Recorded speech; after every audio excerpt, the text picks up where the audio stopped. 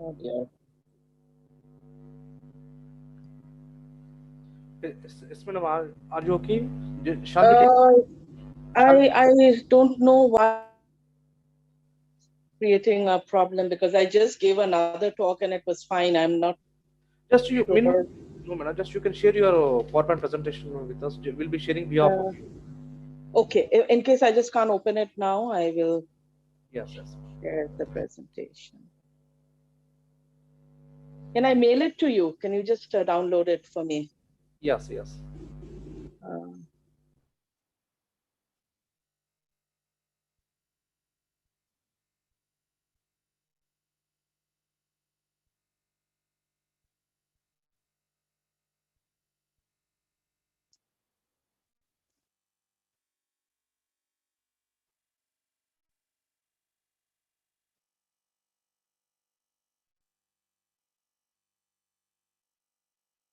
okay, it's sent. If you could just check.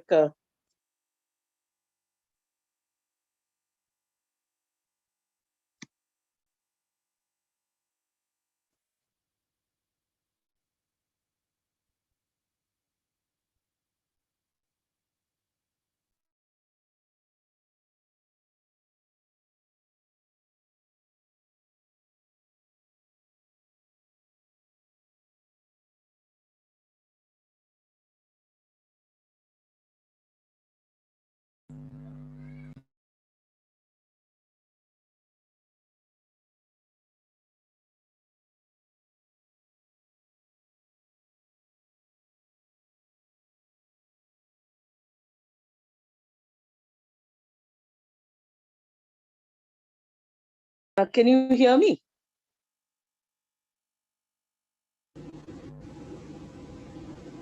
Can you Madam, hear me? yes, yes. Yeah. Just we did not receive. I'm just trying to save. I thought I could just. No, no, it's not happening. I don't know why.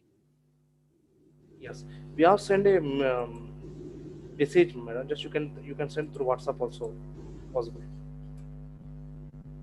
Can you see the slide now? No, No. Oh dear. Because I can. Can I just? I'll just re-enter the Zoom. Maybe that might help. I'll just. yes. Just meanwhile, just we'll take. Yeah, I'll just go out and I'll just re-enter and Just see. we'll take meanwhile. Just we'll take for five Yeah, to just 2 minutes. Yeah. minutes. Yes. Yeah.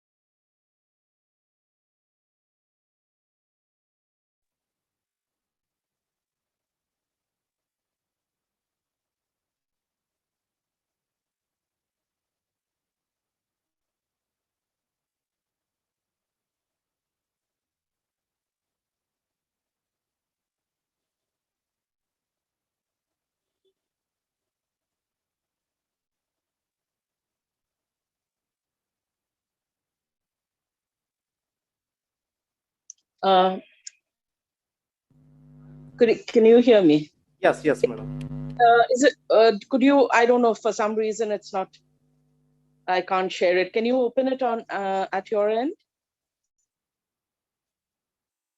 Give me 2 to 3 minutes. It's Okay. going to download.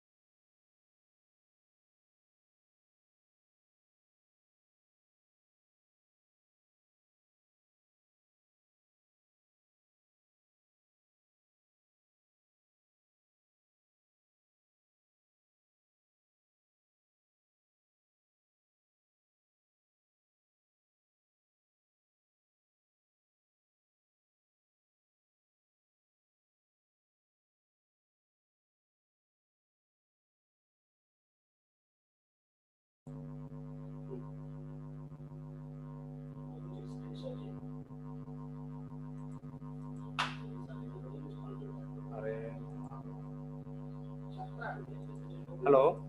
Excuse me, madam.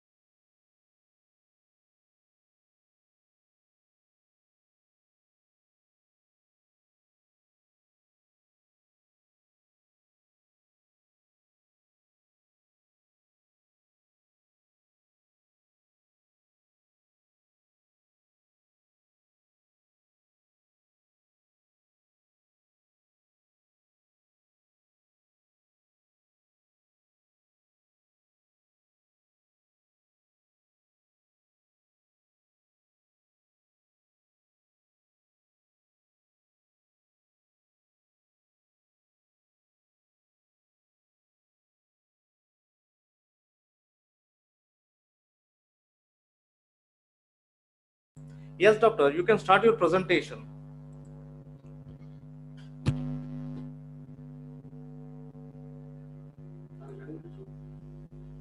Please.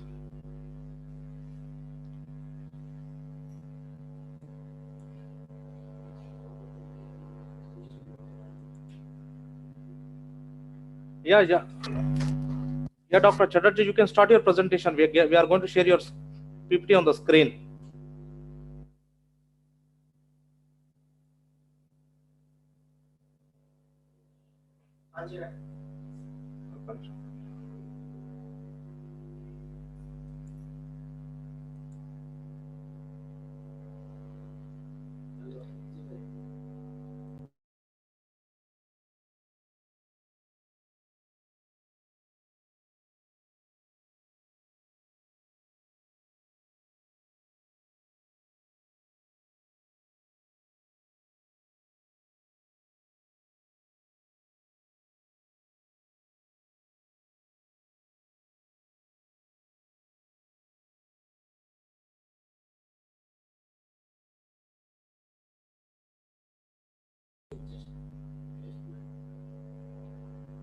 Yeah, Dr. Chatterjee, you can start your presentation. We are wasting a lot of time from your side.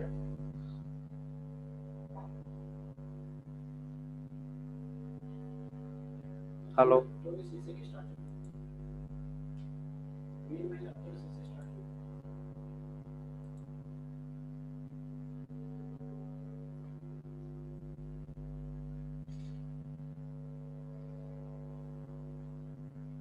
Yeah, Dr. Chatterjee, are you able to hear my voice? Yes, I can hear you Yes, now. yes, yes. I'm going to share your PPT on the screen. Just start your presentation. Okay. Thank you so much.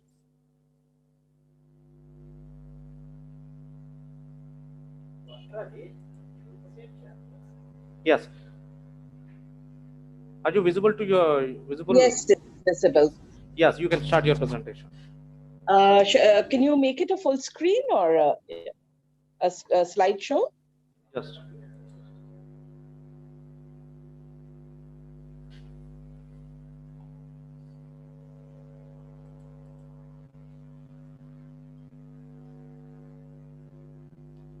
Is it okay? Okay, I think that's fine, but thank you very much. I don't know what went wrong. And I initially apologize for this technical glitch. The new normal is taking a lot of time for all these technical issues, I guess. But once again, thank you very much to the entire organizing team for giving me this opportunity to present a little bit of my work here. So Next, how do I change slides? Oh God, this is. Just you can mention the word, just slide change. I'll be changing from our side. Oh, you'll be changing. Okay. Yes, it's better, madam. Okay. So I'll just say next, and you'll know. Thank you so much. Thanks. Yes. So I'm going to talk a little bit about oral cancer, and we can see that the incidence of oral cancer in male and female is pretty high, more so in male than in female. But if we just look at the Indian subcontinent, which is like, if you know where the Indian subcontinent is, you'll find that a lot of, in addition to male, a lot of female population is also affected by oral cancer. Next. So we can see that basically the mortality rate of oral cancer is pretty high in India compared to many other countries. Next. And what is very alarming is the incidence, the mortality is set to rise even further. And by 2030, it's going to be quite alarmingly high in both female and male population. So this is a reason why I kind of took up this work on oral cancers, or as we popularly call them, head and neck cancers nowadays. And next, we tried to find out the reasons for oral cancers being so high in India and South Asian countries. And amongst other reasons, the major reason that we found was chewing betel nut. So betel nut chewing is a very common habit in the Indian subcontinent and South Asian countries. And we know that there are certain states where people, irrespective of age or gender, they are constantly using these betel nuts, and it basically gives them a euphoric effect and kind of keeps them going. So it kind of also increases their capacity to work and kind of gives them a pleasure.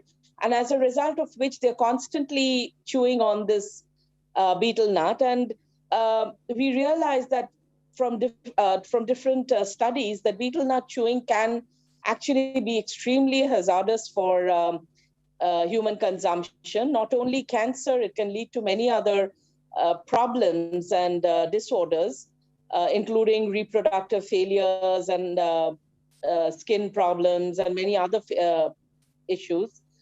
But today, what I'm going to concentrate on next is my little study that we've tried to delineate. If you don't mind, could you just make the screen the slide a little smaller, because it's kind of getting hidden behind this is fine. This is fine. So next, the next slide, which brings me to the title of my presentation, where I'm going to show you how NEAT1 and JUND complex accentuates aricolan-induced disruption of tight junction in head and neck cancers.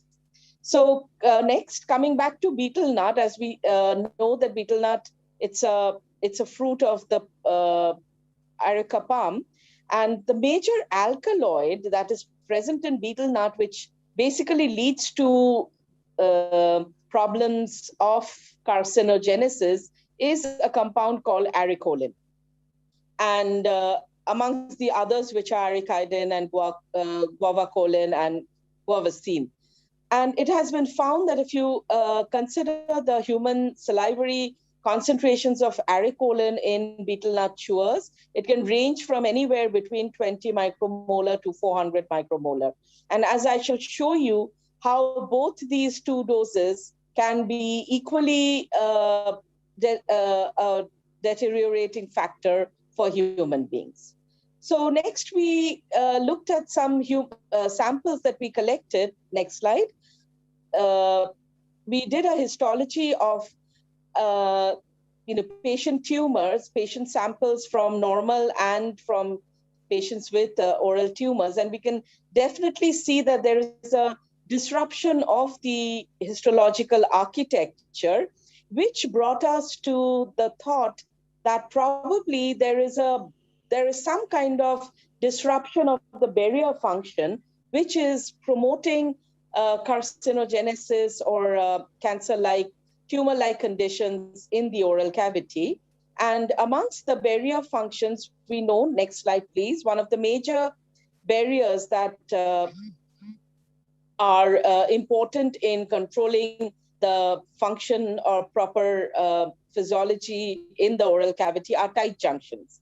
And these tight junctions not only maintain the structural integrity, but also the functional efficacy of the cells so that a proper physiological balance is maintained. And these tight junctions, the main backbone of the tight junctions is ZO1 or the zona occludent 1, supported by ZO1, ZO2, ZO3, which are also in conjunction with the occludins and claudins, and together they form this tight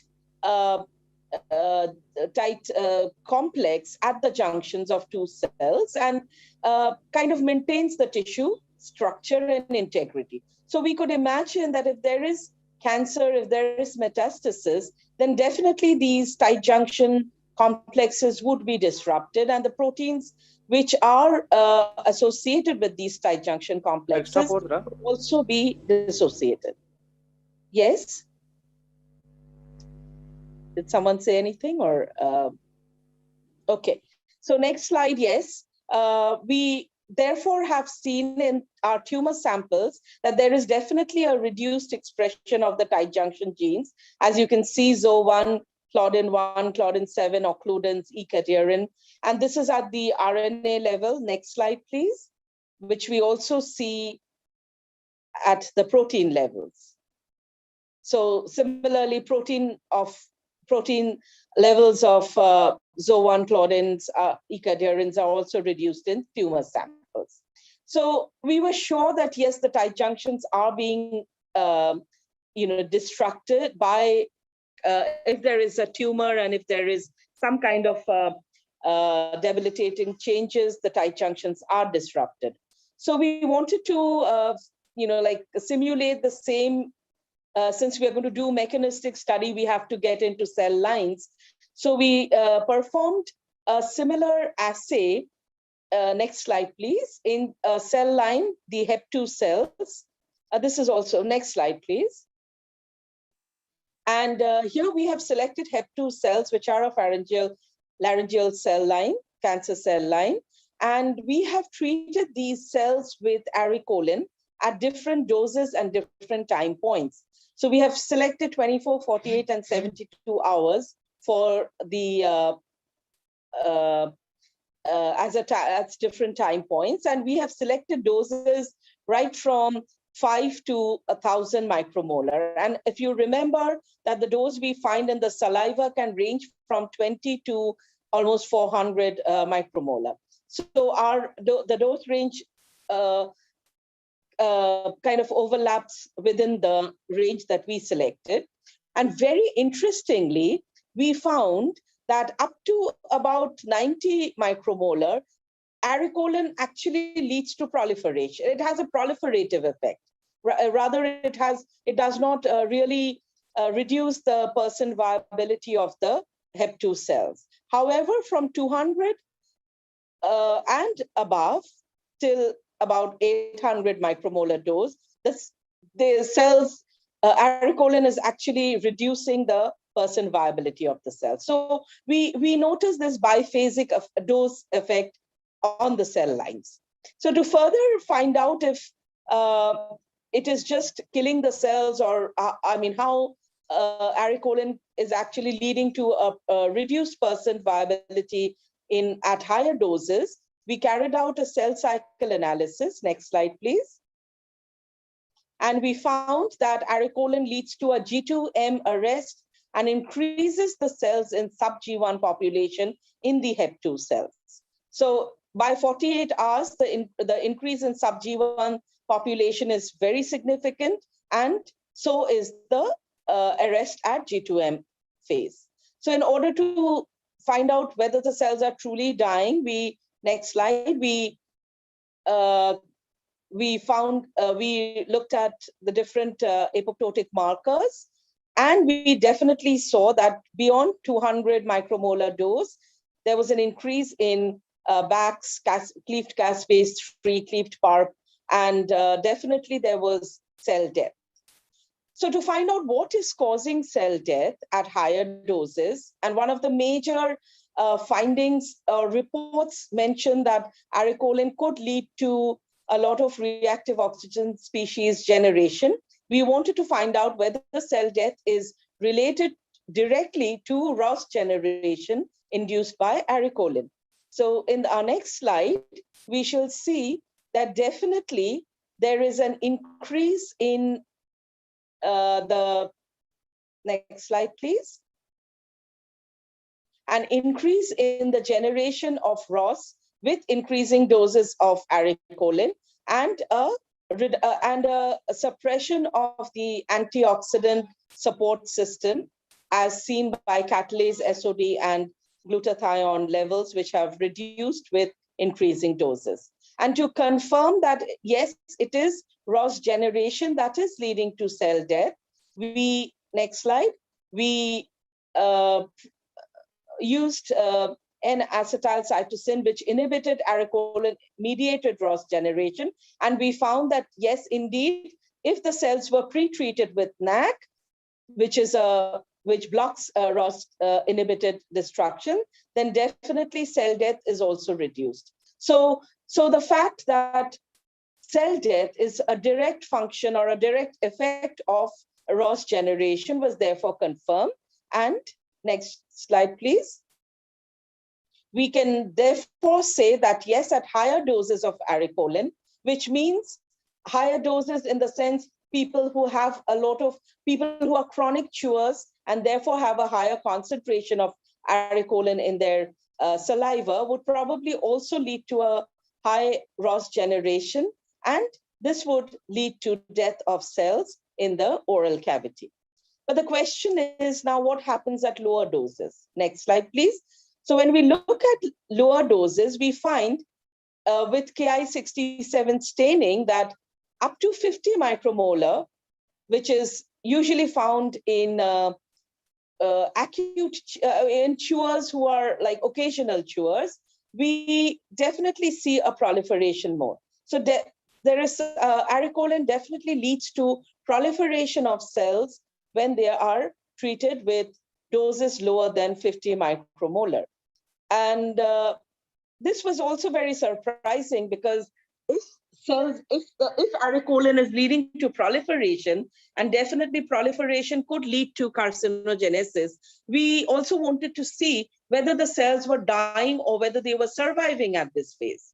So we performed autophagy analysis in the next slide, where we shall see that when we looked at autophagy, we found that at higher doses, at lower time points, there was autophagy going on at higher doses too. But as time increased from 24 and 48 hours, there was less of autophagy at higher doses, more of cell death, whereas there was increased autophagy in the lower concentrations as seen in 24 and 48-hour time points. So we could kind of understand that at lower doses, these cells were not only trying to survive, they were also proliferating, which could also indicate that they were building up a situation of cell proliferation, which could lead to carcinogenesis if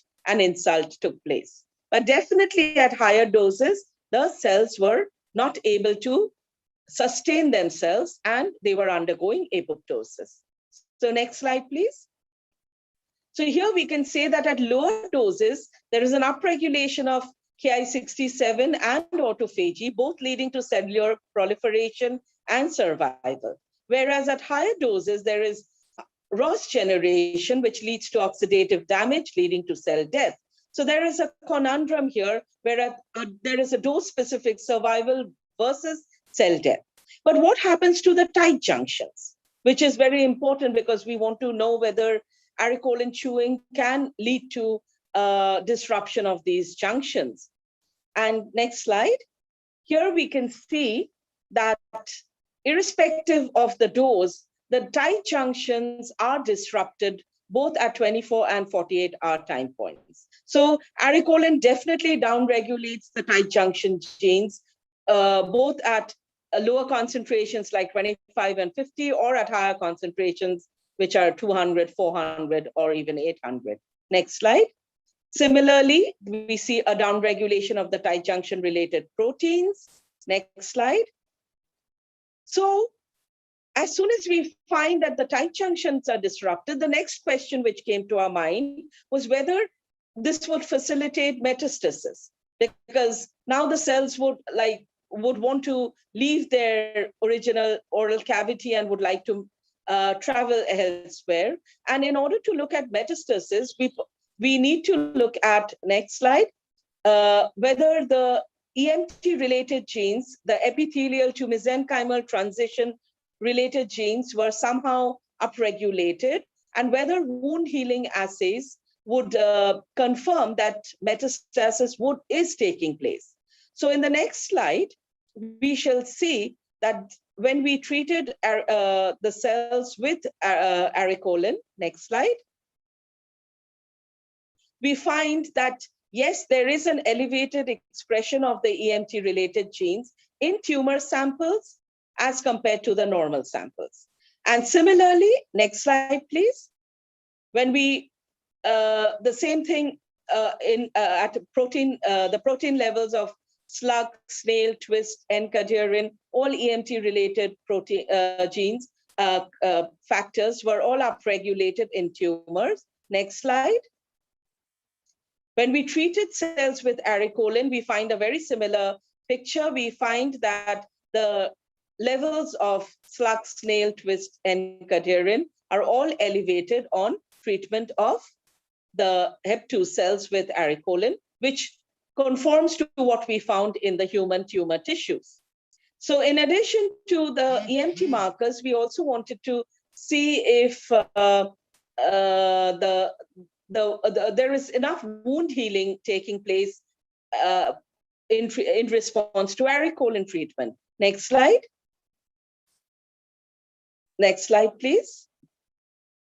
So here we notice that when we look at the 25 and 50 micromolar doses, where cell proliferation is higher, definitely there is a higher wound closure. As you can see, the wound closure is almost 100%.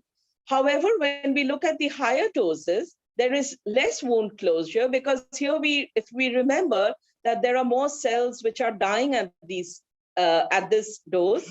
However, compared to control, there is definitely more wound closure relative to the control. So wound closure is taking place, and it proves that even in spite of the EMT markers, the cells dying, the EMT markers are high, and wound closure and metastasis is still possible, both at low and higher doses, which actually was a very alarming finding for us. And we realized, next slide, please.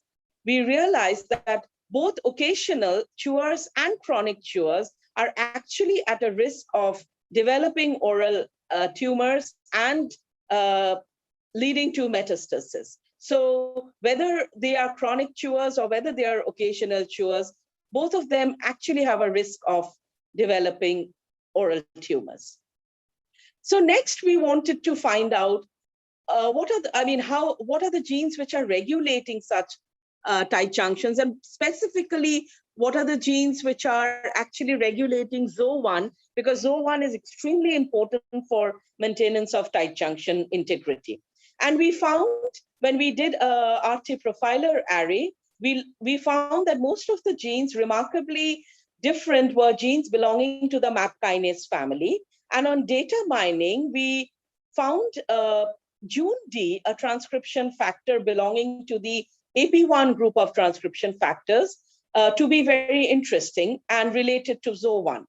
So in order to see if people had actually looked at JUND, next slide, please, we did a literature survey, but unfortunately, we only found a single publication which confirmed that Jun-D represses transcription and translation of tight junction protein ZO1, but this was in an intestinal epithelial cell line. But there was absolutely no studies done in oral cells, and we wanted to find out whether Jun-D was also somehow modulating ZO1 function in oral tissues. So in order to look at, to further confirm this, next slide, please. We looked at the levels of Jun-D, and we found that compared to normal tissues, if we look at the phospho-Jun-D, we find that there is a higher expression of phospho-Jun-D in tumor tissues. And this was found in almost 90% of the tumor tissues that we collected from patients. And further, interestingly, we looked at the MAP kinase proteins, and we found that there was a higher expression of phospho-Jun-D with phospho-junk, phospho-AKT, and enhanced PI3 kinase expression. So it was definitely confirmed that, yes, the MAP kinase pathway is being activated by, in tumor tissues. Next slide, please. So we wanted to see, is the same thing happening if we treat HEP2 cells with arecolin? And yes, HEP2 cells, when treated with arecolin, both at lower and higher doses, 50 and 400, we'll just keep that as our ballpark, we find that there is an upregulation in the expression of phospho-Jun-D, phospho-junk, phospho-AKT, and PI3 kinase. So next slide. So we propose this pathway that arecolin could be upregulating PI3 kinase, which leads to phosphorylation of AKT, junk, and phospho-Jun-D. And phospho-Jun-D somehow prevents expression of ZO1, and this leads to disruption of tight junction. So this is a possible pathway which we hypothesized, because we found that, yes, there is an upregulation of phospho-Jun-D along with downregulation of ZO1. So in order to validate if our pathway was correct, next slide, please, we treated the cells with Wortmannin, which is a PI3 kinase blocker. And if you look at the first two panels from your left-hand side, where the cells are treated without and with Wortmannin, we definitely see that there is a downregulation of PI3 kinase, along with downregulation of phospho-AKT, phospho-junk, and phospho-Jun-D, with an upregulation of ZO1. However, very interestingly, when the cells were treated with arecolin, the results were very different. Where without arecolin, phospho-Jun-D was downregulated. With arecolin, phospho-Jun-D was not downregulated, and yet ZO1 was still downregulated, as we had seen earlier, which meant that this cascade of phosphorylation, or the MAP kinase cascade, which we know regulates phospho-Jun-D expression, was definitely not functional when arecolin was present. So there must be something else which is regulating phospho-Jun-D. And when we downregulated phospho-Jun-D, next slide, please, we found that when we silenced phospho-Jun-D, there was, again, in the absence in the presence of arecolin, there is a downregulation of phospho-Jun-D, which was kind of stabilizing the ZO1 expression. So, and yet nothing was changing in case of the upstream regulators, which is PI3 kinase, phospho-AKT, or phospho-junk. So this further confirmed that Jun-D was being controlled or was being modulated by some other factor, which was, which was taking place in the presence of arecolin. So we tried to find out different, reasons for which this kind of finding can happen. And next slide, please, we came upon the realization that there could be these long non-coding RNAs, which could be playing an important function in controlling the a modulation of Jun D in presence of arecolin. And non-coding RNAs, as we all know, play numerous functions. They can associate with, they can target and associate with proteins, and they can they can actually target different functions like chromatin modeling, transcriptional repression, splicing, degradation of protein, scaffolding, etc.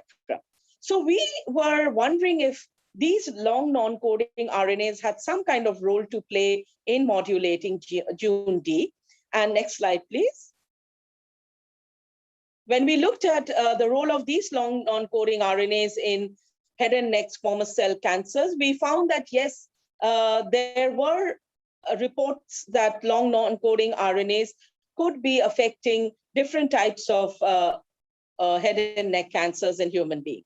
So with keeping that in mind, we looked at a few of these long non-coding LNC RNAs. Next slide, please. And amongst the different non-coding RNAs that we looked at, we found that one of the LNC RNA that was being upregulated was NEAT1. So we focused on NEAT1, and we looked at the levels of NEAT1 in our normal versus tumor tissues, where we found it's highly upregulated. And even when we treated cells with arecolin, both at 50 and 400 micromolar doses, we find NEAT1 to be highly upregulated. So next slide, please. So in order to see if NEAT1 is somehow interacting with Jun D, we did a in silico analysis, and we found that yes, there apparently seems to be a probability that Jun D might interact with NEAT1 in cells.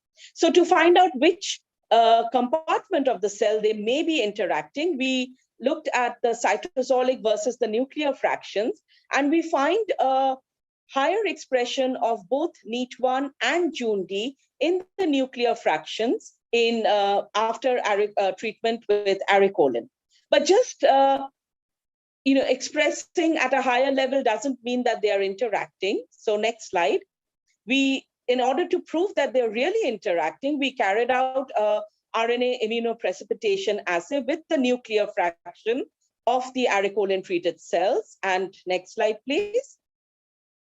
From the RNA immunoprecipitation, we could definitively say that yes, if you look at the lower panel, we could definitely say that NEAT1 directly binds or associates with phospho-Jun D, specifically in the nuclear fraction, and the binding increases with arecolin treatment. So compared to 50, there is a higher association in the 400 treated cells. So if Jun D is indeed interacting with NEAT1, next slide, we wanted to see if these two, which one is basically the master regulator? Is it Jun D regulating NEAT1 or NEAT1 regulating Jun D? So when we silenced Jun D, we did not really find any difference in the levels of NEAT1. But when we silenced NEAT1, we found that the level of Jun D was reducing, which made us believe that yes, NEAT1 is the one who is controlling Jun D. And if the levels of NEAT1 are enhanced, then the levels of Jun D would also be, or more Jun D would be associating. So if these two are now associating with each other, how are they modulating ZO1, or are they actually interacting with ZO1? So next slide, please. We did a interaction prediction, and we found that when Jun D was predicted to bind to ZO1 promoter, the binding efficiency was less than the interaction efficiency with when Jun D NEAT1 complex was associating with the ZO1 promoter. So this was a more favored complex which could bind to the ZO1 promoter, and definitely, therefore, if there was more Jun D NEAT1 binding to the ZO1 promoter, the transcription of ZO1 would therefore be more affected in the presence of both Jun D and ZO1. So in the next slide, in order to prove that, we could find, next slide, please, that if we silence NEAT1, and in the presence of arecolin, we find that phospho-Jun D was being downregulated, as we would have expected, because we are silencing NEAT1. But since we know that they have an antagonistic effect on ZO1, silencing NEAT1 was actually stabilizing ZO1 proteins in the cells. If you see the right-hand panel, you can see that normally arecolin would have reduced ZO1 expression. Here, after silencing NEAT1, ZO1 proteins are stabilized. Not only is ZO1 stabilized, the expression of snail slug, which are your EMT regulators, they are downregulated, which made us believe that the tight junction proteins are being stabilized. Probably that would help in restructuring of the tight junction, and in turn that would reduce reduce metastasis or EMT marker for expression in the cells. So we can kind of summarize in the next slide that arecolin at lower doses was leading to cell proliferation survival, which could lead to an aggressive tumor phenotype. At higher doses would be inducing oxidative damage, epithelial mesenchymal transition, which would also lead to an aggressive tumor phenotype. And the possible pathway, which we presumed was upregulation of Jun D in these by arecolin. However, we found out that Jun D, instead of being regulated directly through the PI3 kinase AKT junk pathway, it was actually being modulated by NEAT1 in presence of arecolin. And NEAT1 Jun D together could bind to ZO1, the ZO1 promoter, and could downregulate the tight junction proteins, and disrupt the tight junction complex, which could also lead to an aggressive tumor phenotype. So if we could inhibit or silence NEAT1, which would also indirectly downregulate Jun D expression, then ZO1 would be stabilized, the tight junction would be restored, and finally metastasis would be prevented. So this would probably be a good therapeutic strategy that one might adopt in treatment or designing therapeutic strategies for treatment of oral cancer patients in future. Next slide. So I'm just grateful to the research scholars, my postdoc collaborators, my funding agencies for for whom I could do this work. And finally, last slide. Thank you all for listening and giving me this opportunity to speak. Thank you very much.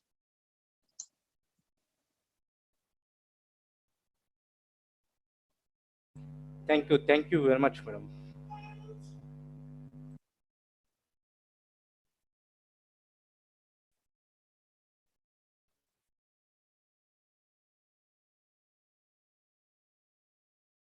Any questions to Dr. Urmi Chatterjee?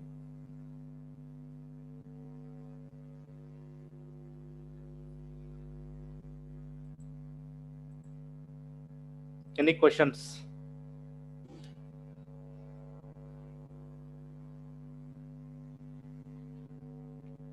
Yes. Thank you very much, madam, for presenting. Thank you very much. Yes, in this event. On behalf of Organizing Committee of Cancer Congress 2021, we want to thank you for this presentation. Looking forward to meet you again next time. So now we welcome Dr. Abdullah K. Kasi from Department of Bioengineering, Marmara from University of Turkey to join the event and start presentation. Thank you very much. Let me share my slide. Unfortunately, I'm right now disabled. I can't share my slide. If you can please give me permission to share my slide and make the presentation. Yes, you can start your presentation.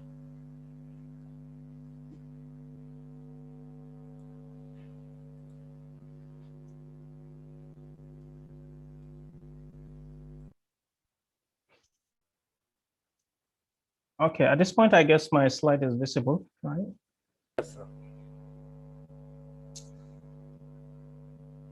Okay, thank you very much to the Innovine scientific community for giving me the opportunity to make my thesis presentation, my master's degree thesis presentation. It is about computational investigation on functional impact of oncogenes and tumor suppressor genes on breast cancer. Yeah, I am studying at Marmara University, which is located in Istanbul, Turkey.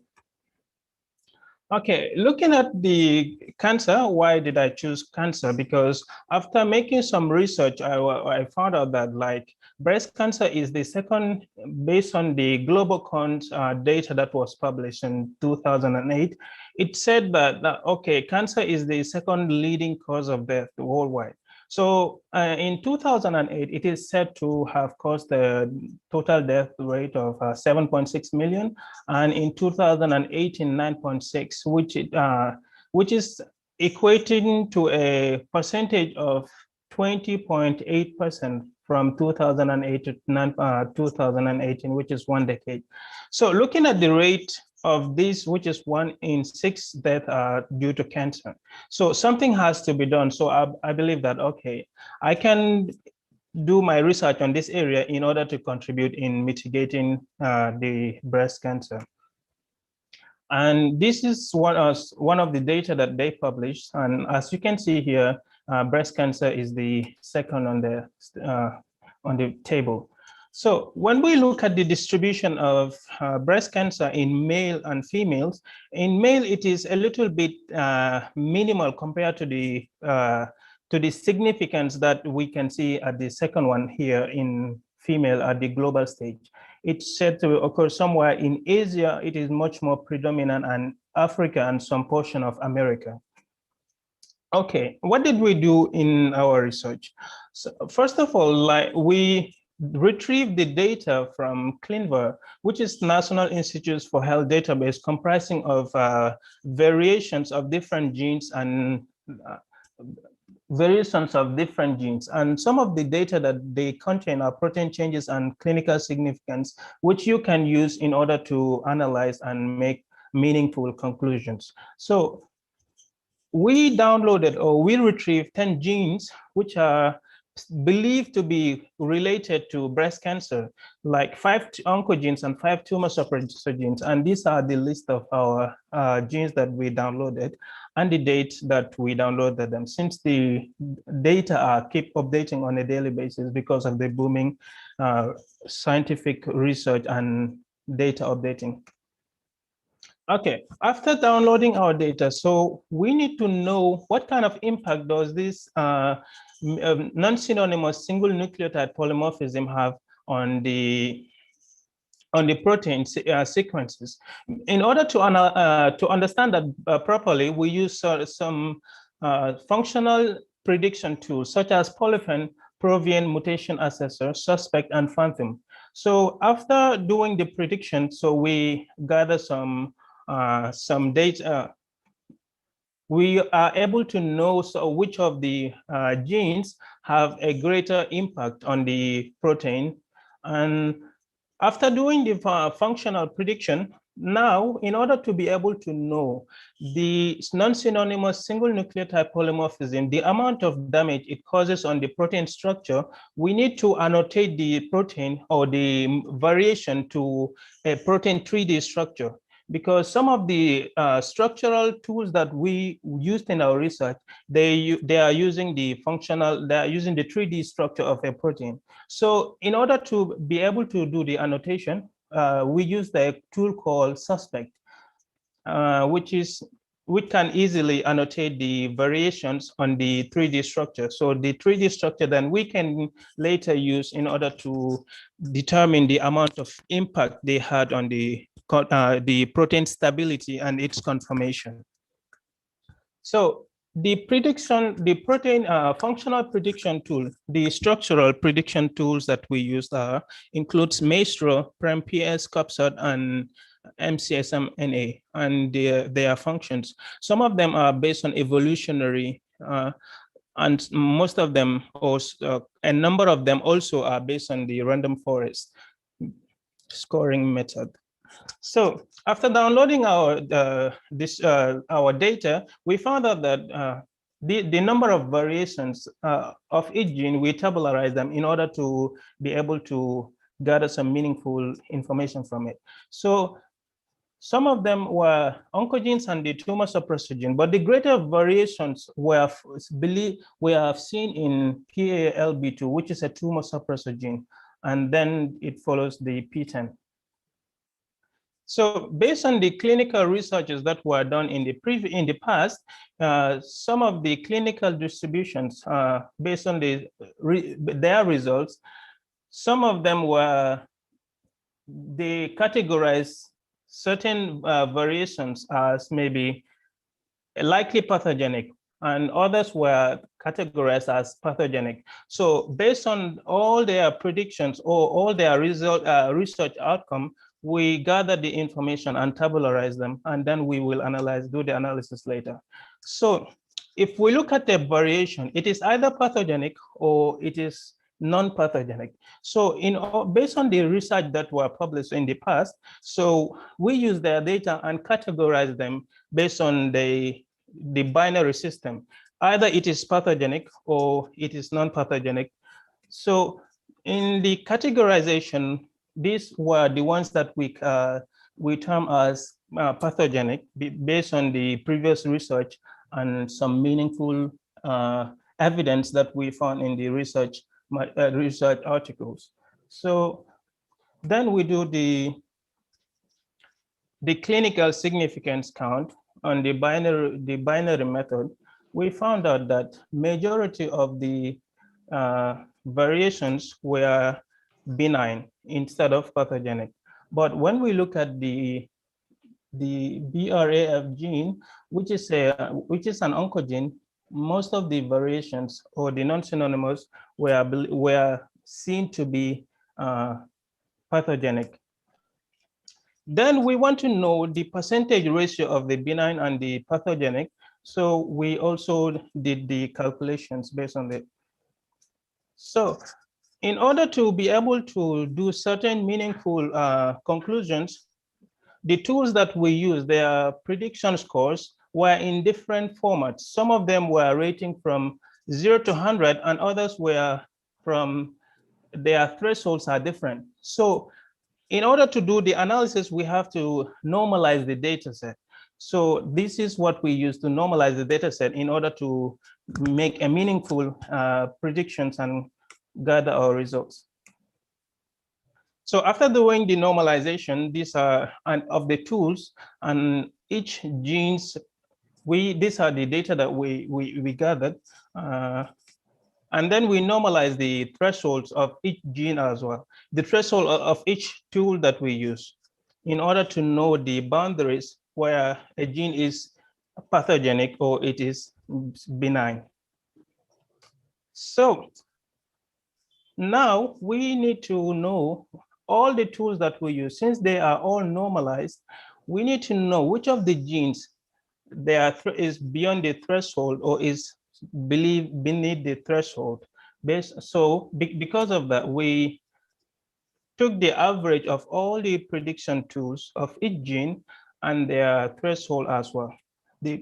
And then we want to know the ratio of pathogenicity. Is it predominant in the oncogenes or is it predominant in the tumor suppressor genes? So we took the average of all the genes as well, based on their categorization as oncogene or tumor suppressor gene. And then after the structural prediction, so the functional prediction, we want to know the non-synonymous single nucleotide polymorphism. What are their effects on the protein 3D structure? Were they stabilizing or destabilizing? Because we know that when they are destabilizing, that is what causes the deformation in the protein structure, and that leads to disease causation. And then we also calculated the percentage of stability to destabilization. And some of the predictions were not found based on the tools that we use. We want to gather all the information. And then all the tools, their predictions were also gathered based on their percentages in order to create an easy visualization and output, meaningful outcome. So the number of variation based on the data set that we retrieve from CleanVar, it is seen that like PALB2 has the largest number of variations based on the graphical representation. It is a tumor suppressor gene, and ALK, among the oncogenes, it has the greater number of variations from the date that we downloaded our data set. So the clinical distribution of all the data that we downloaded, on the data we downloaded, like based on previous researches that were done, we've seen that 1, 2, 3, 4, 5, these are the oncogenes from here, this and that. They are the oncogenes. So among the oncogenes, the greater number of benign is found in AKTB, like the benign nature of the single nucleotide polymorphism. And the second one is found in the ALK gene. So when we look at the ratio of it, the pathogenicity to benign among the clinical distributions, we can see that among the tumor suppressor gene, it is found in the ESR1 and CASP2. But for the oncogenes, it is greater found in ERBB2, KRAS, and BRAF genes. So after doing the binary classification of the dataset of the clinical significance dataset, for the AKTB, 85% were found to be benign. AKTB is an oncogene. When we look at the ALK gene, that it has a less significant amount of pathogenicity that were retrieved. But when we look at the URBB2, so the pathogenicity ratio is a little bit higher.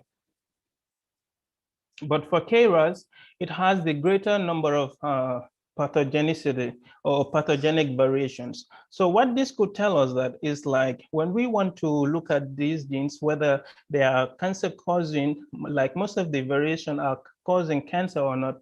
So we have to look at these, the outcome of the predictions in order to be able to drive meaningful conclusion. For BRAF2, it's also an oncogene, and its variation is a little bit more than the 50% percentage rate of the prediction. And among the tumor suppressor genes, the rate of pathogenicity is seen to be a little bit less compared to the oncogenes. Okay, here we can easily visualize all their binary clinical distributions of the pathogenicity and the benign of all the genes. These 1, 2, 3, 4, 5, they are the oncogenes, and here, as we can see, they are the tumor suppressor genes. So the pathogenic ones are much more in the tumor suppressor genes and compared to the, much more in the oncogenes compared to the tumor suppressor genes. This based on the data we downloaded at that date in time. So, okay, I've already explained this one. Okay, now we want to know their frequency, like the frequency of the pathogenicity based on their binary classification.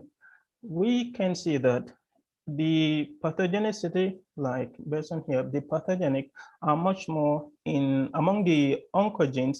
It is greater the frequency is greater in 3 of the genes, which are ERBB2, KRAS, and BRAF. For the tumor suppressor genes, it is a little bit less, and the major one being found in P10. So here, based on the functional prediction tools, we want to know which of the genes are beyond the threshold in order to know the pathogenicity ratio. So the red line that you are seeing here is the threshold of all the prediction tools for polyphen of that gene. So for the threshold tool, we took the normalized average of the scores, we can see that among the tumor suppressor genes, this is the only one, P10, that is having the greater number of pathogenicity compared to the others. And second, it is the ESR1. So when we look at the Provian, the greater number of the variations are pathogenic because Provian is having a negative. The greater, as we are moving to the negative sign, the rate of the pathogenicity increases. For the mutation assessor, a less significant number of the variations are said to be pathogenic. And for the suspect too, we can see most of the variations are pathogenic. But for phantom, these ones going towards the bottom, those are the pathogenic variations ratio. So we want to know which of the tools also have the greater, they classify the variations as pathogenic and or benign. So based on the AKT one gene, suspect has a greater classification of the genes as pathogenic. And for the polyphen Provian mutation assessor, they classified all the genes as benign. But when we look at the ALK, the Provian classification is a little bit higher than all of them. And the list continues. We did that for all the genes, and then we gathered the information. It is for the tumor suppressor oncogenes and the tumor suppressor genes. So now, after when we do all the predictions, we want to compare our prediction outcomes with that of the data that we gathered from ClinVar. So we can, in order to know what is the ratio of the false positive to the false negative, because these are the research that were done in the previous, that were done by other research communities, and these are the predictions of our research. We can see that from our prediction, like suspect, it categorized all the variations as pathogenic, and after that, phantom and the other tools, polyphen, Provian, and mutation assessor, their ratio of pathogenic and benign is a little bit less compared to if for ClinVar, 88% of them were believed to be benign and 12% of them were believed to be pathogenic. So we did that for all the genes, and then we gathered the results. For ClinVar, in the ALK gene, 2% of the variations are pathogenic. But when we come to polyphen, it's the polyphen prediction outcomes, 52% of the variations are pathogenic. Provian is 19, and mutation assessor is 24, suspect 19, and phantom is 58. So all the functional prediction tools, they all have their different rates of prediction because their algorithms that they use are also different. So we want to know what is the average of all the tools, because their rate of categorizing a particular gene as pathogenic or benign is different. So what we did is we took their average normalization score. So in order to determine easily what number or what rate of the gene or the variation is classified as pathogenic and what rate is classified as benign. So for AKT1, we can say that a minimum amount of the variation is classified as pathogenic, and the greater number of the variations are classified as benign. For ALK gene, all the variations are classified as, there's a reverberation. Okay. All the variations were classified as benign.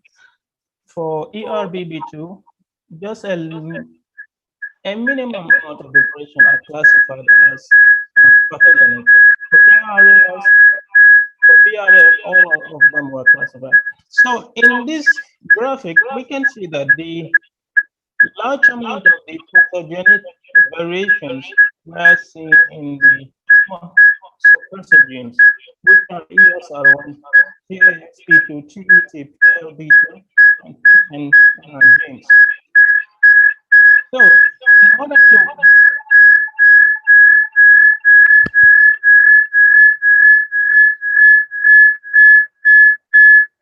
am I audible?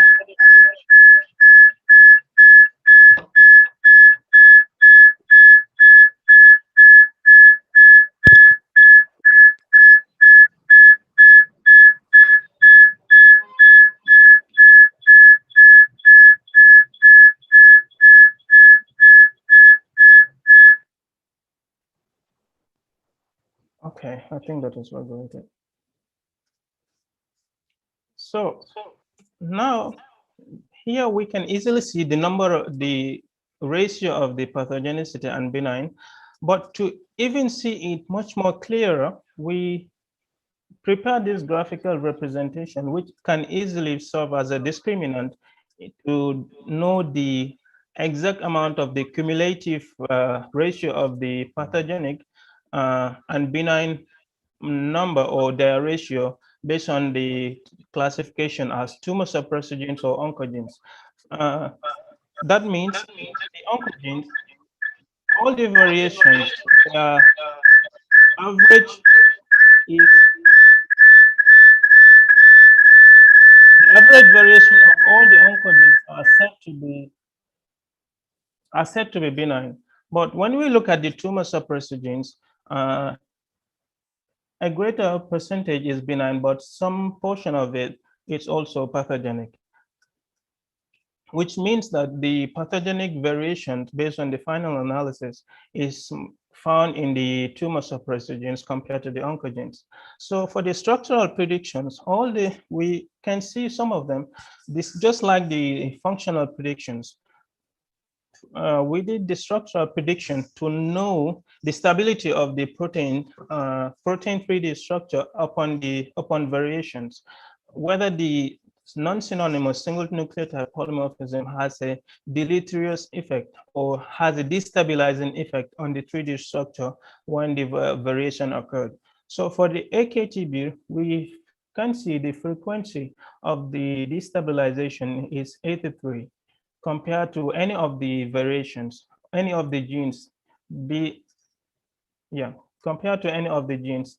So if we look at the tumor suppressor genes from here going to the right, the frequency is a little bit low, but for the oncogenes, the frequency is higher.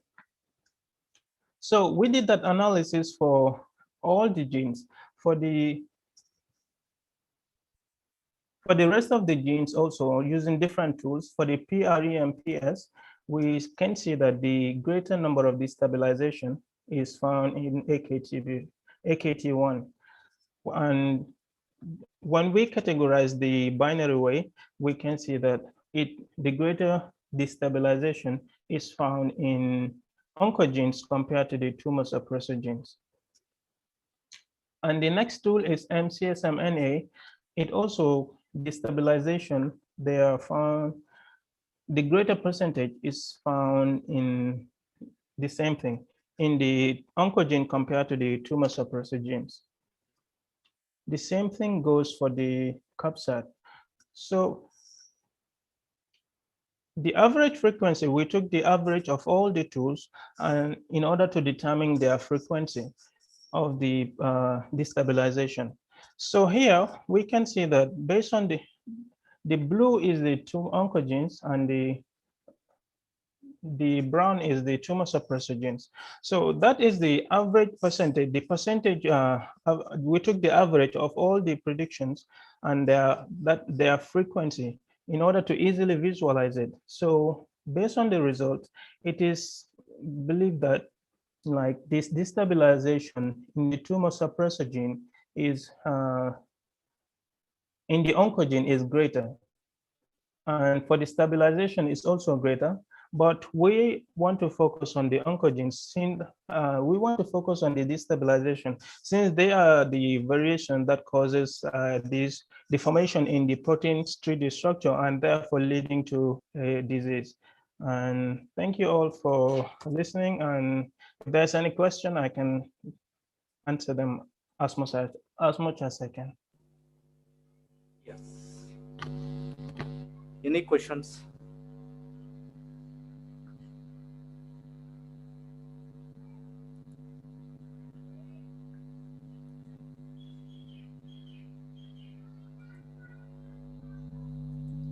Any questions? Any questions to Dr. Yes.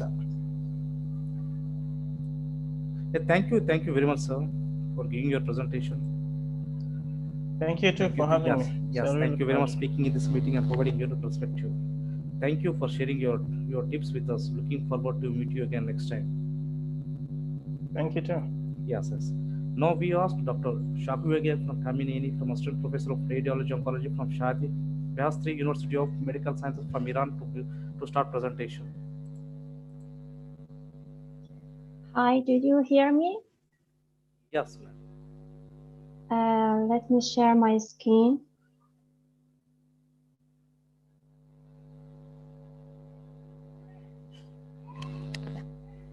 Can you see my screen? It is said this is disabled. Just you can start your sharing the PPT on the screen. Share screen. It is said that has disabled participant screen sharing. Yes. Please let me share.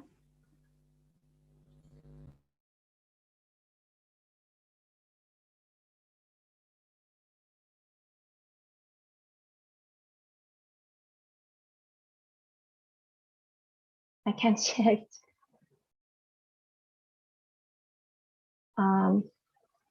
I don't know what's the problem. Please try once, madam.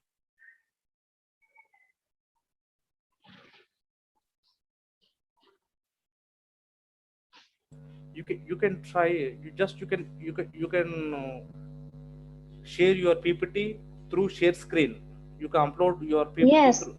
I'm using it, but it is okay. Go to the share screen. Yes, it's fine. Yes, can you see my slide? Yes.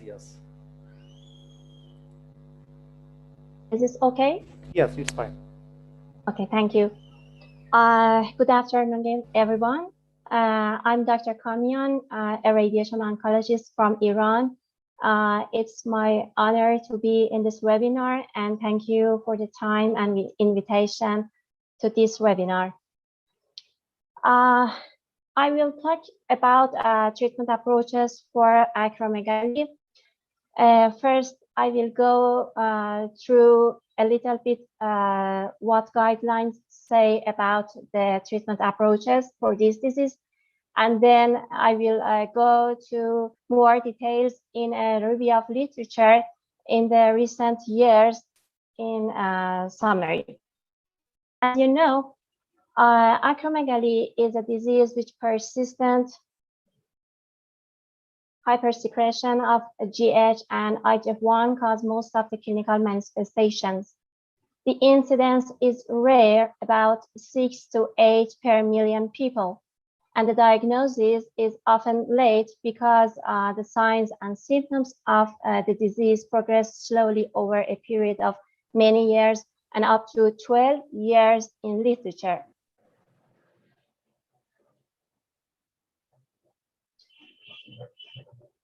The clinical manifestations are the effects of GH and IGF-1 excess that included overgrowth of many tissues, including connective tissue, cartilage, bone, skin, and visceral organs, and also epithelial tissues. Also, there is some metabolic effects that include nitrogen retention, insulin antagonism, and lipolysis. Because of the hypertrophy of tissues, some clinical complications occurred. including hypertension, diabetes mellitus type 2, sleep apnea, musculoskeletal disorders, cardiomyopathy, and mortality related to it, metabolic disorders, and neoplasia in multiple organs, including the colon, the most common. And what are the treatment options? There are 3 modalities for the treatment of this disease: medical, surgery, and radiation therapy. And as I'm a radiation oncologist, I will go through radiation therapy in more details. The choice of initial treatment depends upon 3 factors: size and location of the adenoma, presence of symptoms due to the size, such as impairment of vision that needs surgery more, and also patient's ability to undergo surgery because of the hypertrophy of or comorbidity of the patient. Surgery may not be done because of the medical problem.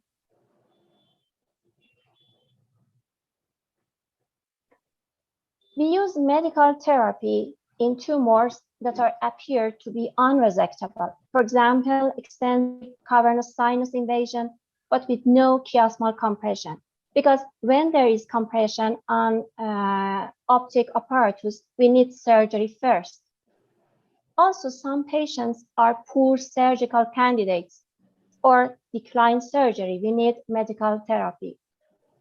Because of the hypertrophy of tissues, sometimes the surgery cannot be done because intubation may not be possible.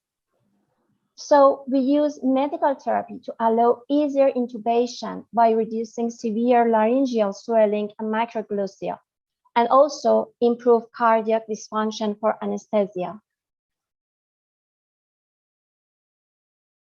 For the majority of patients, TSS or transsphenoidal surgery can be recommended as the initial therapy. It is the best choice, but only in 50% of the cases it can be done. And also medical treatment is also needed. Most of the cases have macroadenoma and the surgery may not be possible at first. TSS is indicated in patients with a microadenoma, a suitable one. A macroadenoma that appears to be fully resectable. It's important to point out the patients who are resectable at the diagnosis to go for surgery. Also, macroadenoma causing impairment of vision needs surgery first. The point here is the experience of the surgeon, because when the surgeon is expert in pituitary surgery, the outcome of surgery is better. For patients with macroadenomas abutting or adjacent to chiasma, surgical debulking is needed, and also medical therapy is needed because there are some residue after surgery. In the literature, we found that there are two common routes of TSS, the microscopic one, the endoscopic one. The microscopic one has the advantages of direct observation and free motions of surgical instruments. But in the endoscopic one, that is more favored in recent years, the view is wider and it is two-dimensional, and the depth of the tumor cannot be exactly estimated. Also, the surgical bed is narrower and monitoring observation is also needed. Sometimes it needs the assistance of an ENT specialist too. The perioperative mortality rate is less than 1% in patients usually with a large invasive adenoma. Long-term deficiency of pituitary hormones is seen in most of the patients. Other major complications, especially in patients with microadenomas, are central diabetes insipidus, CSF rhinorrhea, and meningitis. Some surgeons prefer transcranial surgery for patients who have large macroadenoma with posterior extension or paracellular invasion to sinus of cavernous. In the follow-up of the patients, we need the measurement of serum IGF-1 level and also get MRI. But it is important to note that measurement of IGF-1 and also getting MRI should be delayed up to at least 3 months after surgery. And if after 3 months, the serum IGF-1 is normalized and there is no residue on MRI, no further therapy is needed. And what about the residual disease after surgery? What can be done? If there is residual intracellular mass that compresses vital structure after initial surgery, we need repeating the surgery.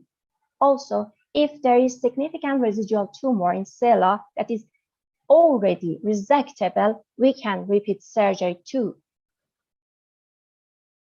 For patients with an abnormal serum IGF-1 and moderate symptoms of GH after TSS, who do not need repeat surgery, a long-acting somatostatin analog like octreotide or pegvisomant, that is the antagonist of GH receptor, can be used.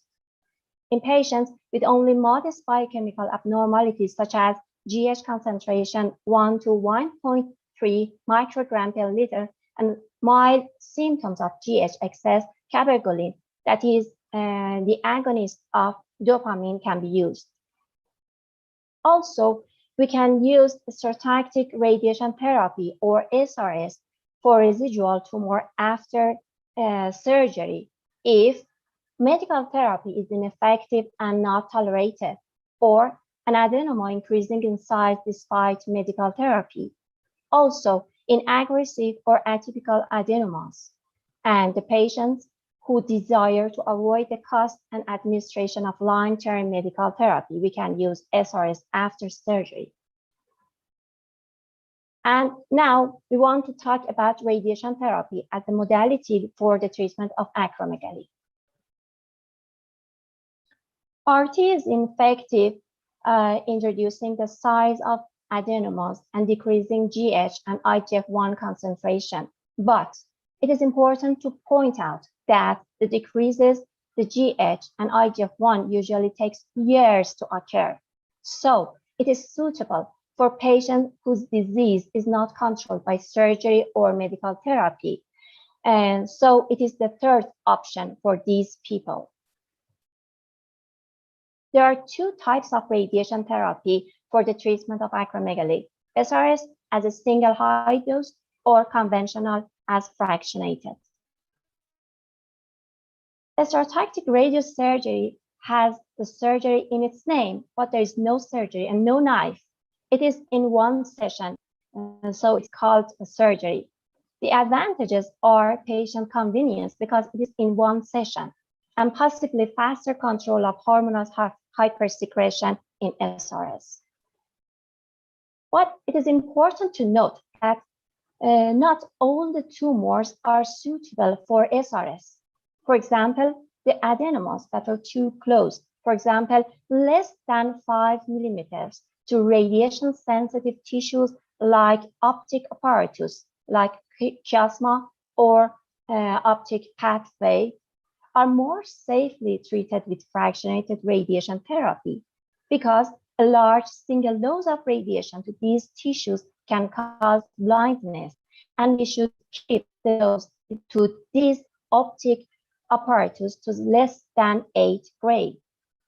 Also, large adenomas, for example, the adenomas which are equal or larger than 3 centimeters, are also more safely treated with fractionated radiation therapy because of the large volume of tissue receiving radiation. There are 4 delivery systems for SRS in the world: the gamma knife, that is the most common, the linear accelerator, and cyber knife and proton therapy. The last 2, one are not available in most of the countries. Also, Gamma knife has the knife in its name, but there is no knife. It is a stereotactic radiosurgery treatment approach that uses radioactive isotope cobalt-60 that are positioned in the helmet that are fixed on the head of the patient with pins. Fractionated radiation therapy is the delivery of radiation therapy in multiple small daily doses, usually 5 days a week for 5 to 6 weeks, from Monday to Friday and 2 days off in a week.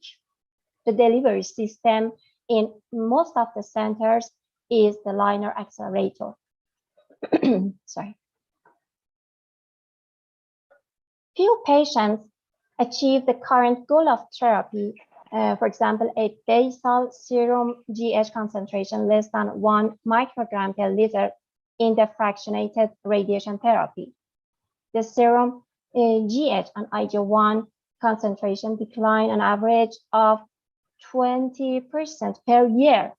So the serum GH concentration may not reach to 5 to 10 microgram per liter until 10 years or sometimes more. Normalization of serum IgG1 concentration occurs in most of the patients after 10 years. The efficacy of SRS appears to be similar to conventional. All forms of SRS, I mean the 4 delivery systems I said before, appear to be equal for efficacy. And most experience, as I said before, is with Gamma knife. Reduction of GH and IgG1 levels to normals occur slowly. Most of the patients respond at 10 years and the other one after 15 years. The patients with lower serum GH concentration prior to radiation therapy appears to be more responsive to treatment. Such as other modalities of treatment, the radiation therapy has some adverse effects too. The most common and the most important one is hypopituitarism, that is seen in 40% of the patients who receive fractionated radiation therapy as well as SRS after 10 years. The most common hormones that is affected is gonadotropin and followed by ACTH and then TSH. Rare complications with high doses of radiation therapy are cranial nerve palsy, loss of vision, and memory deficit. Also, there are the incidence of second cranial tumors, which is seen in less than 2% of patients within the first 10 years after pituitary radiation. It is in high frequency with a relative risk of 16 compared to normal population. Now, we have a review of literature in the last 10 years. We searched Elsevier, PubMed, Springen, and Wiley, and we found 15 papers through 10 years from 2010 to 2020. And overall, 1773 cases were followed for the treatment after the treatment of acromegaly. Tumoral control, chemical remission, and no mortality were seen after SRS in the literature in these papers.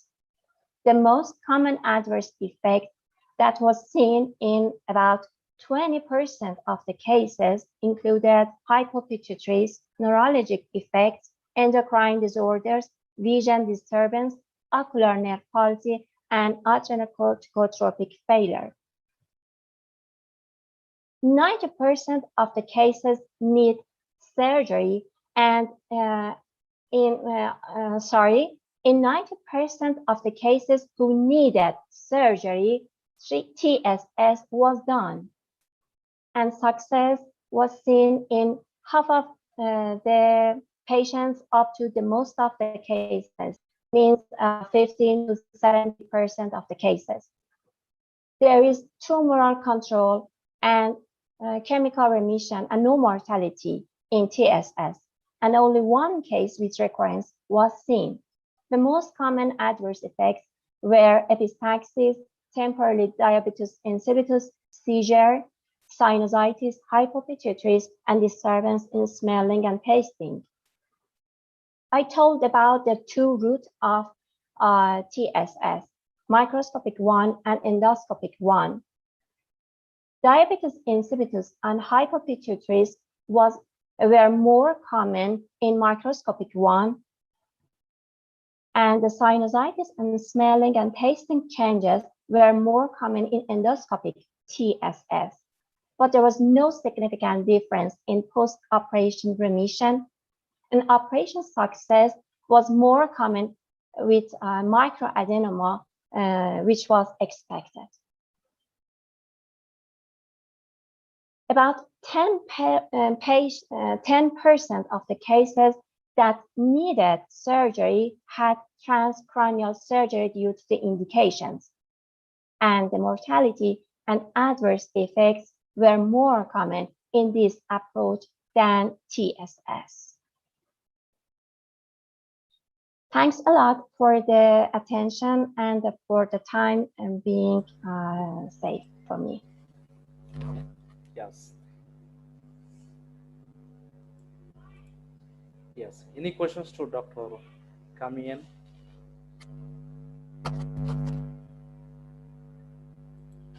Any questions? Thank you very much, madam. Thank you very much. Thank you. Yes, thank you very much for speaking up in this meeting and providing a unique perspective. Thanks for sharing your tips with us. Looking forward to meet you again next time. Thank you. Yes, yes. Now we ask Dr. Maitri Nandi from Saha Institute of Nuclear Physics from India to join the event and start presentation. Thank you.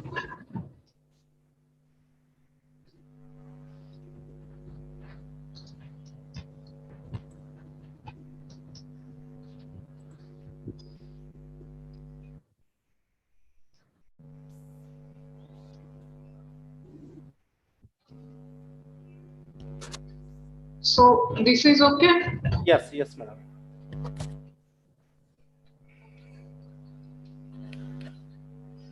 So good evening, everybody. And I thank the organizers for inviting me for this talk. So I will be talking on the physics aspects of particle therapy. As you all know, I work in Shah Institute of Nuclear Physics in Kolkata, which is in the eastern part of India. I basically work in nuclear physics, nuclear reaction, and this is so charge particle therapy involves a substantial amount of, or the basic principle governed by the nuclear reaction mechanism. So I will be talking on that. Different types of cancer is for centuries now is a cause of concern, and it is one of the leading causes for death. Mortality due to cancer is a leading causes for death. And here is these data. Here we see that the percentage of different diseases that cause mortality. This percentage data is a little bit old statistics, around 10 years back. But in 2018, it is published statistics by World Health Organization, and that has given that cancer accounted for an estimated of 9.6 million deaths worldwide. So it is really a cause of concern, and we all know that.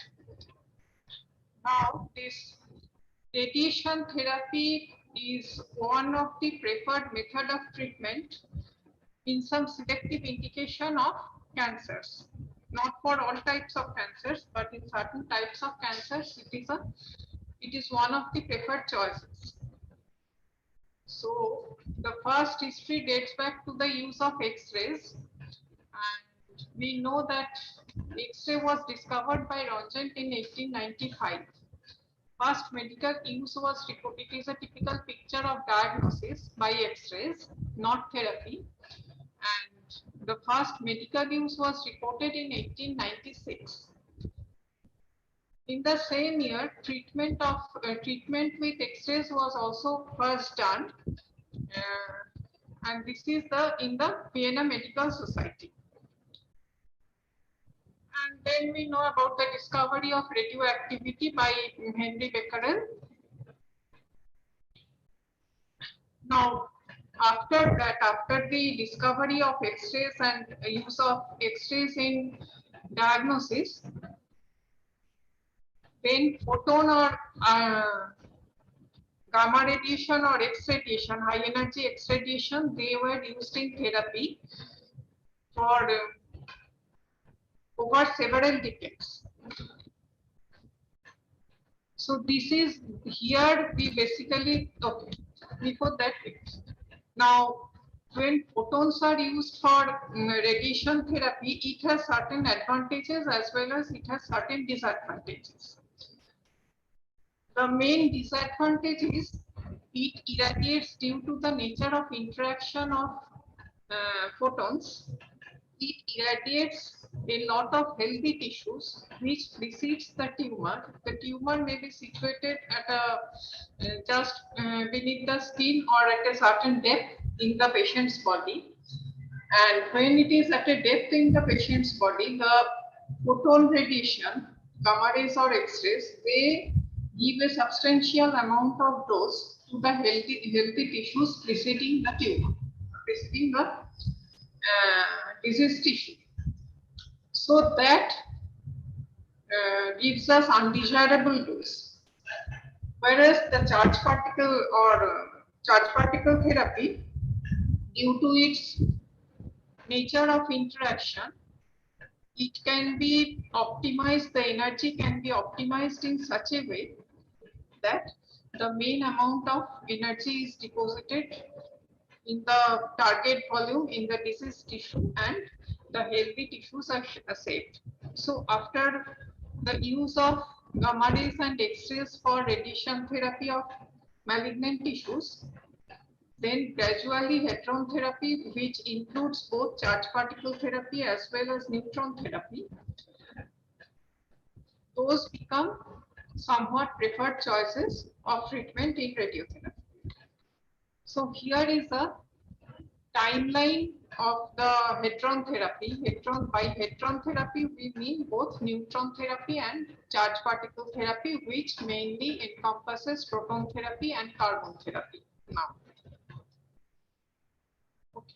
So here we see that the first hadron therapy was started in 1938 at Berkeley.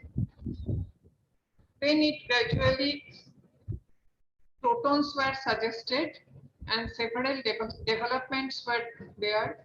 First treatment at Harvard was done in 1961. Then other proton facilities came up.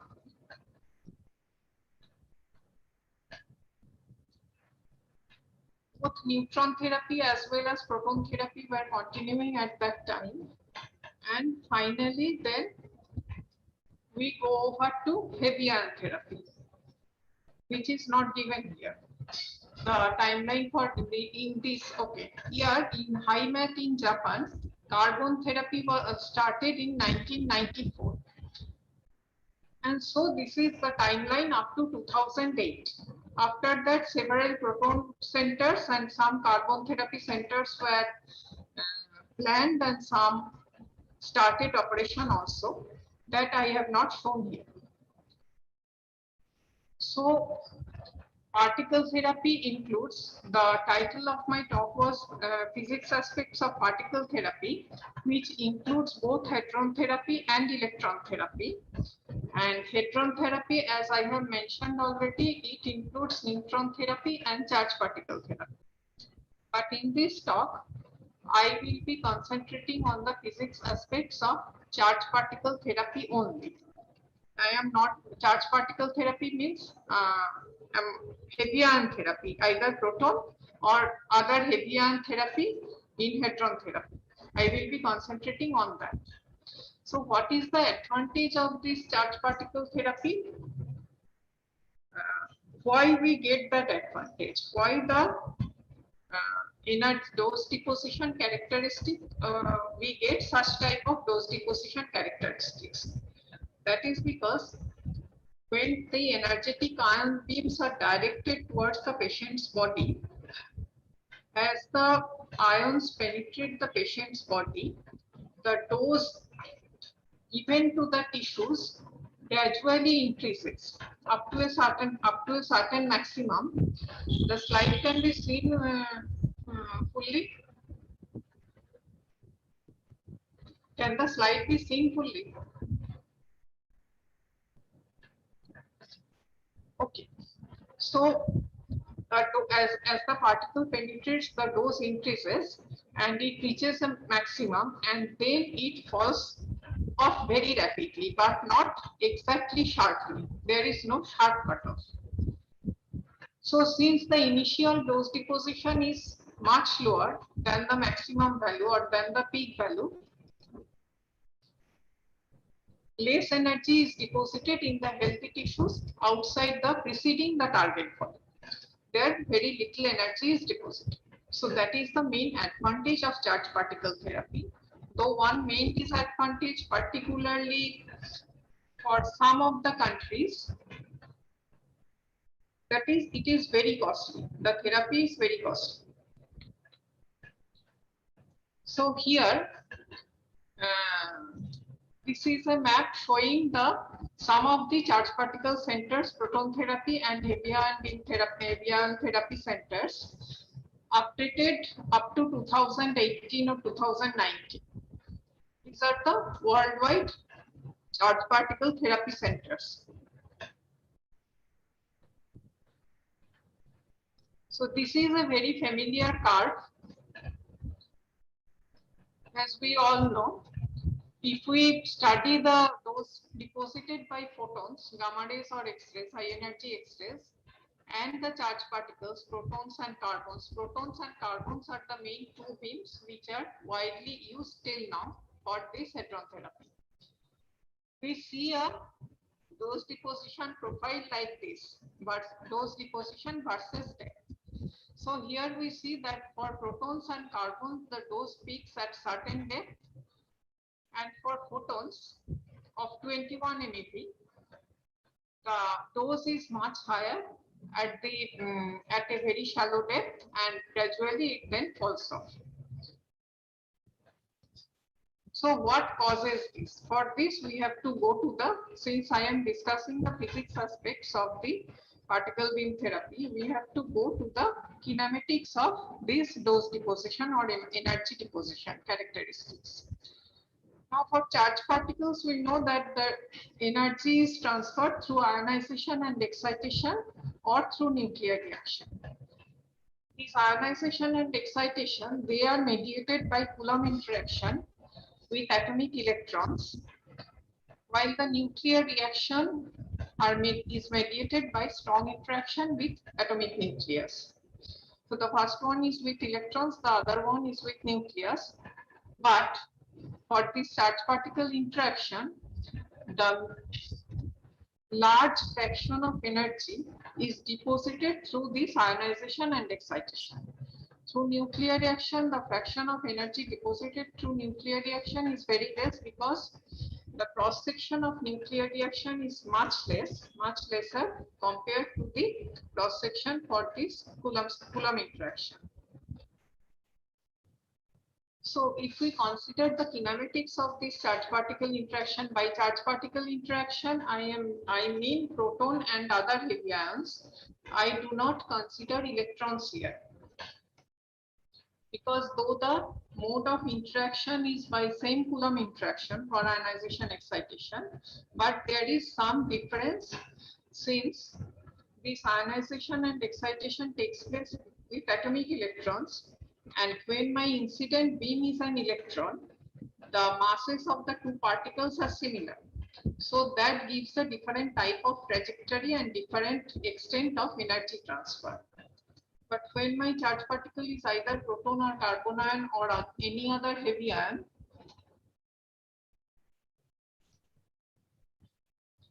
then if we consider this, this is schematically represented the kinematics of the interaction. We will see that the maximum energy that can be transferred to the electron in a single collision. The proton incident proton beam is undergoing Coulomb interaction with the electrons. So the maximum energy that can be transferred, that is delta T, is 1 by 500 times of the incident energy of the incident beam for proton beam. When the incident beam is proton, it is 1 by 500 times of the incident energy. That is the maximum amount of that energy, and the energy transfer can be lesser than that. Whereas when the incident beam is carbon beam, it is 1 by 6,000 times of the incident energy. So we see very small amount of energy is transferred in a single collision. So the consequence is a large number of collisions are required for transfer of full kinetic energy of the beam. And since both the proton and the carbon beam are much heavier than the electron, they are very slightly, very negligibly deflected from their path, because scattering interaction is taking place with the electron, and as a result, the ion maintains an almost straight path. Now these, what I have shown here, the energy transfer, these are all valid when the energy of the incident beam is much larger compared to the orbital velocity of the electron. But when they are comparable, this no longer valids, and then a large fraction of the energy is transferred. Okay. So here we show the energy deposited per unit path length, which we call for the charged particle as stopping power. Energy deposited per unit path length. Here we see it is a function of the square of the velocity of the charged particle, incident charged particle, and sorry, this should be on z square. Here this small z is the atomic number or number of electrons in the incident beam. So it is a function of quadratic function of this z square, and it decreases inversely as the velocity square, and that is why in the initial path of the beam, when the energy is high, that means the velocity is also high, energy deposited is very small, and we will see that we have seen it in this curve, that energy deposited for equivalent energies, energy deposited by the carbon beam is much higher than that for the proton beam, because here this atomic number of the beams come into the picture.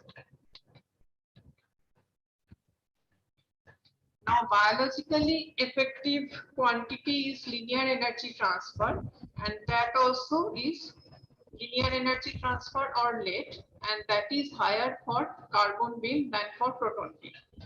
And these properties are made use of to treat the tumor at a certain depth, because here we see that it is a inversely varying function of the velocity square. So the energy of the beam is, using this property, energy of the beam is optimized in such a way that this peak, this curve is called the Bragg curve, and this peak is called the Bragg peak. So this peak is situated at the center of the tumor. The energy of the beam is chosen in that way. Now, when any tumor is treated with these heavy ion beams or proton beams, there are two types of dose: longitudinal dose and lateral dose. This longitudinal dose is this one, what we have shown here. and that comes from the scattering with atomic electrons that gives the main energy deposition, and this lateral dose which contributes to the spread of the incident beam that comes from the scattering or on atomic nuclei. It is the atomic nucleus, not the cell nucleus. Either scattering on the atomic nucleus or reaction with the atomic nucleus. Due to reaction, several products are formed, either particles or some heavy fragments are formed, and they add to the lateral dose. They add to the lateral dose as well as the longitudinal dose. So, how this beam energy is optimized? The beam energy is fixed from the particle range. This particle range, suppose I have a tumor at a depth of 3 centimeters inside the body. So it is found that the energy is fixed in such a way that the particle range is near 3 centimeters. So the Bragg peak occurs at that depth. And this range is calculated from the stopping power which I have showed earlier. Once this energy of the beam can be optimized, then organs at risk or organs which are preceding in the path of the beam, preceding the diseased tissue, they are saved from unnecessary, undesirable radiation dose. Now this is a figure depicting the longitudinal dose as well as the lateral dose for 160 MeV proton beam in water, and here also the lateral spread of the doses of the beams are shown. This is taken from this reference. Here we see at the maximum depth there is quite significant lateral spread of the beam, lateral of the primary beam as well as combined with the secondary particles. And here from these two figures, here the variation is with depth for different beams at different energies, and here the variation in the lower figure, the variation of the lateral spread is shown with the beam energy. Okay. So we see that the spread is maximum for the light beams, whereas for heavier ions the spread decreases. That is because the light beams, there can be target fragments produced with the light beams, but when it is a proton beam, incident beam is a proton beam, that can also be scattered. So that gives rise to or increases the lateral spread of the beam or the dose, delivered dose. Now, from the characteristics of the Bragg peak, we have seen that it peaks very sharply at a given depth in the irradiated medium. But our tumor normally has a certain extent, certain volume. So, in order to cover the entire volume of the tumor to the radiation dose, the spread out Bragg peak has been conceptualized. In spread out Bragg peak, what is done? The energy of the beam is modulated.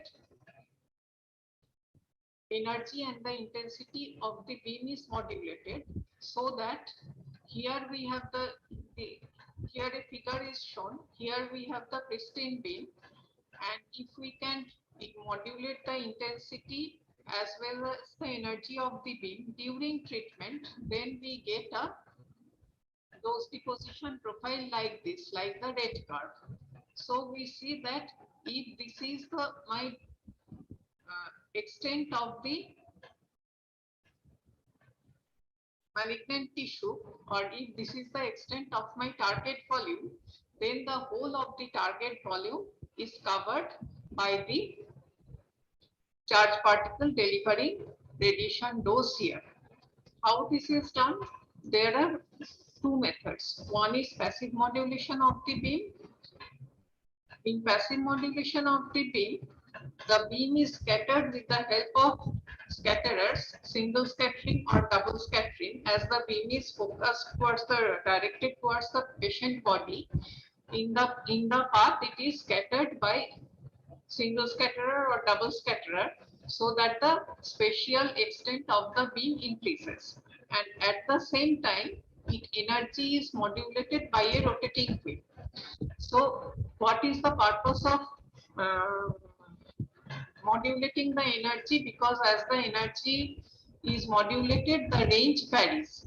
So if this is now, if I have a 250 MeV proton beam, then I can decrease the energy of the proton beam, or my accelerator has maximum energy of 250 MeV proton beam, then I can decrease the energy of the proton beam by adjusting my parameters. So the maximum energy is kept in such a way that the far end of the tumor is irradiated and the energy of the beam is modulated so as to cover the entire range, entire dimension of the beam. And for covering the lateral spread, lateral dimension of the tumor, this scattering method is used. The other method is active scanning of the beam. Here what is done, that both the intensity and the energy is of the beam is varied, and that is magnetically scanned. So here the advantage of this active scanning of the beam is that less amount of neutron is produced, because we are not using this physical scatterer here. So that is one of the main advantages of this active scanning of the beams.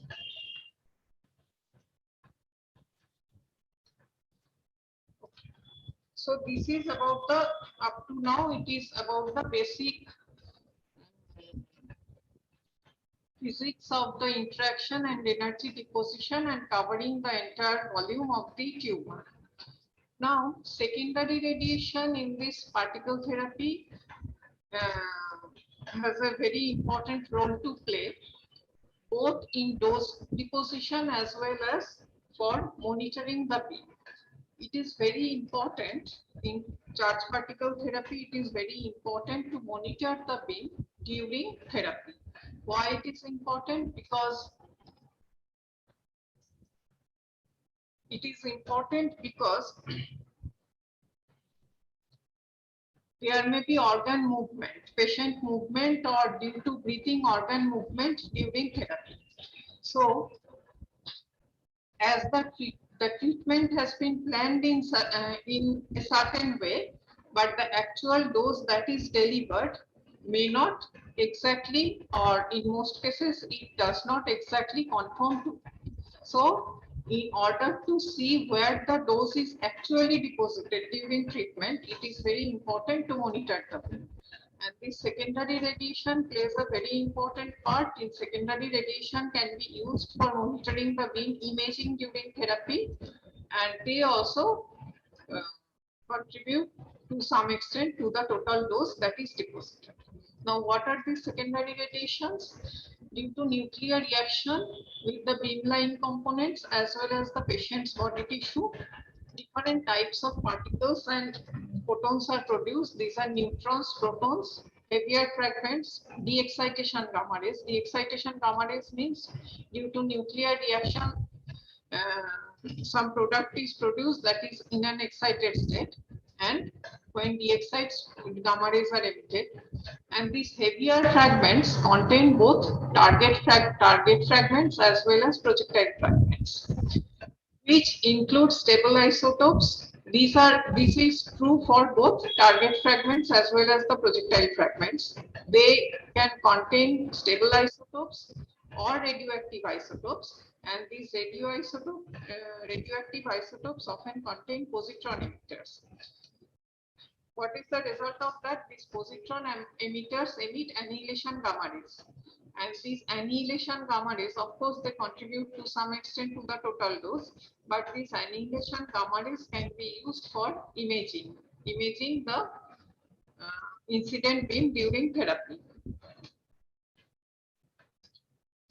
Now, in the context of proton therapy, we have among these heavier fragments, we have only the target fragments produced. For carbon therapy and other heavy ion therapy, both projectile and target fragments are produced. And what is the net result of this is, since these fragments, they are, they are heavier than proton, or they are heavy particles. In the context of, if we compare it with electrons, they are heavy particles. So they have some high value of RBE.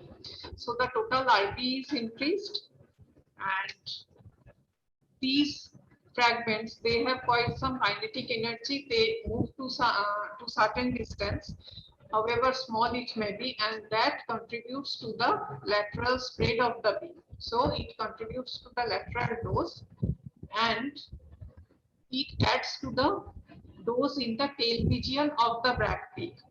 Because if these fragments are not there, the pristine beam falls off sharply at the Bragg peak with a very small straggling.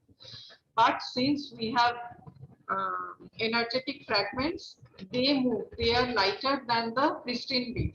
Not always. In the case of carbon therapy, they are lighter than the pristine beam, and so they move to distances larger than the carbon beam and contribute to the dose in the tail region. And that is why we got a significant tail dose in the case of carbon therapy. Now, how important this secondary radiation is. This is the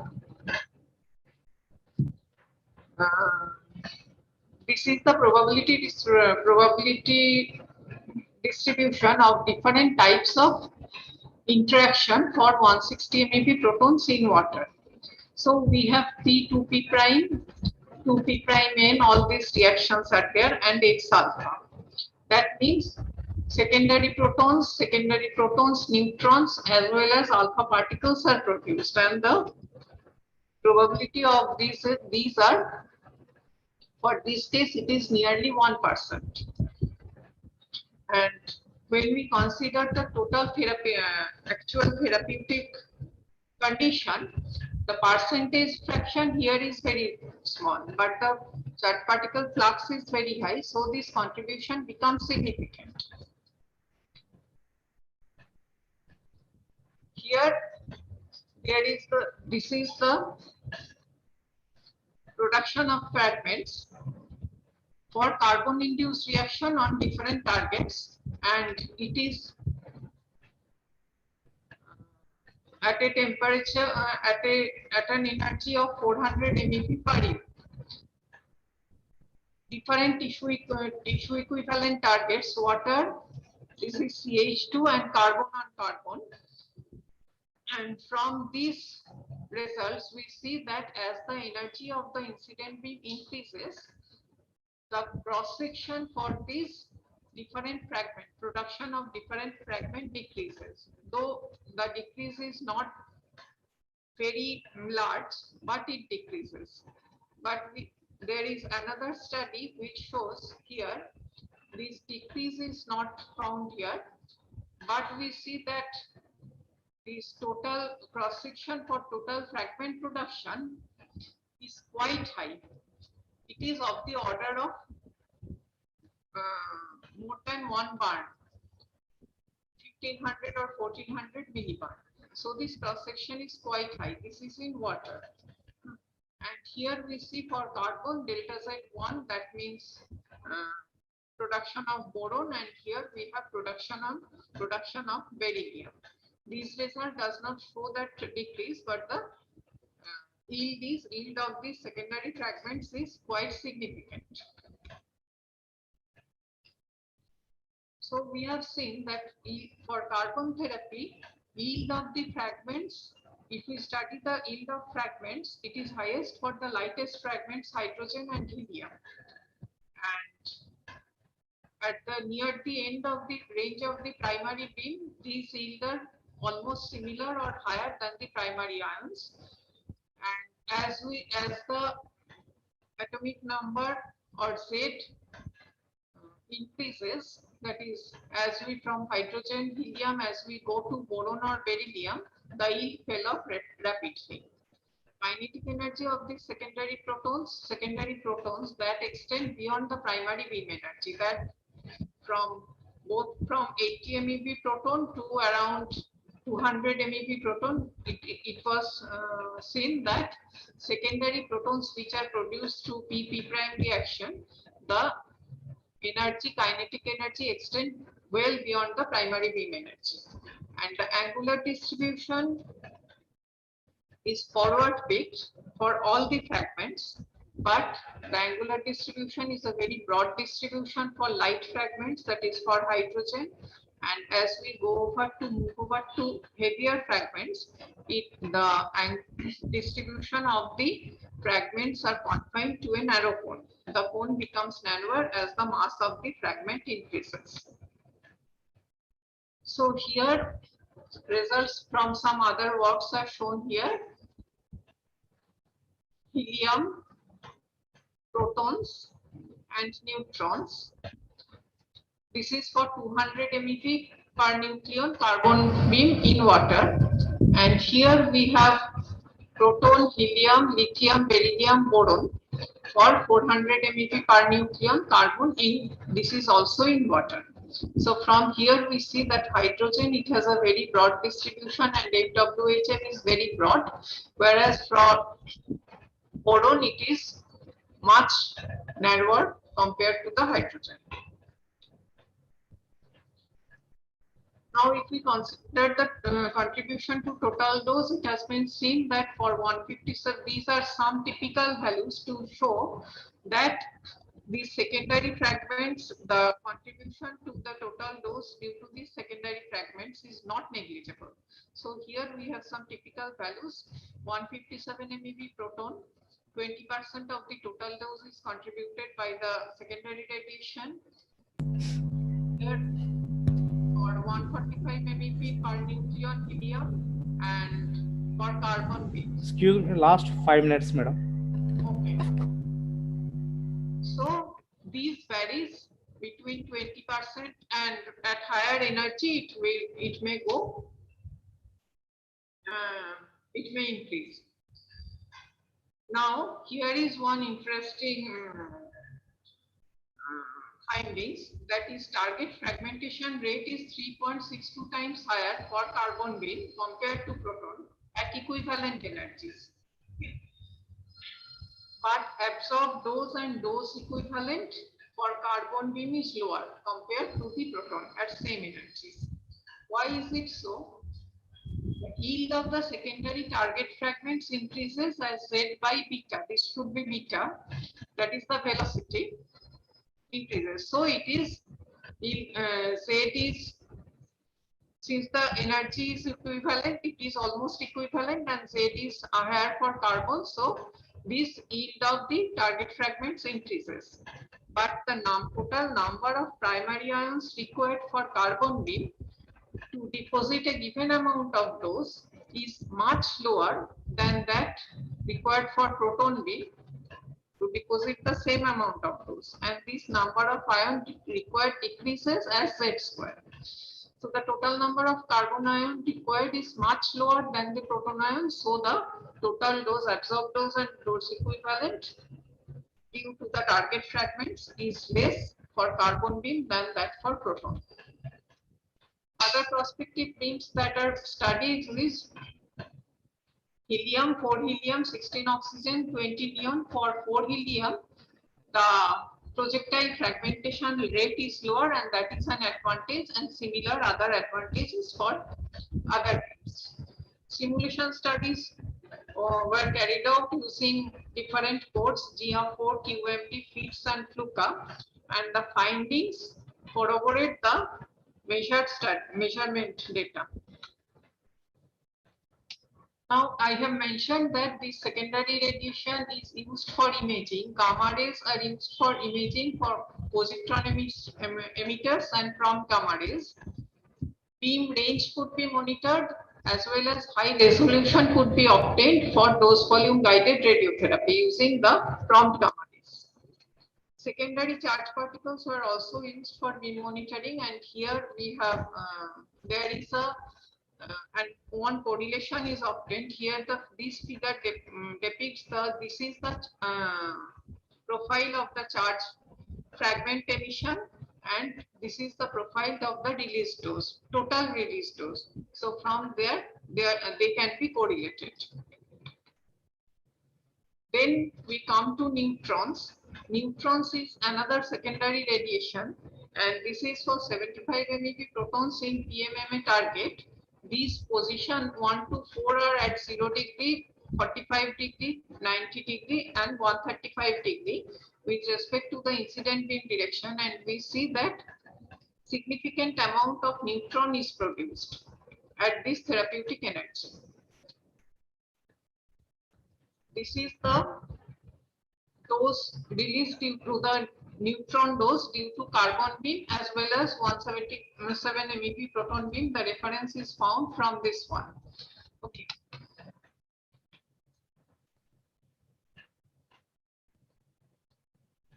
Okay, if we compare the neutron yield in ion and photon therapy, we see that at therapeutic energies, yield of most effective neutrons is much lower than in ion therapy.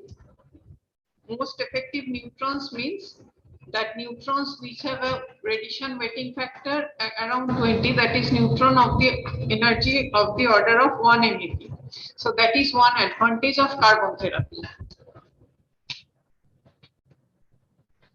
And then we come to theranostics, that is imaging, combining diagnosis with therapy. That is what I mentioned. We badly need to image the incident beam during therapy, and so several isotopes can be used. The different isotopes of the same element can be used, or if we can use some positron emitter, then we can use the positron for or Auger electron for therapy and use the annihilation gammas for imaging. So 62 copper and 64 copper are very largely studied for this theranostics, and different studies are there. These are the other isotopes that are being studied for this theranostic applications. But there is some bottlenecks for these theranostics. Characteristics required for imaging is different from that required for therapy. So we have to very carefully choose the isotopes. Then difficulties related to dosimetry, because we are using two different isotopes, both radioisotopes.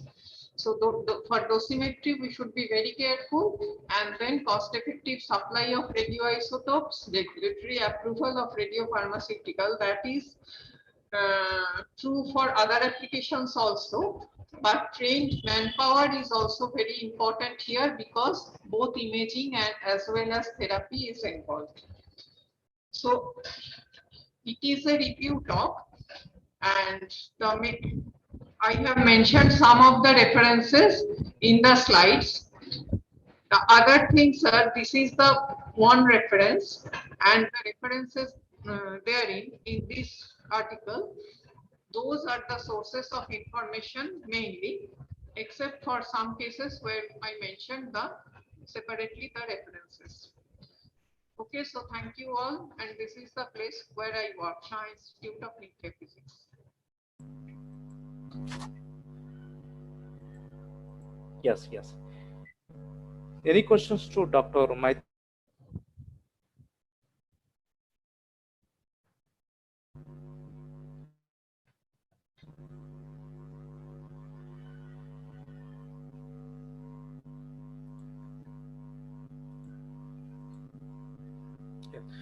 Thank you very much, madam.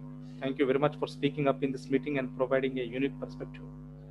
Thank you for sharing your tips with us. Looking forward to meet you again next time in physical event if everything goes well. Okay, thank you. Yes, sir. Thank you very much. Now we ask Dr. Amal Al Yasiri from College of Dentistry from University of Baghdad from Iraq to join the event and start presentation. Later on, Dr. Shimpati Wadalka will be joining the event after this talk.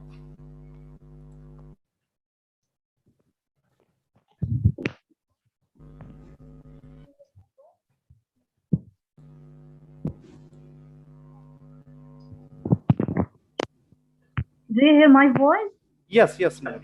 Okay, I will share the screen. Multiple participant or one. Okay, this one. Okay. I tried to share my screen. Okay.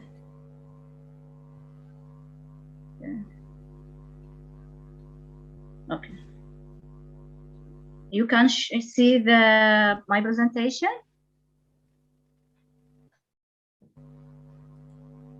You can see my presentation or not? Yes, yes.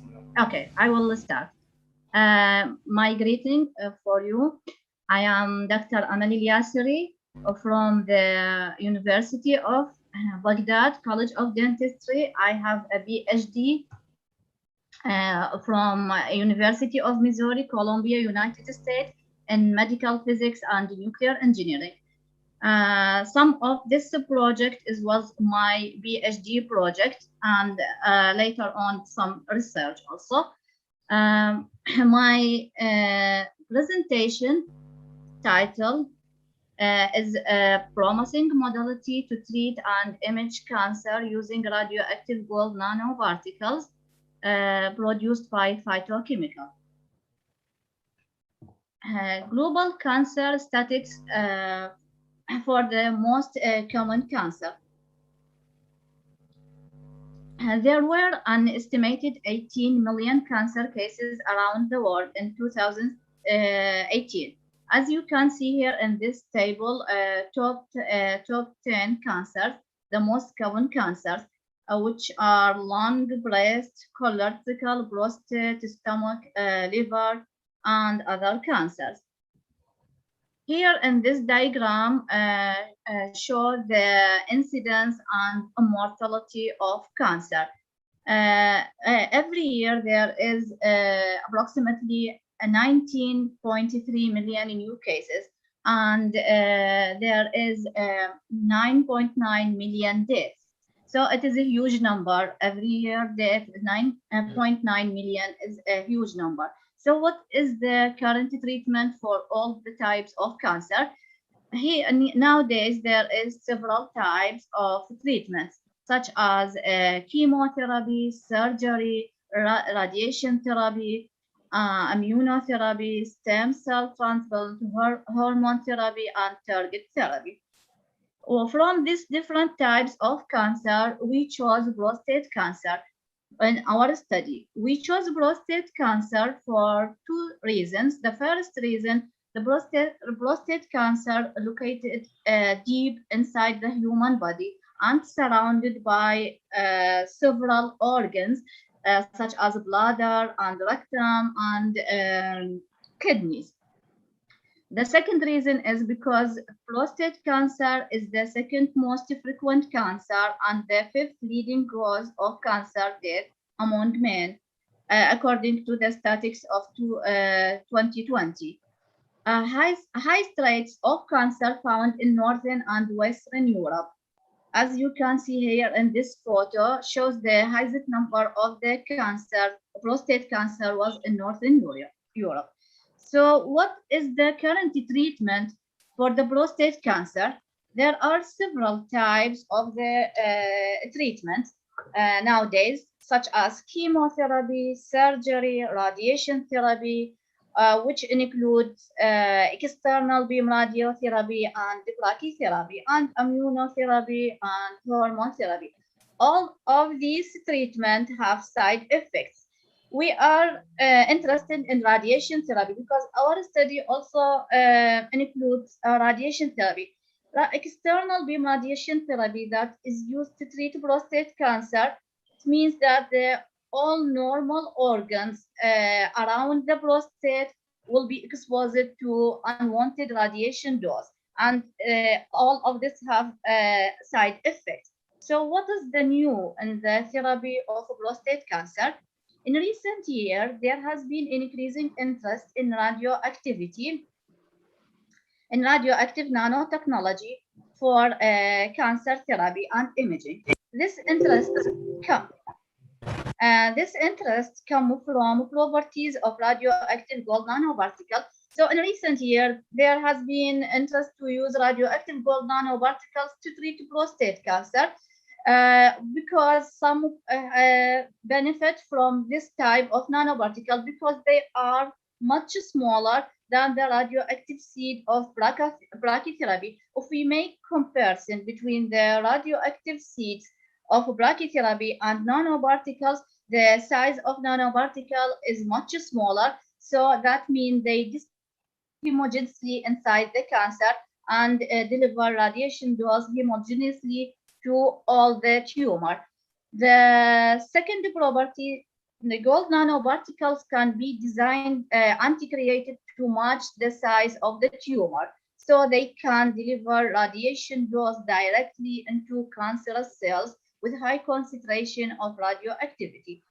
Also, this type of nanoparticle can be used for to do both jobs of like imaging and treatment in one injection. So one dose can be used for imaging as well as for the treatment.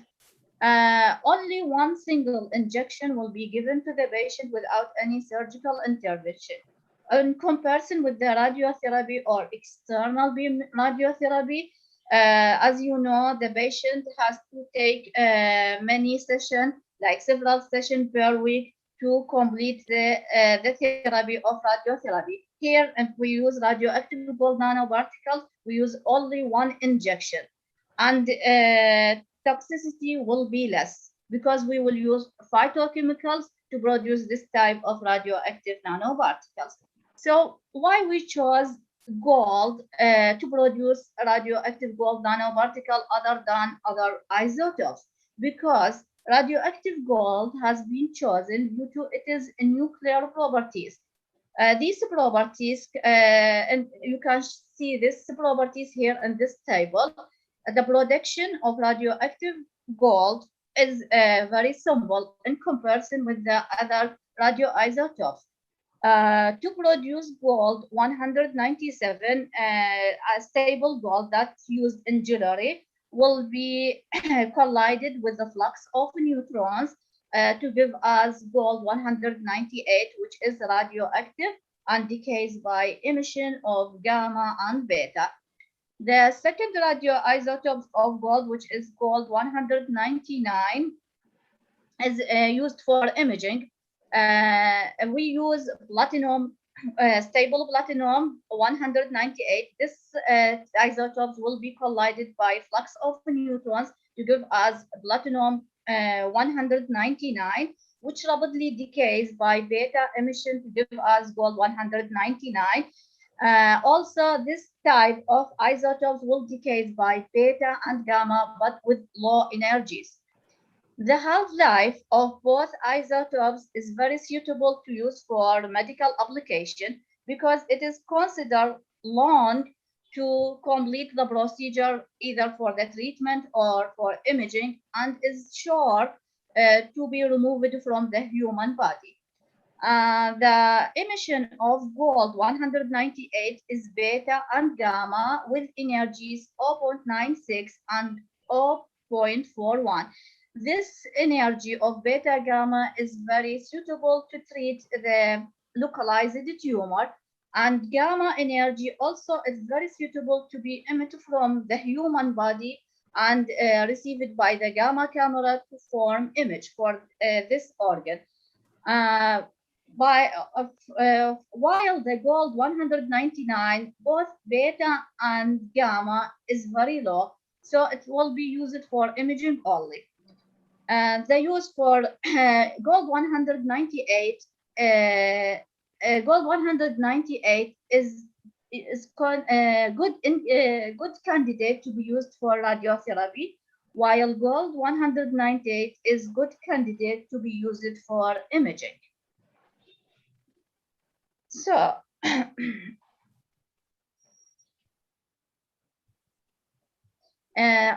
what we used here in our study, we used the green nanotechnology. Green nanotechnology means green synthesis of gold nanoparticle by using phytochemicals as a reductant and a stabilizing agent instead of chemical compounds that have some toxicity, which may absorb on the surface and cause adverse effect in medical application. Previous studies reported that the application of phytochemicals that are available, in soy, tea, and cinnamon are the reductant and stabilizing agent for synthesis of gold nanoparticles.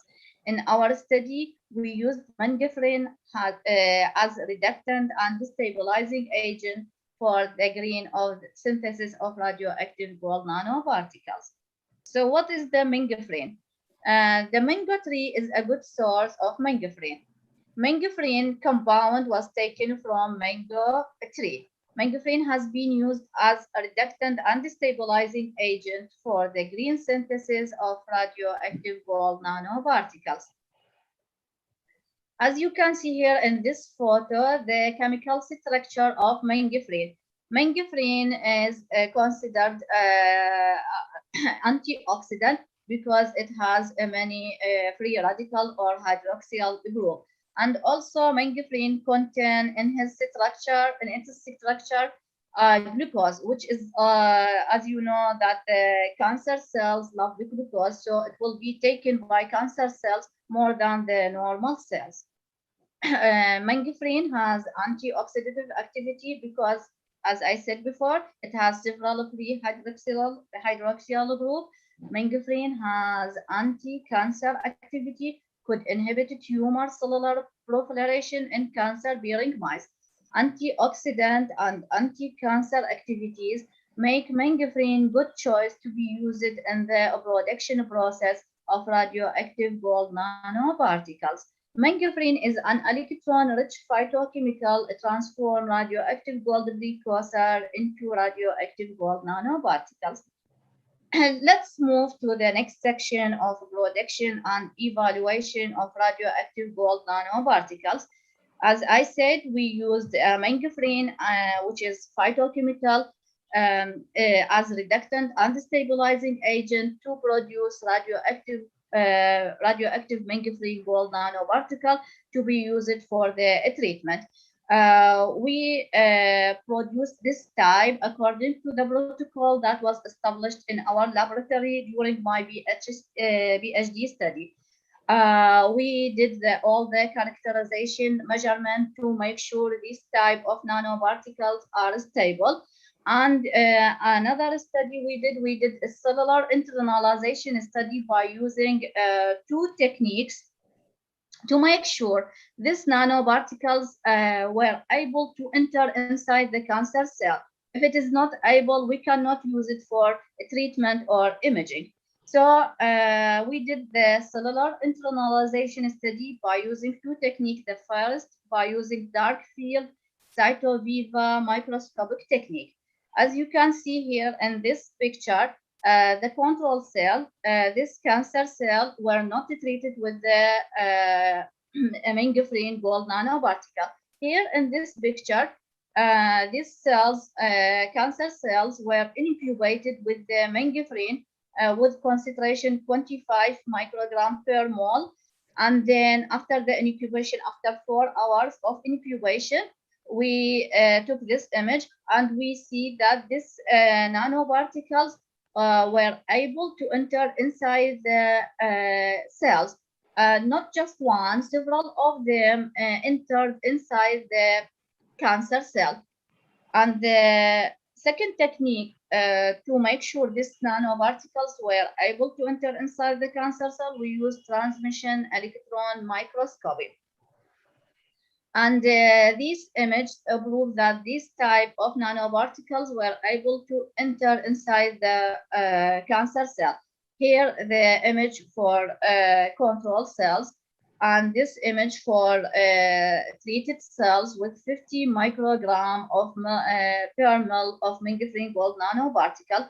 Here you can see the several number of nanoparticles inside the cancer cell. This photo is magnified photo 4B. And you can see number of nanoparticles were able to enter inside the cancer cell. So this results make us to continue in our study to make sure this nanoparticles can be used for the treatment. We did different animal studies. The first animal study was in vivo stability study or biodistribution of mingifrine gold nanoparticle. We inject several number of mice with radioactive gold nanoparticle intravenously via tail vein to make sure this type of nanoparticle was stable. So if it is stable, that means there is no any dose in the blood or lung, but the dose will be just concentrated in liver and spleen. And this figure show what the result we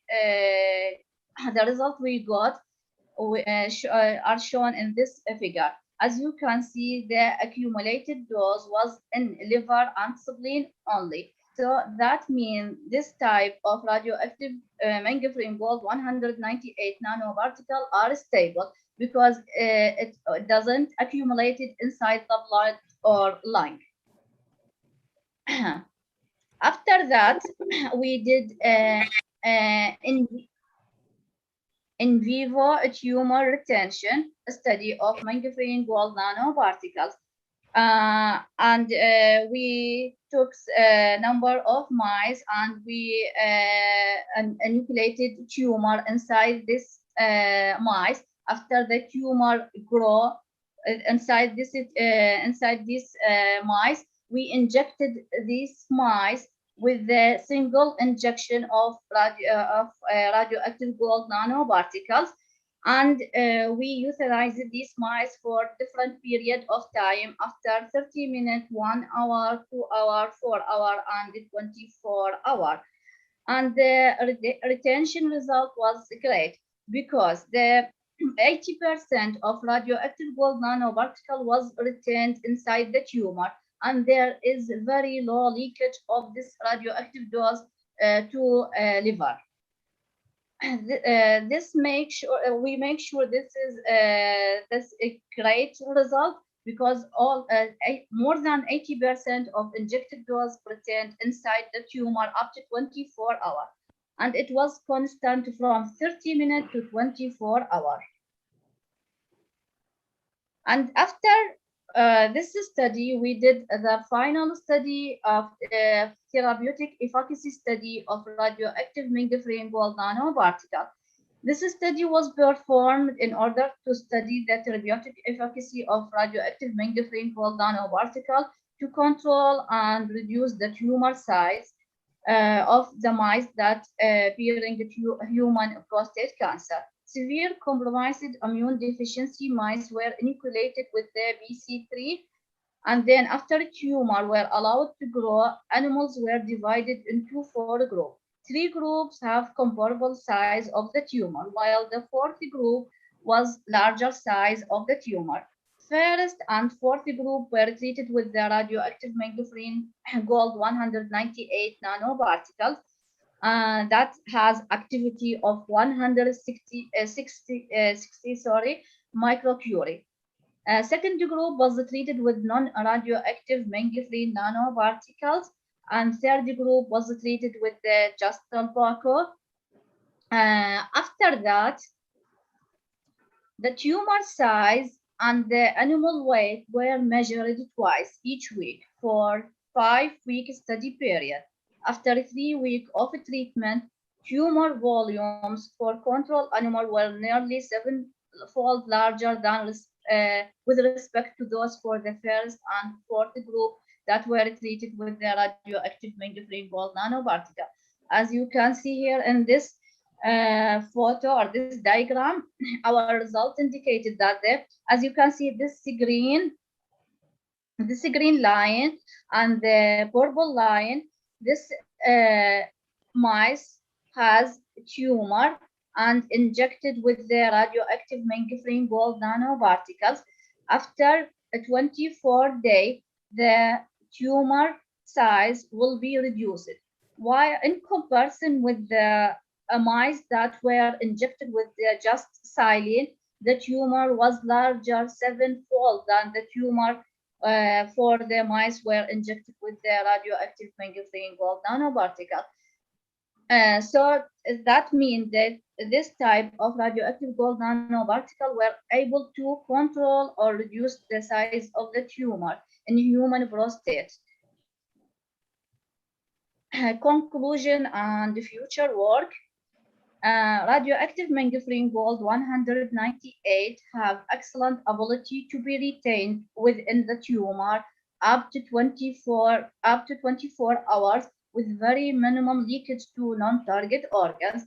Mangifrine gold 198 nanoparticles were able to control and reduce the size of the tumor in mice. So the future work, more animal study by using larger animals such as duck need to be performed to collect more data to move on this modality to clinical trials. Mangifrine gold nanoparticles can be evaluated to treat other cancers such as breast cancer, also as a future work.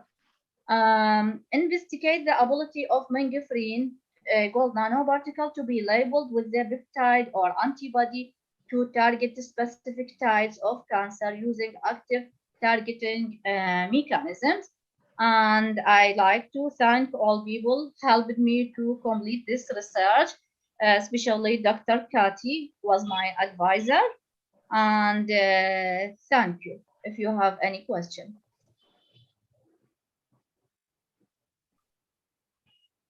If you have any question. Yes. Any questions?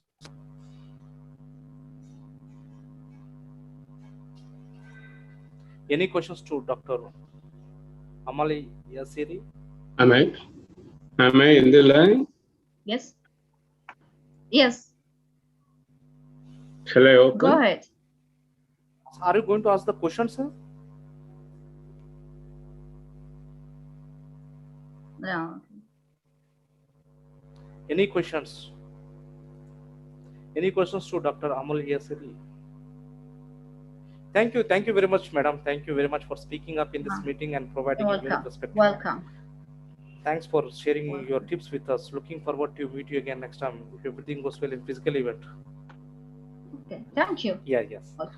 Now we ask Dr. Lakshmipati Valkonda, from Professor from Cell Biology, Kakte University of Warangal from India, to join the event and start presentation.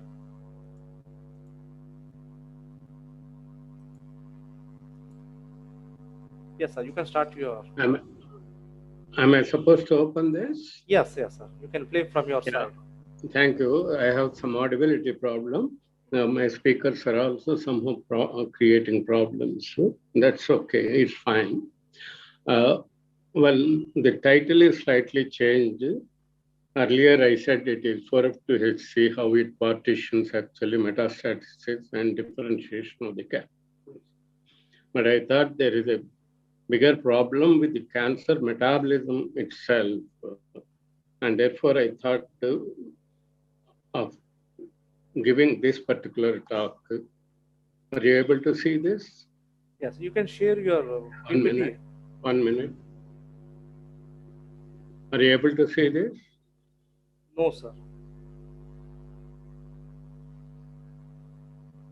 Yeah, the topic would be on the revisiting the entire metabolic pathways. Sorry.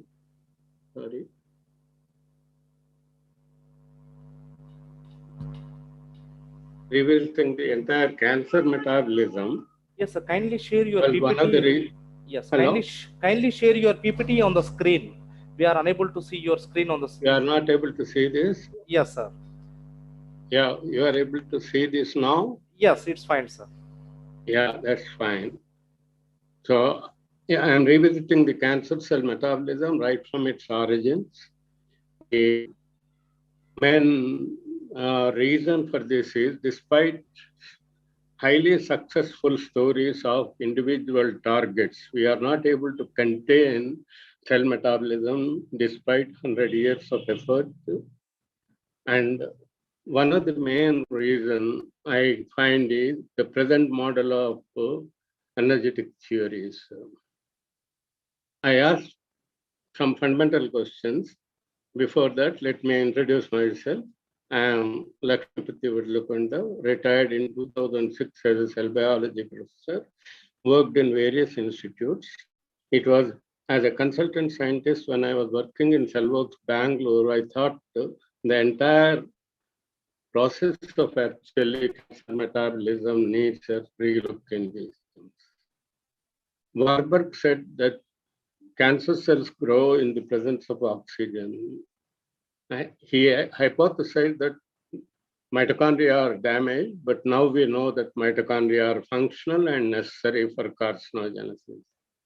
Then the question arose, does respiration activate biosynthesis activities? That was the starting point where I proved nearly 250 years of research on respiration. I also link the metabolic alterations to cell cycle progression. That is important. Any proliferative cell has to follow this. What makes actually this? The central theme is actually G1 phase of the cell cycle. Any metabolic changes that take place in G1 phase of cell cycle are important in actually modulating the rest of the cell cycle. It can lead to pathogenesis. It can be a normal cell cycle also.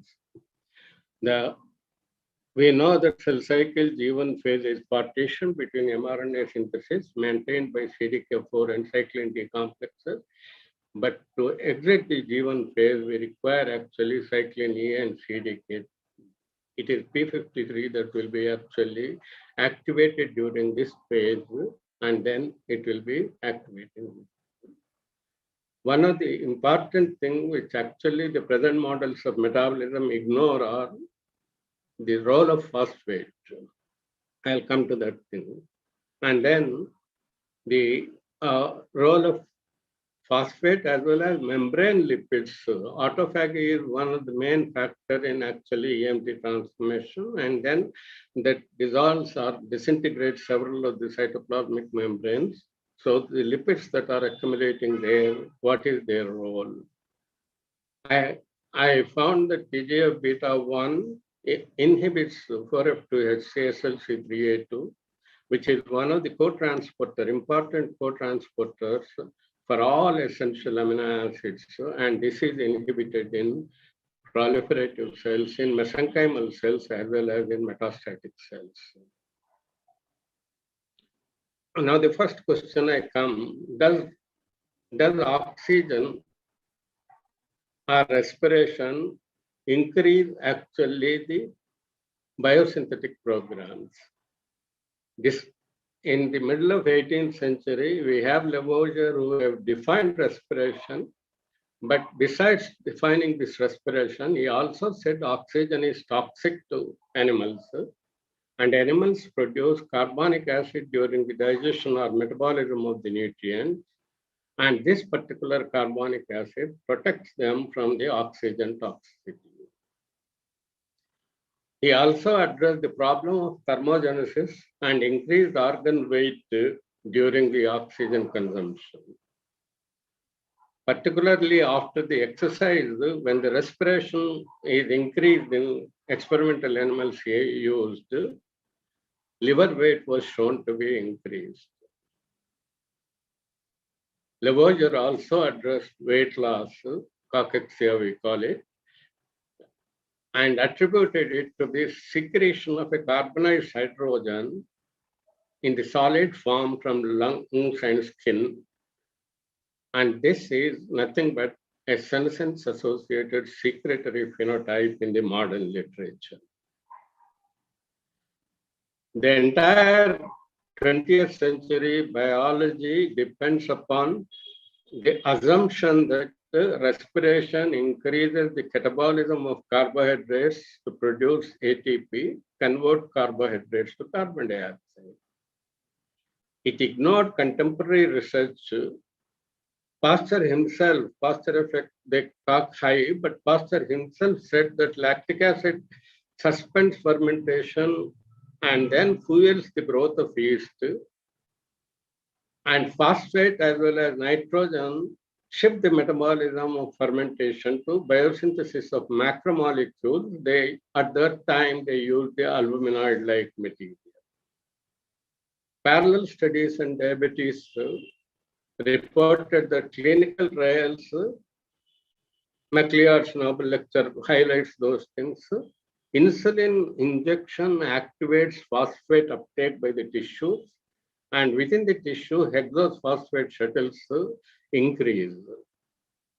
Then lactacidogen, which was reported by Emden, was not found during insulin function. Whether it appears later or earlier is a different matter. More importantly, in the first decade of 20th century, Harden and Young mixed yeast juice with that of tissue juices, and they found that the thermostable cofactor, which later was identified as NAD by Warburg, and phosphate shift the metabolism from fermentation to gluconeogenesis, that is biosynthetic program. They formulated a hypothesis popularly known as equation, popularly known as Harden and Young equation, wherein glyceraldehyde 3-phosphate dehydrogenase fixes inorganic phosphate into 3-phosphoglycerate. This is the second sink actually in the cytoplasm for the phosphate, and then oxidizes it to 1,3-bisphosphoglyceric acid. In the second reaction, phosphoglyceride kinase produces ATP. Discussing this equation in 1945, Meyerhoff reported that it requires, phosphate coupling requires mitochondrial membrane change in the membrane potential. This report is surprisingly missing in textbooks and also all research reports even to this day. Krebs and Johnson proposed in 1937 that is citric acid cycle based on simple experiment that they added pyruvate to the pigeon breast muscle extracts and they got succinate levels increasing. They linked this particular observation to the reverse, to this Zengargis observation that the reverse flux of fumarate to succinate, this is important, reverse flux of fumarate to succinate increases the respiration in muscles. Marquez group reported that citrate is oxidized to 2-octoglutarate but does not disappear, only a fraction of citrate is converted to citrate. This is the reaction which is reported in 1937 article. If you look carefully, you will see that, it's a mixture of citrate synthesis and citrate breakdown in cytoplasm. I can understand that because they were working only on this. But between 1945 and 1965, reductive carboxylation was shown to be contributing to 80% of the citrate synthesis by Ozawa group. They worked on carbon dioxide fixation and also citrate synthesis. Condensing enzyme also, they reported when Lippmann reported that coenzyme A ligation is important for acetylation reactions. The reaction is active for less than 12 minutes and 2 millimolar concentration of oxaloacetate inhibits this reaction was shown. Interestingly, Krebs also reported 2 phases of citrate synthesis, but reported that initial synthesis is removed by primary reaction and regenerated by a subsequent reaction to maintain the constant levels of this thing. He adopted condensing enzyme in 1953 Nobel lecture. Now, the fundamental flaw in this particular thing is Zengargis observation that increase in succinate levels increases the respiration. Right from 1920s onwards, there were reports where succinate oxidation, oxidative breakdown of succinate, oxidation of succinate increases the respiration. First, it was Warburg himself, Wayland, who postulated that a microparticular nature of the dehydrogenases actually activates respiration. Later on in 1925, Kaelin actually came out with the cytochrome C. He discovered cytochrome C and reported that succinate oxidation activates cytochrome C oxidation, and that leads to increased respiration. Several people following Kaelin's this thing, including Mitchell, who actually is credited with the authorship of Membrane Potential, also quote Kaelin's works, Slater, Kaelin, Zen-Georgi himself. Krebs ignored this thing. He starts his essay itself that, we have known much about anaerobic breakdown of glucose or carbohydrates. Because of these people's work, I propose actually carbohydrates produce dicarboxylate, which was a fundamental error. Franz, a contemporary of Warburg and also of the Krebs, he reported that succinate oxidation takes place only in the ATP-enriched environment, but that results in the accumulation of NADH. Delivering the third Hopkins Memorial Lecture in 1961, Krebs has stated that, the occurrence of reversal oxidative phosphorylation, as postulated by science, of course, is not denied, but it is not probable in respiring tissues. This is exactly the central theme of this talk also. That is exactly what happens in the cells. Remember the Harden and Young equation, which I have highlighted in the earlier. Another fallacy in this particular thing is both cholesterol synthesis and fatty acid synthesis are supposed to be downstream of TCA cycle. They use lipogenesis as a common term for this thing. Despite the popularity of the model for nearly a century, we didn't know how pyruvate enters into the mitochondria. 1970s, Halstead predicted a pyruvate carrier, but it was only in 2012 we have actually two mitochondrial carrier proteins, MPC1 and MPC2, activating. MPC1 requires active respiratory complex. It activates glutamine metabolism and suppresses the proliferation, is demonstrated by several authors. And pyruvate entry to MPC2 activates, so these two are also important. MPC2 activates pyruvate carboxylation and aspartate metabolism. It doesn't need any respiratory complex. I think radiation therapies we have already heard. All therapeutic stress is induced, particularly in case of radiation therapies and also starvation in case of normal human beings during lunch hours and other things. All of them introduce what is called the stress factors that converges into the oxidative stress. Oxidative stress is imbalance in NADH balance, or it could be because of the ROS production also. Because of this oxidative stress, parallel pathways are activated. One is epithelial mesenchymal transition, where cells assume mesenchymal state, enter into the microenvironment, and there they repopulate the cancer tissue. Repopulate the cancer tissue by actually activating cell cycle progression. And cell cycle progression is activated by adrenergic receptor signaling coupled with the arachidonic prostaglandin metabolites. So both of them are needed because prostaglandins inhibit Parkin and activate GOG1 phase. I'll come to that later. AMPK is activated. Cestrins, oxidative stress activates cestrin. Cestrin inhibits mTORC1. Automatically AMPK is activated. And another pathway that is activated is protein synthesis is inhibited, and therefore, GCN2 pathway is activated. GCN2 pathway has a limited biosynthetic activity. It activates asparagine biosynthesis de novo. Together with proline metabolites, it will activate pyrimidine synthesis. This is the starting point of repopulation or entry of GO to G1 phase. In somatic cells, it has different functions. In proliferative cells, it has different functions. Free fatty acids also actually contributes to secondary messengers, inositol phosphate, calcium signaling, etc.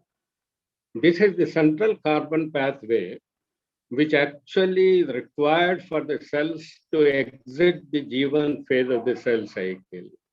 This particular pathway is controlled by a single enzyme, PHGDH, phosphoglycerate dehydrogenase, activates this pathway.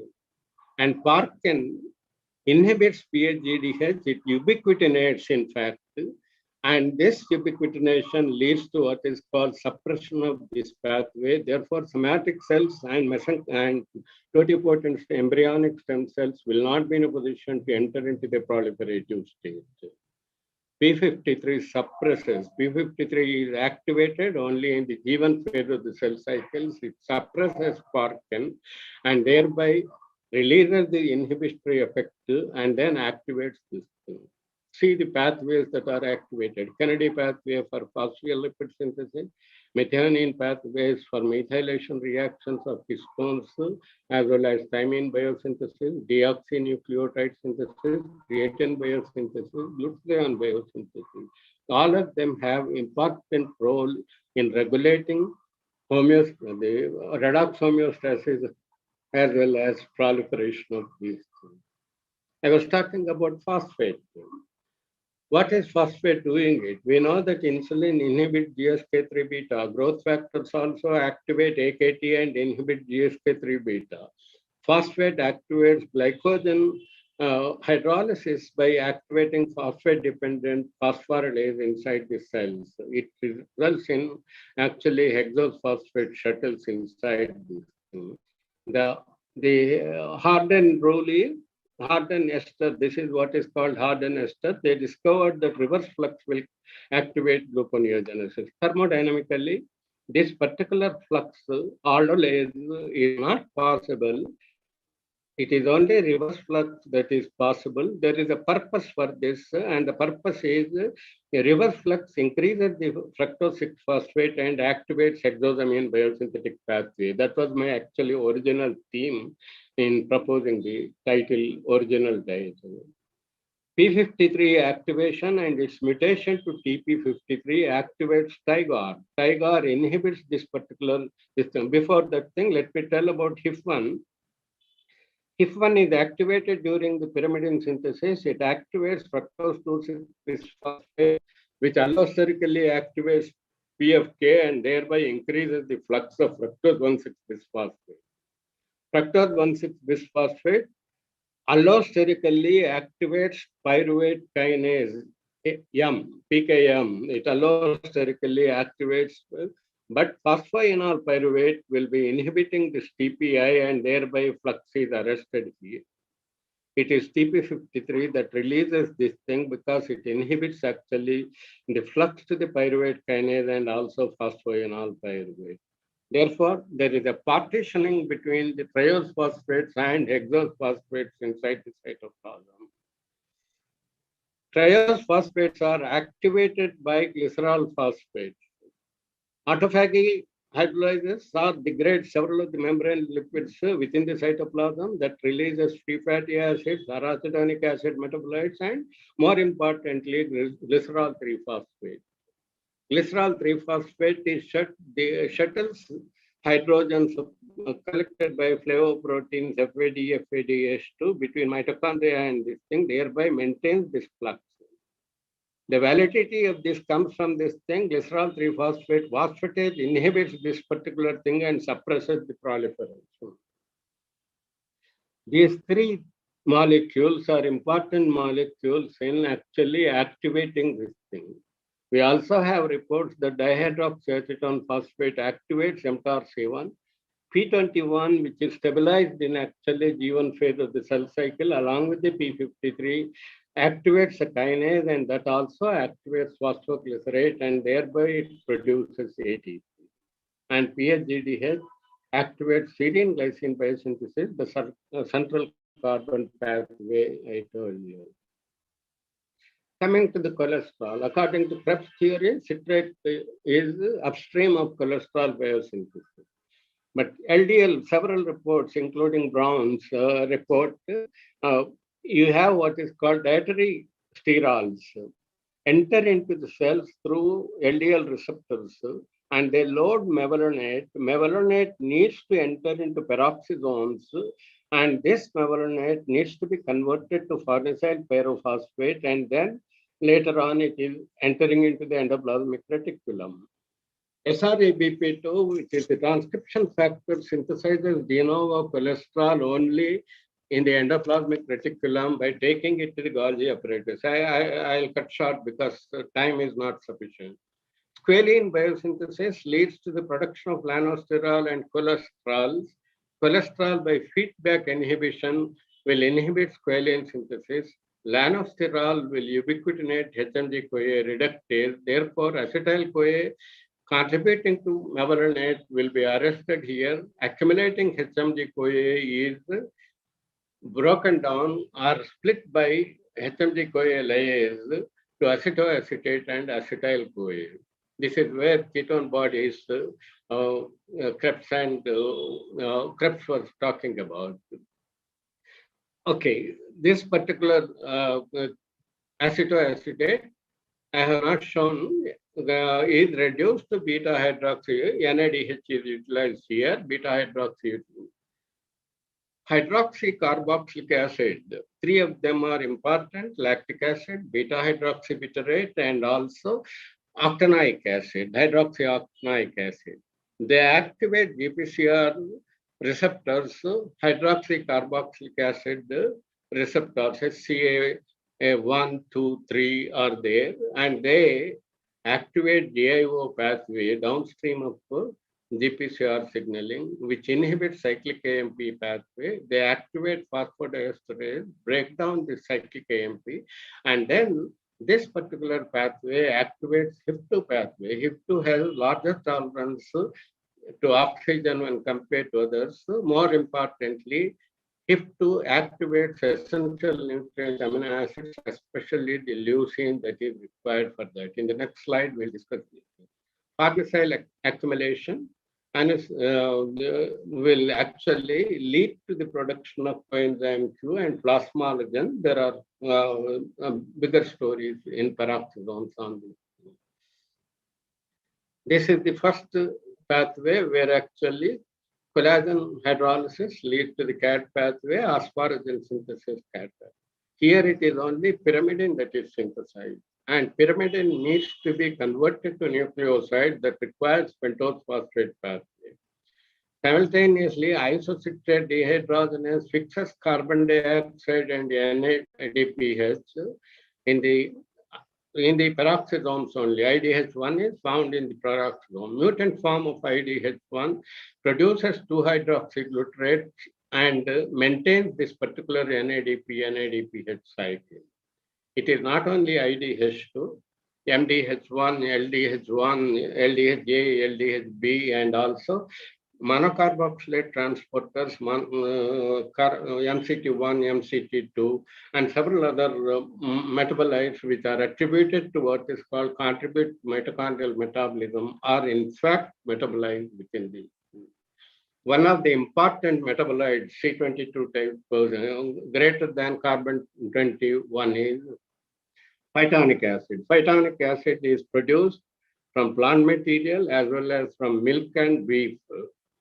This particular phytonic acid is actually converted into fatty acid, fatty acyl-CoAs, very long chain fatty acyl-CoAs, only in the peroxisomals, and that leads to the production of this thing. In the next slide, I will explain this. I was talking about what is called 4F2HC, controlling actually the proliferation and differentiation. You look to this thing, cholesterol, which is synthesized de novo, recycles within the endoplasmic reticulum without the leucine uptake. Leucine requires leucine produces apolipoproteins which transport actually cholesterol outside and then tether them to the membrane lipid rafts. CD44 and these things are essential to process the signal pathways and other things. In the absence of that, the cholesterol is retained by every molecule within the endosomes and endoplasmic reticulum and then these membrane lipids only, and that leads to what is called metastatic program. Embryologically, this particular mechanism is important in organogenesis. It is an adaptation, embryological adaptation. Lineage committed cells which migrate to different areas of the embryo, they evade actually immunity, and immunity will be hindrance in lineage commitment and organogenesis. Cancer cells exploited this mechanism for metastasis, migrate to new environments rich in nutrients and oxygen, and then they repopulate in the new environment.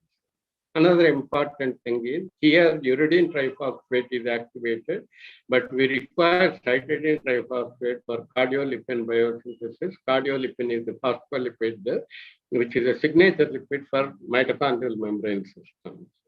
This particular CTP requires actually filamentous nature of mitochondrial membrane and its associated membranes also within the endoplasm. Each organelle is compartmentalized within the associated membranes. So there is a microenvironment around the organelle, and they play critical role.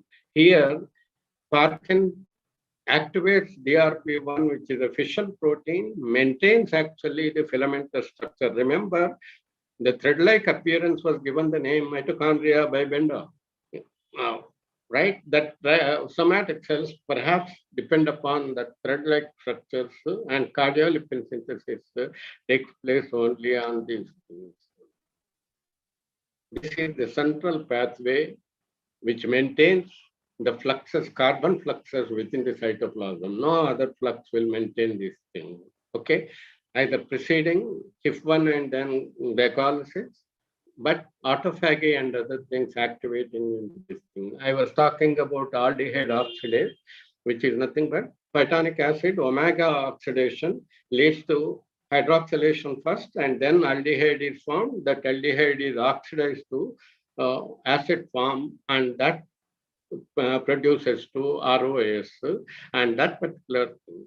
You will see that peroxisomes are endowed with several of the transporters, including ATP transportation, coenzyme A transportation, raw materials like phytonic acid entering into this thing, and also they can be leaving coagulated systems. So coenzyme A ligation takes place only in the peroxisomes, and coagulated molecules enter into the mitochondria or endoplasmic reticulum, depending upon this thing.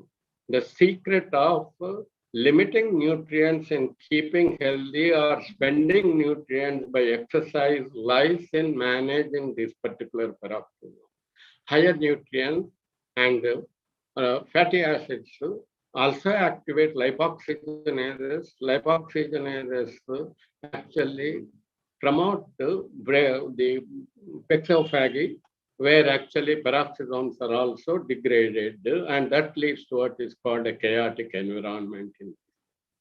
Simultaneous activation of p53 activates fusion proteins, and that fusion proteins actually convert the filamentous structures to globular structures. So morphologically, it undergoes modification. It has two carrier proteins, MPC1 and MPC2. I have already told you MPC1 activates glutamine metabolism. And then you will see here, GPT2 is activated, BCAT2 is activated. BCAT2 produces actually succinate. Succinate oxidation inhibits NADH, and NADH is transhydrogenated to NADPH to promote reductive carboxylation and this thing. BCAT can maintain this particular cycle as long as these two enzymes are functional, even if there is no glutamate input into the mitochondria. In this particular case, Pyruvate entering into the mitochondria through MPC2 does not have a requirement for this thing. Why it is so? I discussed this in the previous slide. Here you will see that lactate is a paracrine fuel is now recognized. Lactate is converted to pyruvate by LDH1. Pyruvate enters into the mitochondria through MPC2. Pyruvate carboxylase activates oxaloacetate and malate. It is reduced to malate, and malate aspartate shuttle maintain actually the amino acid fluxes. A parallel pathway where pyruvate carboxykinase activates phosphoenol pyruvate, and this phosphoenol pyruvate activates phosphoglycerate. It creates serine glycine biosynthetic pathway. We know both in muscle as well as in brain, creatine phosphate is synthesized at the mitochondrial localization. There are two isoforms they reported. Adenyl translocase is also activated by this particular system. Remember, Lunsgaard in 1933, using iodoacetate, demonstrated that lactate prevention does not inhibit actually the muscle contraction. That was ignored for a long time. Now, the evidence for, is there any evidence? That is one of the fundamental questions. I too was searching for this thing. And recent paper, Dr. Kibbe and Marin's lab, they have mailed me. I thank them for this particular paper. There is an evidence that anabolic reactions are activated independent of functional respiratory chain and glycolytic pathway. I have quoted some of the figures where PK amplifies the insulin secretion by distinct mechanism from glucokinase. Glucokinase is not linked to this thing we have shown previously. Pyruvate kinase activation is independent of oxidative metabolism. Evidence for two-state models of oscillatory cell metabolism between actually activation of phosphoenol pyruvate and remember, phosphoenol pyruvate inhibits triose phosphate isomerase. Summary and conclusion. In short, Parkin maintains somatic cell function by promoting actually fission of the mitochondria. It inhibits PLGDH, and only the temporary stress factors activating prostaglandins and cyclic AMP will promote RNA biosynthesis required for biosynthetic processes, protein synthesis, fatty acid synthesis, blah, blah, blah. Okay. Whereas in case of P53, P53 activates actually PKM2 in the nucleus. PKM2, tyrosine kinases, when they dimerize actually tetrameric PKM, PKM2 translocates into the nucleus, inhibits TAR3 signaling, activates actually acetylation reaction. They also acetylate OCT4, that is embryonic marker, and acetylation of P53 activates P53 and activation of P53, both in case of somatic cells and also totipotent embryonic cells. P53 is inactive. MDM2 keeps it inactive in somatic cells. OCT4 keeps it inactive in totipotent embryonic cells. It inhibits Parkin and then activates cyclin E, and then crossover of the restriction point is possible when sufficient nutrients and then nucleotides are synthesized in these things.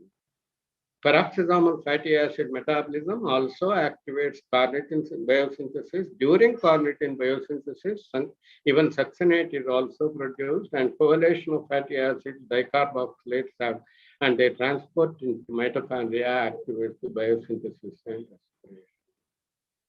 What happens to this thing? Succinate has two roles in mitochondria. One is heme biosynthesis. The second one is the inhibition of actually NADH oxidation. The NADH oxidation inhibition activates uncoupling proteins. Lindenberg-Schleif experiments are there on that.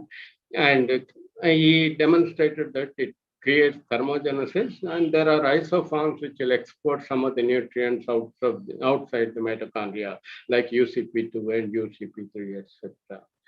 So this particular thing, why actually thermogenesis? Thermogenesis produces heat shock proteins. Heat shock proteins are chaperones which maintain the protein structure. And these proteins have to be incorporated into a complex supramolecular assemblies, including ribosomes, particulate matters, and also membrane structures. And that needs actually this particular chaperone functions which maintain the protein integrity and structure. Otherwise, ATP excessively coming, Patel has shown in 2012 in Science that, it acts as a hydrotrope and then solubilizes several of the proteins.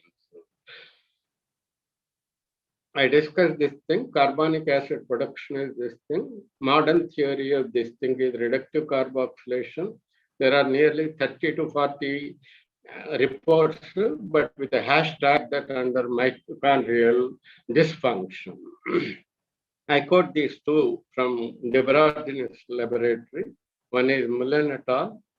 This mimics more or less reductive carboxylation is associated with the oxidation of 2OG to succinate. This is almost Krebs and Johnson. The only difference is these people have recognized reductive carboxylation as the principal source of citrate synthesis. Jiang et al. Reported that reductive carboxylation maintains redox homeostasis and anchorage independent cells. We have seen the pyrimidine synthesis requires NADH, NADPH shuttling within this particular peroxisomal system. One of the biggest debate for over the century, despite the fact that 100 years back, insulin was given as a treatment in January 2004, I believe. I think last January it was 100 years completed. Thompson was given that thing. But MacLeod reported that, we do not know how actually insulin activates glucose uptake. Insulin does activate glucose uptake, but how does it do? We don't know. Peterson and Schulman in 2008 published 108-page article. At the end of the article, they conclude, notwithstanding the data presented in that thing, we need to know the mechanism of insulin action and insulin resistance. My answer to that particular question is, insulin activates glycogen hydrolysis and hexose during proliferation and biosynthetic programs. During the recovery period, insulin action is lowered. Insulin has only a shorter life, 1 to 2. Hyperinsulinemia is much worse than insulin resistance. So insulin action, actually, glucose uptake is activated during the recovery period to replenish actually this glycogen synthesis in insulin responsive tissues like liver and this thing. But in other tissues like kidney, tubules, etc., glucose phosphate is exchanged for glucose and then glucose takes. These reports are repeatedly told in 20th century. Crabtree told about that, Lippmann told about that, there are several people, Johnson told about the role of PAT, but they were all ignored. They became subordinate to Warburg effect and Krebs-TCS cycle. They are the basic problems in the present day metabolism unless you solve the thing. I am sorry, I have some hearing problems.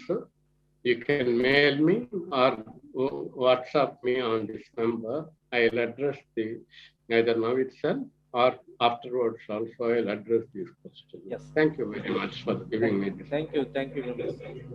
Any questions to Dr. Lakshmipati? Any questions? If you have any questions, just you can text in chat box. We'll be asking behalf of you. Any questions you can put on the write-up form. That will be a better thing. Thank you. Yes. Thank you very much, sir. Thank you very much for speaking up in this meeting and providing a unique perspective. Thanks for sharing your tips with us. Looking forward to meet you again next time in physical event if everything goes well. Now we ask Dr.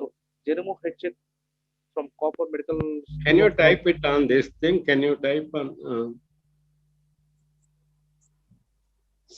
Oh, okay. Okay. Next speaker has come. Yes. Okay, I leave this thing. Yes. CFR. So now we ask Dr. Jeremo Hitchep from Copper Medical School of Lawan University from University to join the event and start presentation. Press the button. This is the one I want. Press the post attention boom thing. This? Yes. And then press share. Okay, now X out of that. Brianna, what? X, and then go to your what? You should be sharing. Ask if you're sharing. I don't. Are you? Is he sharing? Brianna? Say something, Jerry. Hello, can you hear me? He's talking. He's muted. You are muted. Press Alt to unmute your microphone. I did. It's. He's. Yes, we can hear your voice. Okay.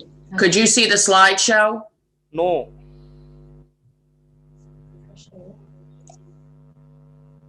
Share window. Share screen. What's up? Brianna. Press screen. There you go. Now press whatever you wanted to do.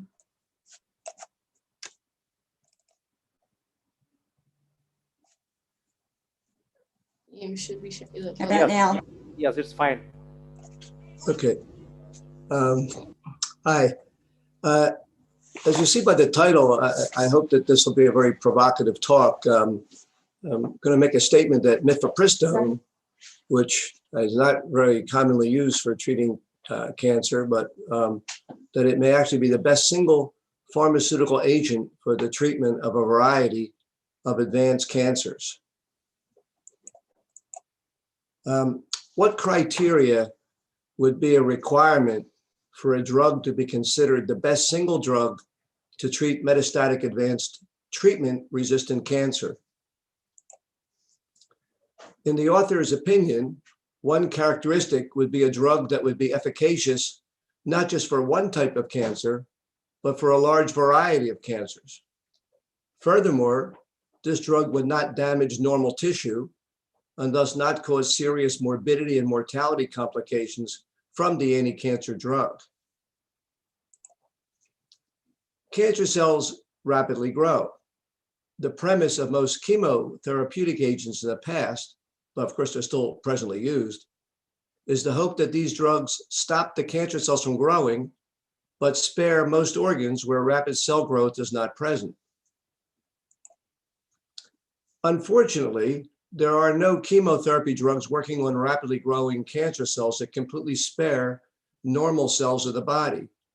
Thus, significant side effects frequently occur with significant risk of infection, suppression of bone marrow production, and even the development of other cancers.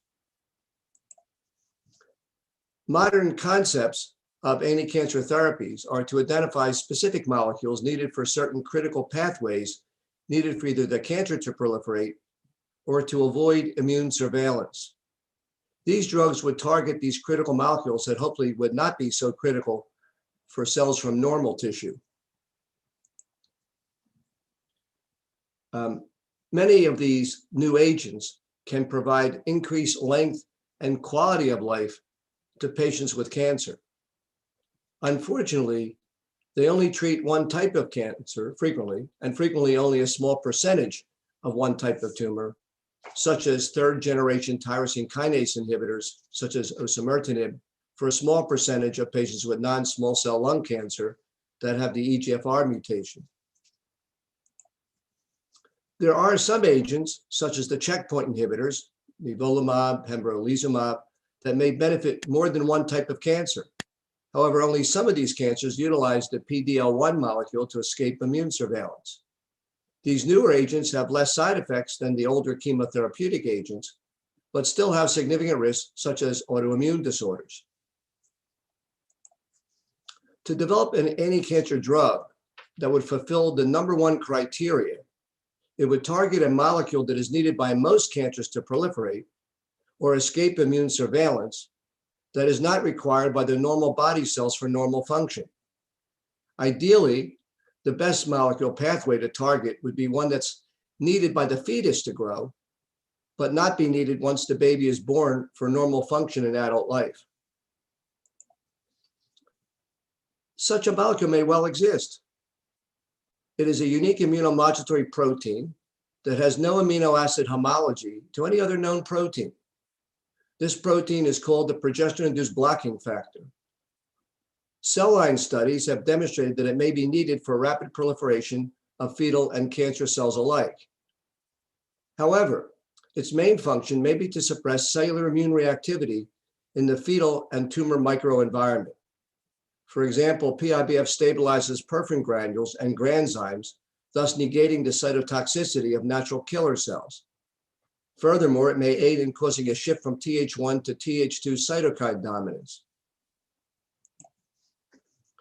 Though it has been the recent trend to create monoclonal antibodies against critical key factors needed for tumor proliferation, but not normal cell growth, the PIBF concept has not as yet been embraced by the majority of the oncology community. To the author's knowledge, attempts to create therapeutic monoclonal antibodies against PIBF is not in the oncology pharmaceutical pipeline. And this is despite the fact that we published this first concept in 2001, but so far, not a lot of other centers have embraced it. Production of PIBF depends on the interaction with a membrane progesterone receptor rather than the classic nuclear progesterone receptor. Thus, the possibility existed that in lieu of a monoclonal antibody, one may inhibit PIBF secretion by treating with a progesterone receptor antagonist, such as mifepristone. Indeed, mifepristone was found to downregulate PIBF secretion by 29 different leukemia cell lines.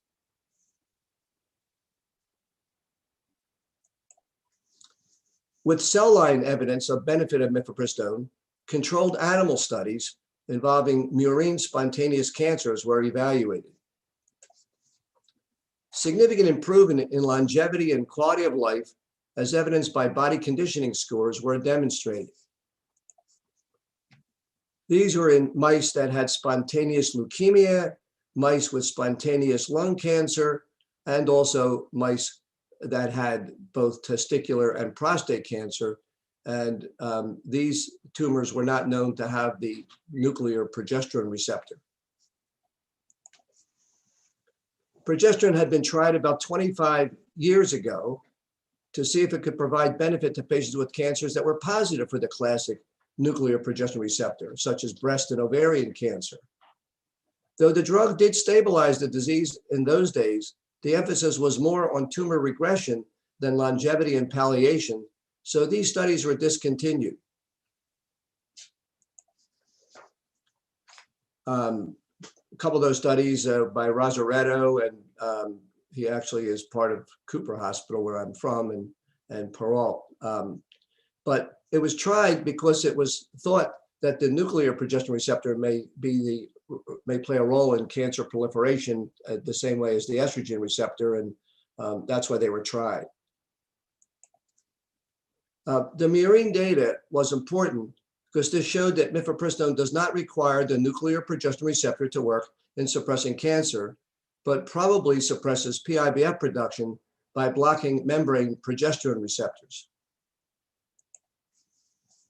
Significant improvement in longevity and their quality of life following single-agent mifepristone therapy was demonstrated in a large variety of very advanced human cancers not known to be associated with the classic nuclear progesterone receptor that were refractory to any further conventional therapies. Some of these included colon cancer, small cell lung cancer with the syndrome of inappropriate ADH, non-small cell lung cancer, renal cell carcinoma, thymic epithelial cell cancer, and transitional cell cancer of the renal pelvis, pancreatic cancer,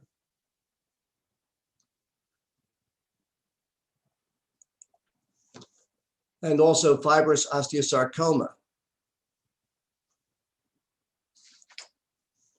Thus, the first criteria of the ideal anti-cancer single agent criteria that we talked about seems to be realized by the demonstration of a large variety of advanced cancers resistant to standard therapies that respond to mifepristone, as evidenced by marked palliative benefits and significant extension of life, frequently in years, not months.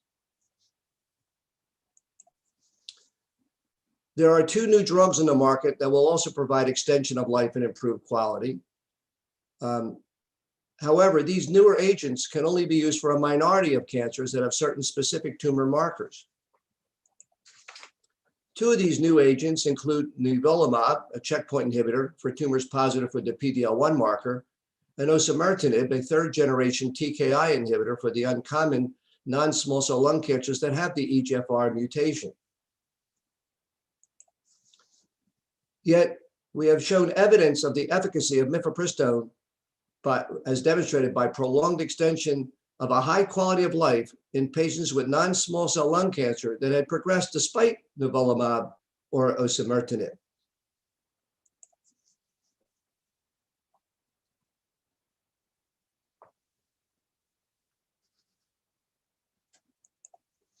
Thus, mifepristone can work even when these newer, highly touted targeted drugs no longer provide clinical benefit. The 3rd characteristic that we felt was important for the ideal anti-cancer drug as a single agent would be one that can cross the blood-brain barrier. The cases of non-small cell lung cancer demonstrating marked palliation, increased longevity that we had just referred to, all had brain metastases, which never progressed while on therapy. Also, there's evidence that mifepristone can benefit even very advanced glioblastoma multiforme stage 4.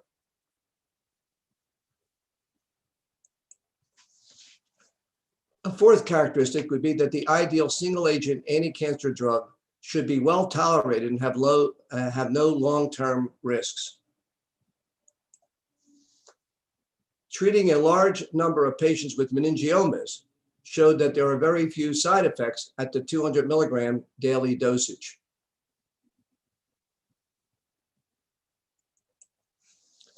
The drug was very well tolerated in the patients that we've treated with no significant side effects when used as a single agent. We did find that when used with alpelisib, that for breast cancer, that the 2 drugs combined can cause hypokalemia, whereas neither drug alone did it. And so one has to be careful a little bit when one combines it with other drugs, because in higher doses, the drug may exert its anti-glucocorticoid effect. And one of the issues in that case would be significant hypokalemia. A 5th characteristic of this ideal single-agent anti-cancer drug, it should be easy administration. Mifepristone is taken as a single daily pill, avoiding hospitalization or long hours in oncology clinics with administration of intravenous medication or painful intramuscular injections. Mifepristone is taken as a single daily pill, avoiding hospitalization or long hours in oncology clinics. 6, the ideal drug would target molecules that are resistant to tumor mutation. The demonstration of longevity of life with slow or no tumor progression despite extensive metastases suggests that the PIBF pathway seems to be recalcitrant to tumor mutations. 7, another ideal aspect of mifepristone acting as an immunosuppressant is that in contrast to other agents, it targets a protein that is not essential for normal immune function, but one that allows oncofetal cells to proliferate. Thus, it does not cause generalized immune suppression, leading to infection or development of other cancers, or to remove a block that allows attack of normal tissue. The 8th characteristic is compared to other anti-cancer agents, mifepristone is much less expensive, allowing patients without insurance to be treated even when there are limited financial resources. In some countries, it costs 50 cents per pill. In the United States, through compassionate use, it costs us about $15 per pill. Though the experience with mifepristone has been anecdotal, some of the responses have been dramatic in very end-stage cancer patients. In the one case of pancreatic cancer that we just mentioned, the man was in hospice on a morphine drip that he was prepared to die within a week or two. And within a month, he was walking around feeling great, having no pain, no vomiting.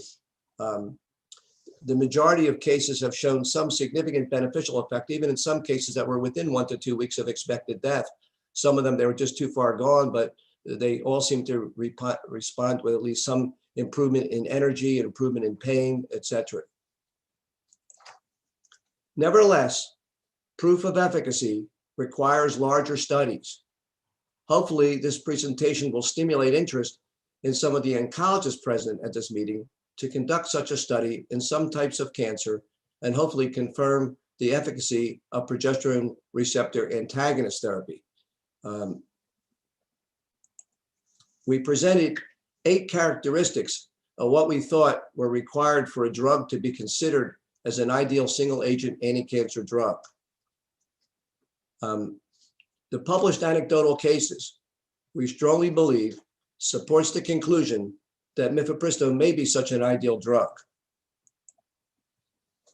Based on the severity of the cancer, with few treatment options for unresectable disease, our first choice for such a study would be pancreatic cancer. And as mentioned, that patient did well. Unfortunately, after 9 months of feeling great, he felt he was a burden to his family. He couldn't afford the drug anymore, even though it would cost him about,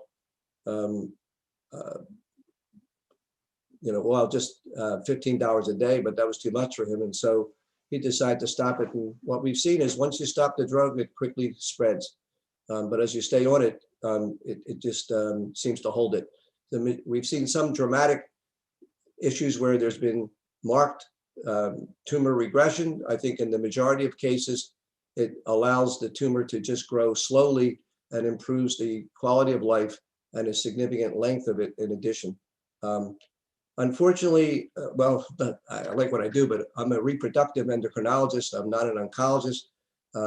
And obviously there's a link between reproductive endocrine and cancer through this mechanism, but I can't seem to recruit patients for larger studies. I was approved by the FDA for a 40-patient study on non-small cell lung cancer that progressed despite 2 rounds of chemotherapy or immunotherapy, but I was unable to find anyone willing to send me patients, even though it was a simple study requiring just taking a simple pill a day and just doing some follow-up studies. So I'm hoping that this talk will inspire someone in this audience to consider a larger clinical study with this drug. I thank you and would like to entertain any questions.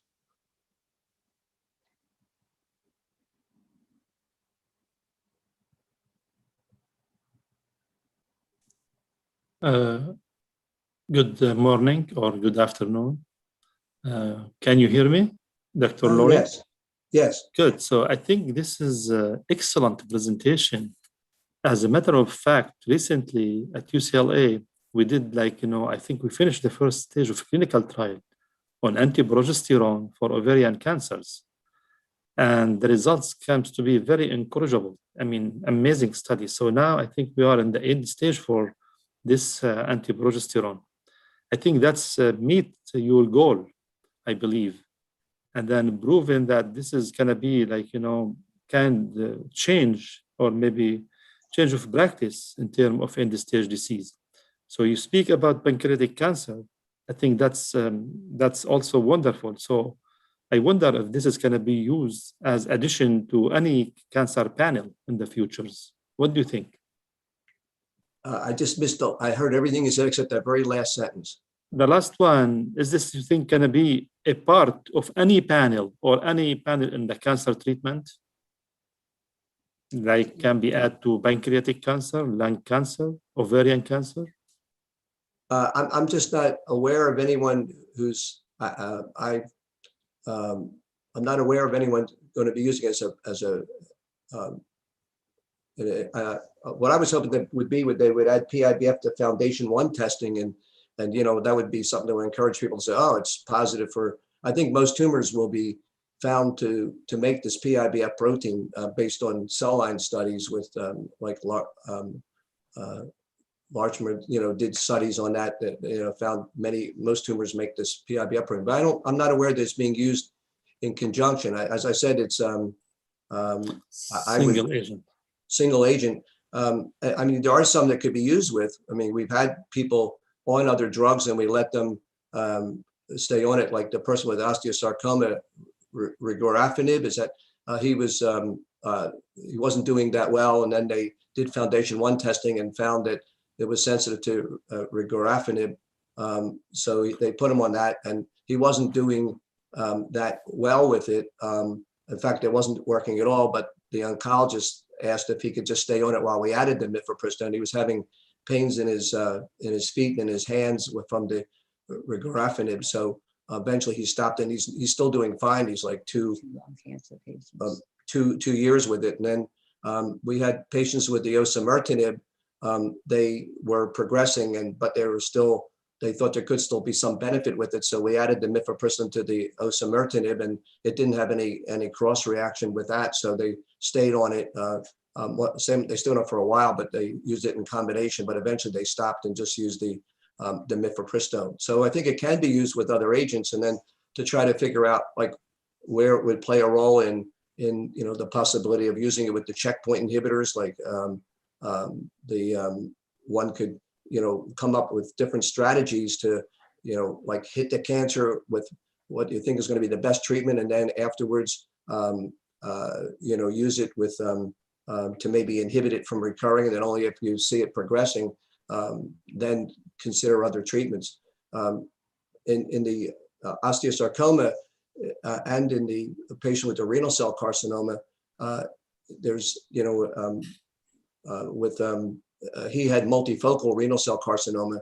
So there, instead of the old days of doing a bilateral nephrectomy, he many years ago decided he just wanted a laparoscopic resection of his larger lesion in his right kidney, but he had 3 lesions in his left kidney that he didn't want to go on dialysis. He said he'd rather be dead. So I got permission from the FDA to use it for him, and he didn't require any further surgery. His lesions never disappeared, but they never grew. And then after 12 years of single agent mifepristone, his diabetes put him into renal failure, and he then did a kidney transplant.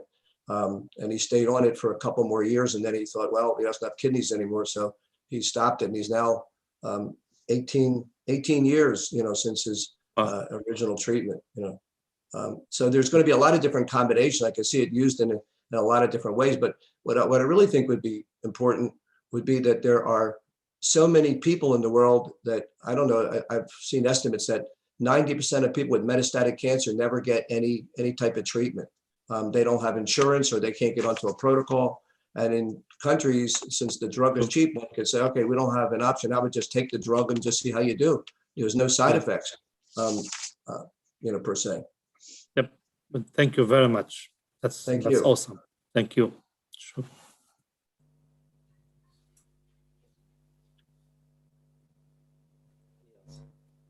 Any questions? Any questions to Dr. Jeremo Aichen?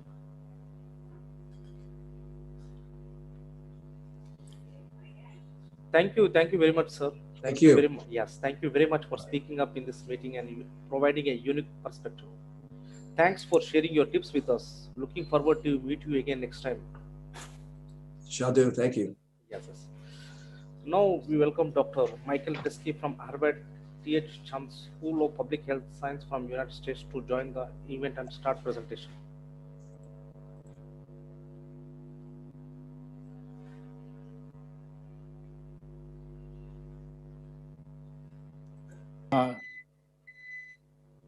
I'm unmuted. Okay.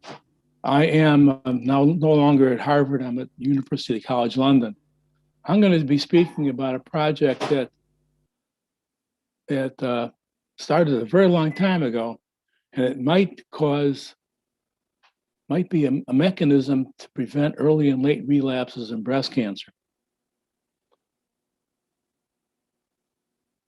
I was funded by NIH and Komen Foundation, and I have patents pending. What I'm going to be speaking about today is covered by two papers that were published recently. One of them is the main paper, Breast Cancer and the Black Swan, which was published in 2020. And this other one, I probably won't get into, but it was also published in 2020.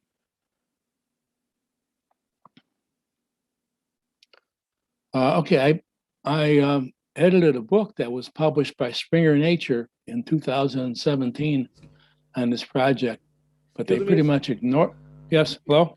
Yes. Can you hear me? Please share your PowerPoint presentation on the screen share, sir. We are unable to see your PPT. Just you can share your PowerPoint presentation. Yeah, I'm trying to see where the share signal is. Just bottom of the screen, you can find. You can see with blue color, share screen. I see, okay, great, thanks.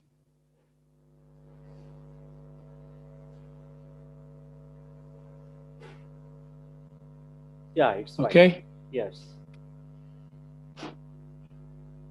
Can I start over again my earlier slides? Did you miss everything? Yes.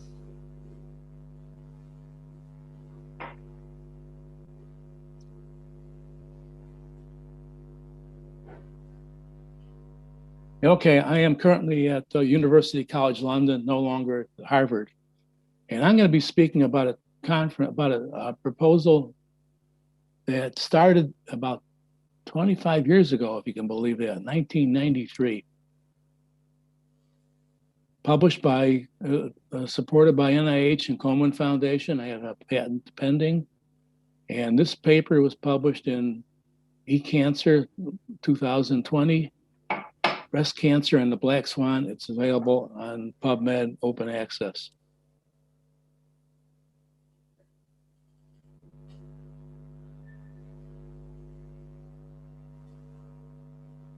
Okay, I edited a book that was published by Springer Nature in 2017 on this project, and it was not given their usual publicity, but in November of last year, just when the presidential election was undergoing, it was published, it was promoted by Springer Nature. Perioperative inflammation as a triggering origin of metastasis development. That's a long, wordy title, but I think it's about the best I can come up with.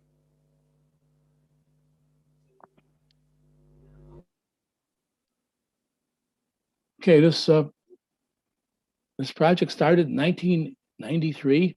I was attending a conference in Europe, and happened to see a poster presented outside in the hallway by Romano Demichelli from Milan, and he was showing a database from Milan that showed an unusual bimodal relapse pattern.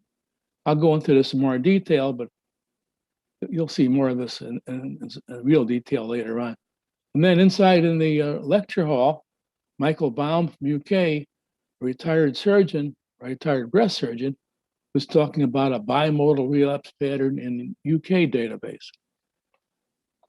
Okay, there were 1,173 early stage breast patients with long-term follow-up in the Milan data. There was no adjuvant therapy at all, just mastectomy. There's a sharp peak at about 1.5 years, and the minimum at 50 months. And that seemed to start up again with a broad peak at about 67 months, tail extending to over 10 years. And this general pattern has now been identified in over 21 databases from US, Europe, and Asia, and also in many other cancers. A pretty universal feature. Let me go on. Okay, these are the Milan data shown in hazard of relapse format. The at first peak is about 18 months. It's a pretty sharp peak. Relapse hazard is the probability of a patient who is disease-free, who entered this window, a 3-month window in this case, and underwent the relapse. So in this case, at this point, it would be 2% of those patients who were disease-free had a relapse during that period. So you can see it was a peak at about 18 months and a minimum about 48 months. And then this shallow peak that started 60, 70 months goes on over 10 years. There's some more information, more peaks out here, 100 months. We're not sure what that is. It could be noise, it could be important. So those are for the postmenopausal patients.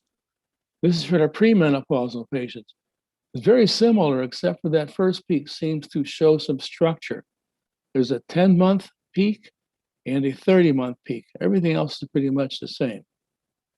Okay, this was anomalous data. We had not seen this before.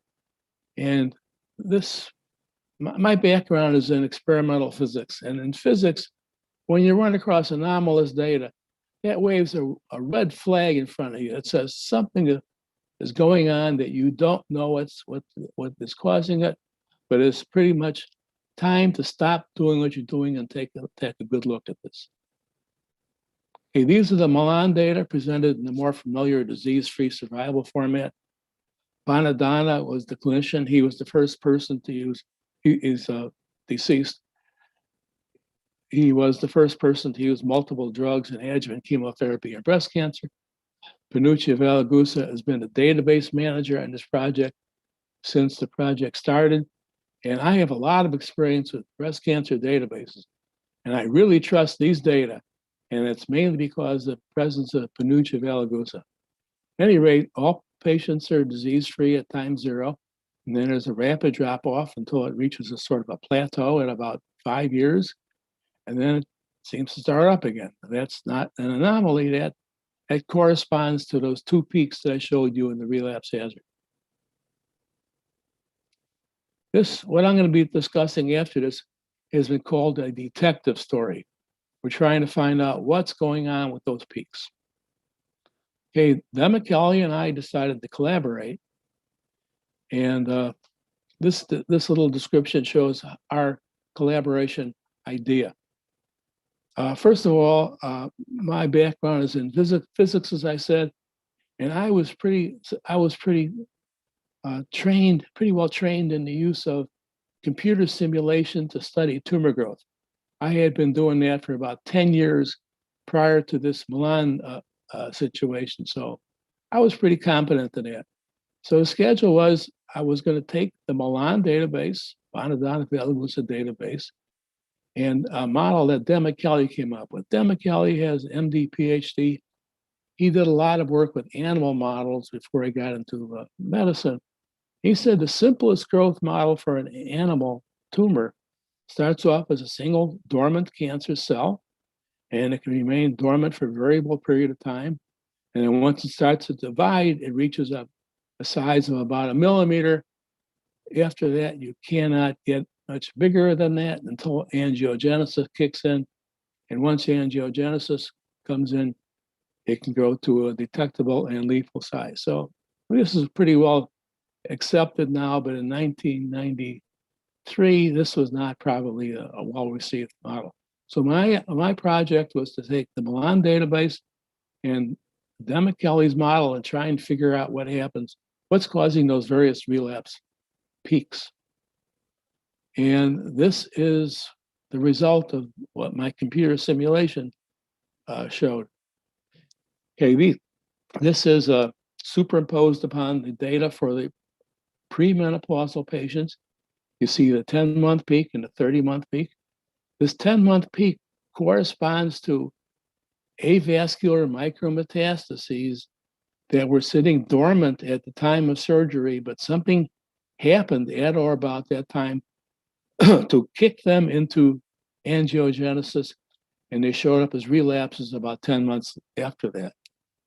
The 30-month peak corresponds to single dormant cancer cells that were induced into division by the surgery, something to do with surgery, and then they underwent angiogenesis stochastically and showed up as relapses at 30 months. This later peak seems not to be, this is more or less a natural history of the disease. Nothing here seems to be synchronized to surgery, at least from what we can tell. Okay, quantitative fashion, the early relapse peaks, 2 previously unreported surgery-induced relapse modes. the event at 10 months, avascular micromets that were induced into vascularization. And this is really most important for menopausal node positive patients, in which case 20% of those patients undergo this relapse mode. It's 5-to-1 node positive to negative and 2-to-1 pre-menopausal compared to postmenopausal. The 30-month peak were previously inactive single cells induced into division and then stochastically vascularized.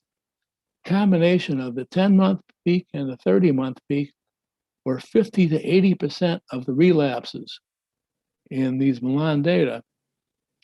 This 50 to 80% would increase as the tumor size in the nodes positive increased. And that late peak at over 50 months is more or less a natural history of the disease. Okay, about that time in 1994, I was, ironically, I was diagnosed with stage 3C colon cancer. And I ended up, I didn't want to take the maximum tolerated chemotherapy. I don't happen to think it's the best way of giving chemotherapy. And I was, I looked around for a medical oncologist who would give me something more keeping with what I thought, like a long-term low-dose therapy. And that was Bill Rashevsky, who was a medical oncologist in Albany at the time. He is now one of my co-authors. And everything here is published in ProPublica by Bernstein. And I seem to have been the first person to use what is now called metronomic chemotherapy.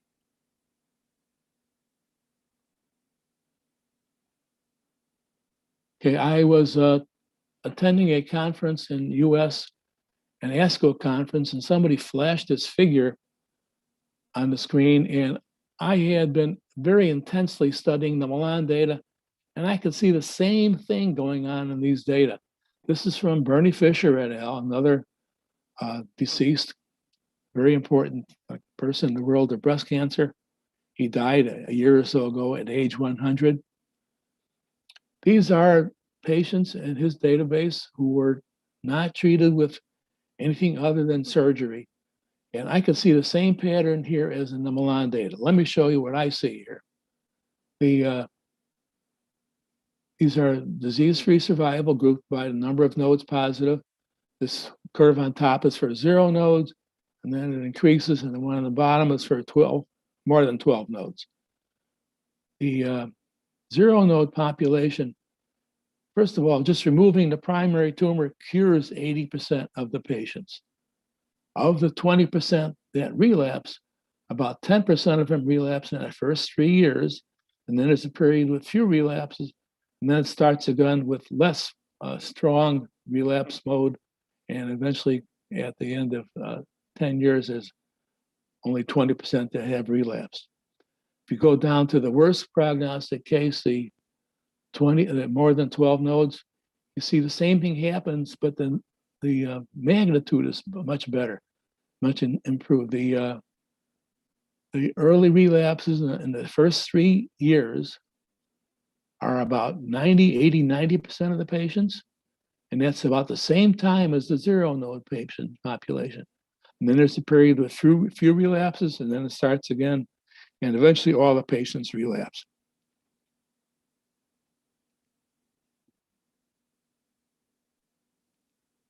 Oh, yeah, I just want to say one thing here. From this, it looks like about 1 in 10 of the patients with 0 nodes undergoes some event that causes these early relapses. Only 10% of those relapse in the first 3 years. But of the more than 12 nodes, looks like about 8 or 9 in 10 of patients undergo this relapse mode.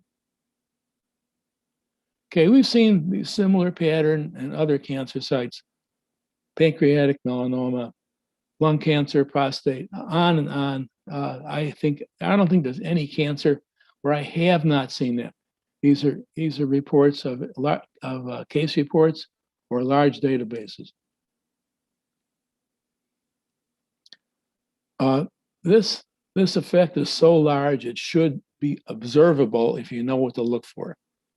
And I'm going to show you 4 things that I think can be explained by what I just described to you, but hardly explainable by anything else. First of all, adjuvant chemotherapy works really well for premenopausal node-positive patients. Published a paper in 2004. The co-authors are Judah Folkman. I was on Folkman's staff at the time, and Gianna Bonadonna, who was as I said, the first person to use multiple drugs in adjuvant chemotherapy. And what we're saying in this paper was that the surgery causes very rapid growth, particularly for premenopausal node-positive patients. This growth is very strong right after surgery. That's at the time when they empirically found out that chemotherapy works best. And so that's not a big surprise. Another series of papers were published on mammography. When they first were studying mammography, they were sure it made an improvement, but they didn't know the extent of the improvement. So they ran some clinical trials. They were looking at women aged 50 to 59, and they found an early appearing strong 20% mortality for the patients who had mammography compared to those who had not had mammography. But when they looked at this for women aged 40 to 49, there was an anomaly. In the first years after the clinical trial started, there were more breast cancer deaths among the women who had the mammography than those that had the control. This caused a huge war. People didn't like to hear this. They didn't believe it. This is now called the mammography wars. One interesting thing that happened was in 2005, we published a paper, and I happened to be sitting at a Folkman lab meeting, and next to me was a reporter from the Wall Street Journal, and she asked me what I was working on. I described it to her. She never heard this, so she got very interested in it, and she wanted to write a report in the Wall Street Journal. So I had a paper coming out, and it was synchronized that this paper came out one day, and that same day that report came out in the Wall Street Journal, and Harvard issued a press release showing that surgery causes tumor growth, especially in premenopausal women. One thing that really good happened out of this was I got a letter to the editor. There's some background noise. There was a letter to the editor from a gentleman, Isaac Gukas, who said, what you're discussing could explain what they see in Nigeria. Isaac Gukas, another person who deceased at this point, he was a surgeon, breast surgeon, UK.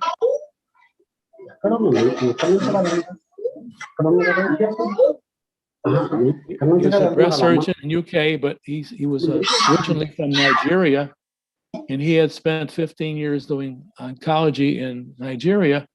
He said in Nigeria, women typically do not go to a surgeon when they find a breast lump because they know that the surgery to remove the tumor will cause an early relapse and they will die pretty soon. But if they didn't have surgery, they could live a lot longer. So what women typically do in Nigeria is they go to an herbalist and they get some soothing ointment, and then they go back to their village and die of untreated breast cancer. Okay, and then I don't want to go into this. There's racial disparity in outcome we can explain by this effect, and also aggressiveness of breast cancer in young women. Breast cancer in young women is typically called aggressive by physicians, and well, I can understand that. They remove a primary tumor, and within a year you get a relapse. But from our perspective, it's clockwork relapse 10 months after surgery. I happen to be looking at this book Controversies in Management, published in 1994. And I was looking for one paper, and I ended up finding a paper that I had never seen before, and it got my attention. This was Irving Ariel, who did a historical review of the breast cancer treatment. He went way back. He went back to times of Greek and Roman scientists and physicians. And these are comments from Celsus and Galen. And these have been translated several times, so the wording might not be perfect. But as I read through this, you should get the sense that they knew all about this 2,000 years ago. Celsus, first there's a cacoethes and the carcinoma without ulceration, then the fungating ulcer. None can be removed, but the cacoethes, the rest are irritated by every method of cure. More violent the operation, the more angry they grow. And after excision, it recurs, bringing with it the cause of death, whereas at the same time, with no extirpation, prolonged life, notwithstanding the disorder to an extreme old age. Galen, something similar. We have often cured this disease in the early stages, but after it has grown to a noticeable size, no one had cured it with surgery. So a number of things are really dramatic here. First of all, without access to control the pain or control the infection, they were actually able to cure patients, but really the small tumors were the ones that they could treat successfully. Larger tumors, I said, better off leaving them alone. This is very close to what I've been saying before. Okay, at this time, our most important finding is that something seems to happen at or about the time of surgery to precipitate these early relapses. And over half of breast cancer relapses occur in that first 3 years post-surgery. And that surgery apparently induces angiogenesis of dormant micrometastases and starts growth of single cancer cells. And this may be a general effect. Okay, skipping ahead to June 2010, an unexpected report from a Brussels group of anesthesiologists. This was at a hospital where they are a teaching hospital, so they have to expose the residents to all the drugs used in anesthesia, and they use a number of them. So what they did, Forget et al., what they did a retrospective study of the last 320 patients who were treated by one surgeon, given conventional surgery and therapy. And these patients, the outcomes of these patients were grouped by what drug was given at anesthesia. And it turns out that one drug was by far superior to the other drugs. That one drug was ketorolac. There are, I think, 3 NSAIDs that are available to be used by IV use. And I think the only one they had at the time was ketorolac. And they found that the only analgesic drug that made a difference in the outcome was this ketorolac. There was a 5-fold reduction in the first 18 months after surgery. Okay, at this time, we knew that some intervention at or about the time of surgery would be needed to prevent these early relapses, but we did not know what mechanism could explain the Forget data. And here's a quotation from Hiller, Brodner et al., 2013. The perioperative period can be considered a perfect storm of immunosuppression and inflammation in the presence of residual or circulating tumor cells. So that's a good clue as to what's going on. So we decided to take a good look at a number of very large subjects. I mean, these are impossibly large subjects. We're looking for a simple correlation among surgery, inflammation. Inflammation occurs because there's IL-6 that shows up in serum for about a week after primary surgery in breast and colon and I'm sure other cancers. Angiogenesis occurs. Platelets have the ability to sequester angioactive factors, and they degranulate in the presence of inflammation. So VEGF is released after surgery. There are circulating tumor cells. It's well known that cancer patients have one or more circulating cancer cells. The immune system is known to be able to keep cancers from growing. So if the immune system is compromised, you can imagine that this could cause tumor growth. And cancer dormancy is well known. That could also play a role. Okay, Virchow in 1863 reported that chronic inflammation leads to tumor growth. Dvorak, 1986, cancer as wound healing gone awry. Weinberg, 2005, cancer usurps the wound healing process. There seems to be a lot of interest between wound healing and tumor growth. Balkwell, this is a good comment. I think this is Lancet. If genetic damage is the match that lights the fire of cancer, then inflammation is the fuel that feeds the flames. That's a good take-home message. Krebs, well established that cancer patients have circulating tumor cells, and this correlates with prognosis, and daily aspirin reduces risk of late relapses. I was asked to review a paper that was published, that was submitted by El Sagar et al. From Lebanon. This was a case report of a patient who had lung cancer in Lebanon, as I recall. He had inoperable lung cancer. They treated his patients with radiation and then released a terrible prognosis, but at least for the time being, he would be able to lead a normal life.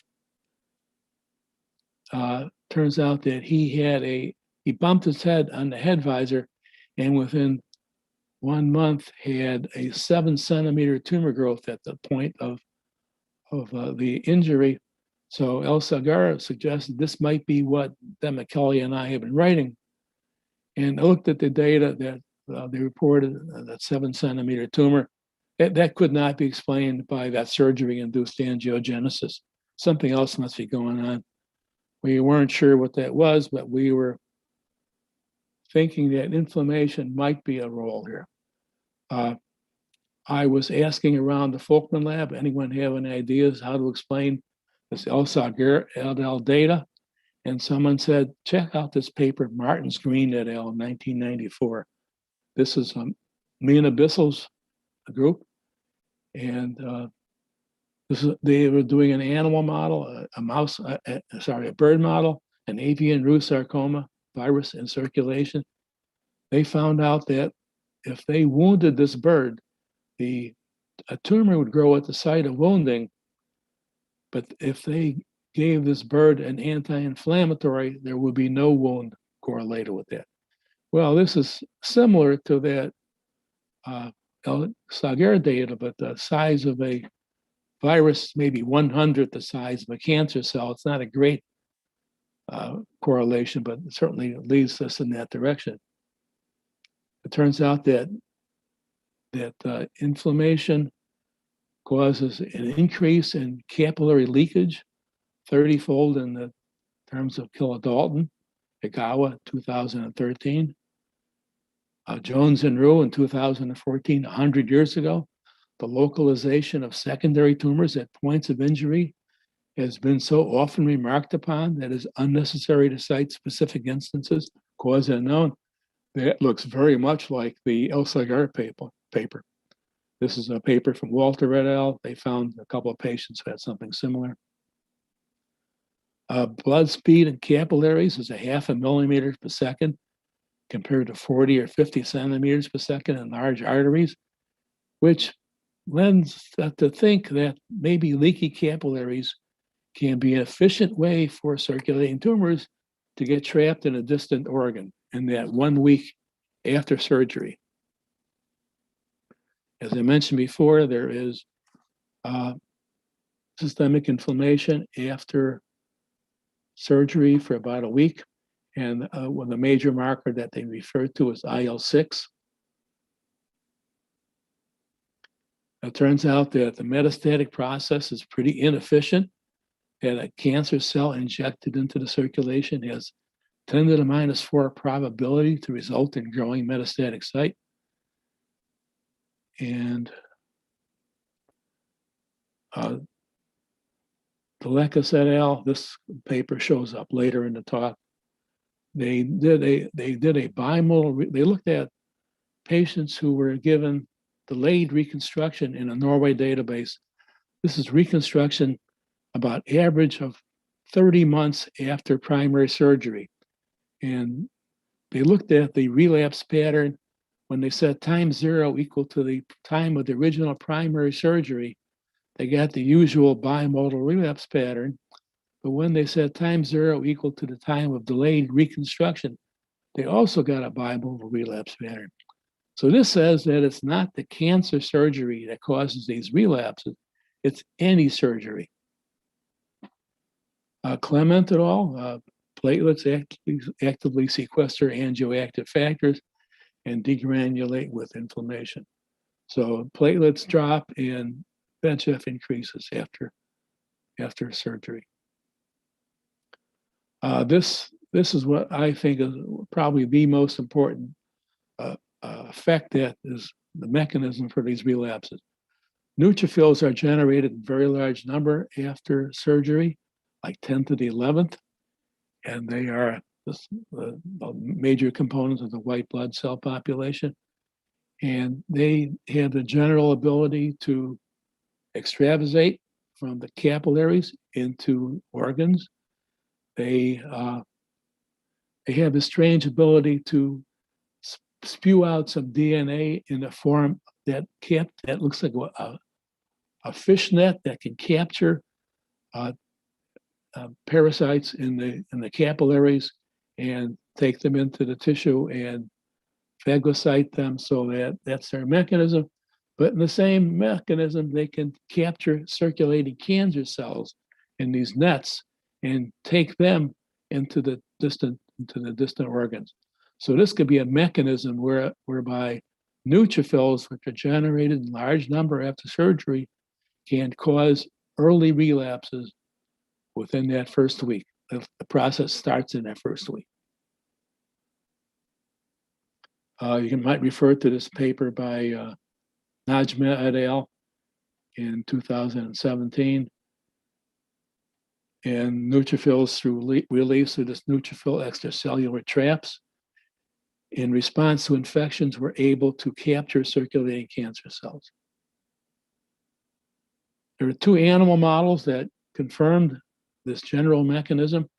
Creal et al. From MIT, they developed an animal model where they can, if the immune system is competent in these mice, they could inject cancer cells into the mice, and these cancer cells would go into dormant states. If the immune system was incompetent, this would not happen. But then they could do an experiment. They could operate on the mouse on one side and get tumor growth on the other side, and vice versa. So this got a lot of attention. There was a press release by MIT. This looked like one of very good candidates to explain that Forget data. Another paper came out from Harvard, Penegray et al., 2019. This is the first sentence in their paper. Cancer treatment is a double-edged sword. Surgery, chemotherapy, and radiation can induce tumor dormancy escape and subsequent metastatic outgrowth. So these two animal models quoted our papers and said, there's a valid animal model that could explain it. A couple recent papers that showed up, Lipitz and Harris, that IL-6 is a prognostic factor for many cancers. So this adds to the idea that what I've been describing for breast cancer is pretty common for all cancers. Kita et al., that IL-6 is a prognostic factor for relapse after breast cancer, but the most important day is the first day post-operative, day one post-operative. That's when the most significant impact of IL-6 is. And here's another paper that was very highly excited. Was cited very strongly in 2019, I think, Prognostic role of neutrophil to lymphocyte ratio is very important in breast cancer. NLR is similar to IL-6 and CRP, a number of ways that they can measure systemic inflammation. Okay, we now think that some late relapses can be prevented. I wrote a paper that was published in December 2020. I'm going to skip over that. Just go into conclusions. How much time do I have, by the way? Just you can conclude, sir. We have more 5 minutes more. Okay. The early relapses in breast cancer, which are the majority of relapses, are surges of angiogenesis and single cell activation triggered by primary surgery. Late relapses, maybe. The Forget data suggests that perioperative NSAID ketorolac can reduce early relapses 5-fold. This still needs to be confirmed.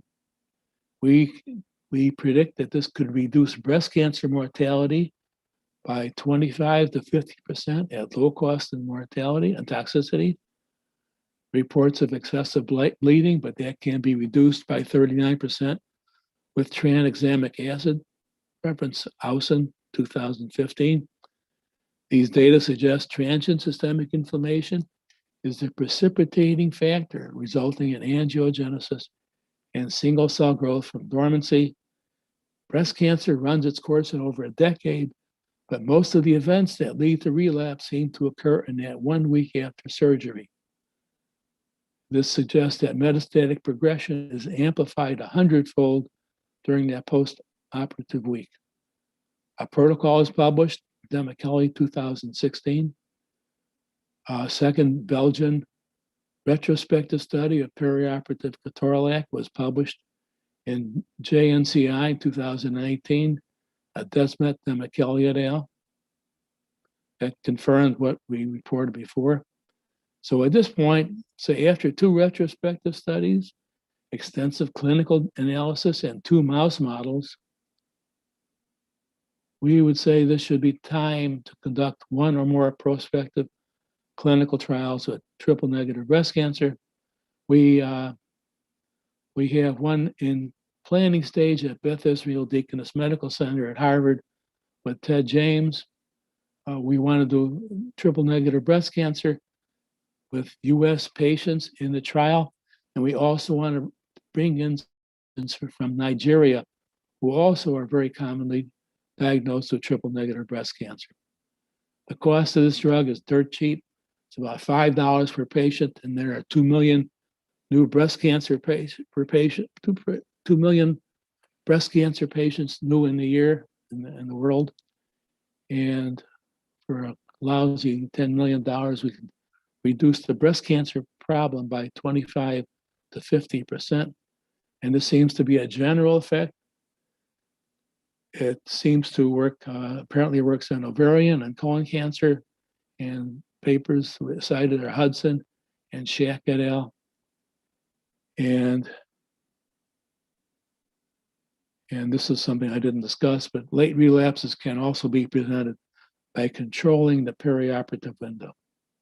Okay, these are my colleagues, Rick Rogers, Pat Wood, and Bill Rashevsky. Pat Wood is deceased. She was a medical oncologist, Bill's wife. Bill was the medical oncologist I used to treat my colon cancer case. This is Panuccia Valagusa. This is Gianna Bonadonna from Milan. This is Patrice Forget. This is Vikas Sakatmi, who is now at Emory, Dean of Medicine at Emory. This is Ted James from Harvard. He is the person who's going to be doing that clinical trial. Judah Folkman. Folkman is deceased about 10 years now. I was on his staff when his work was done. This picture was taken in London. This is Mike Baum. This is Isaac Gukas and myself.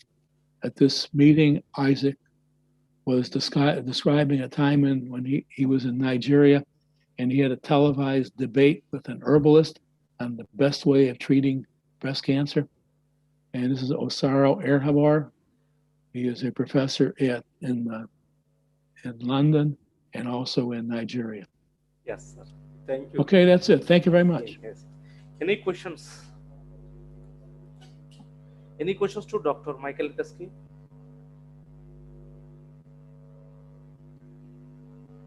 Yes. Thank you very much, sir. Thank you very much for speaking up in this meeting and providing a unique perspective. Thanks for sharing your tips with us. Looking forward to meet again next time in physical event, if everything goes well. Now we ask Dr. John Yahoo Ilshmi from UCLA School of Medicine and Charles Drew University from United States to join the event and start presentation. Okay, thank you and good morning. Can everybody hears me? Yes, sir, it's fine.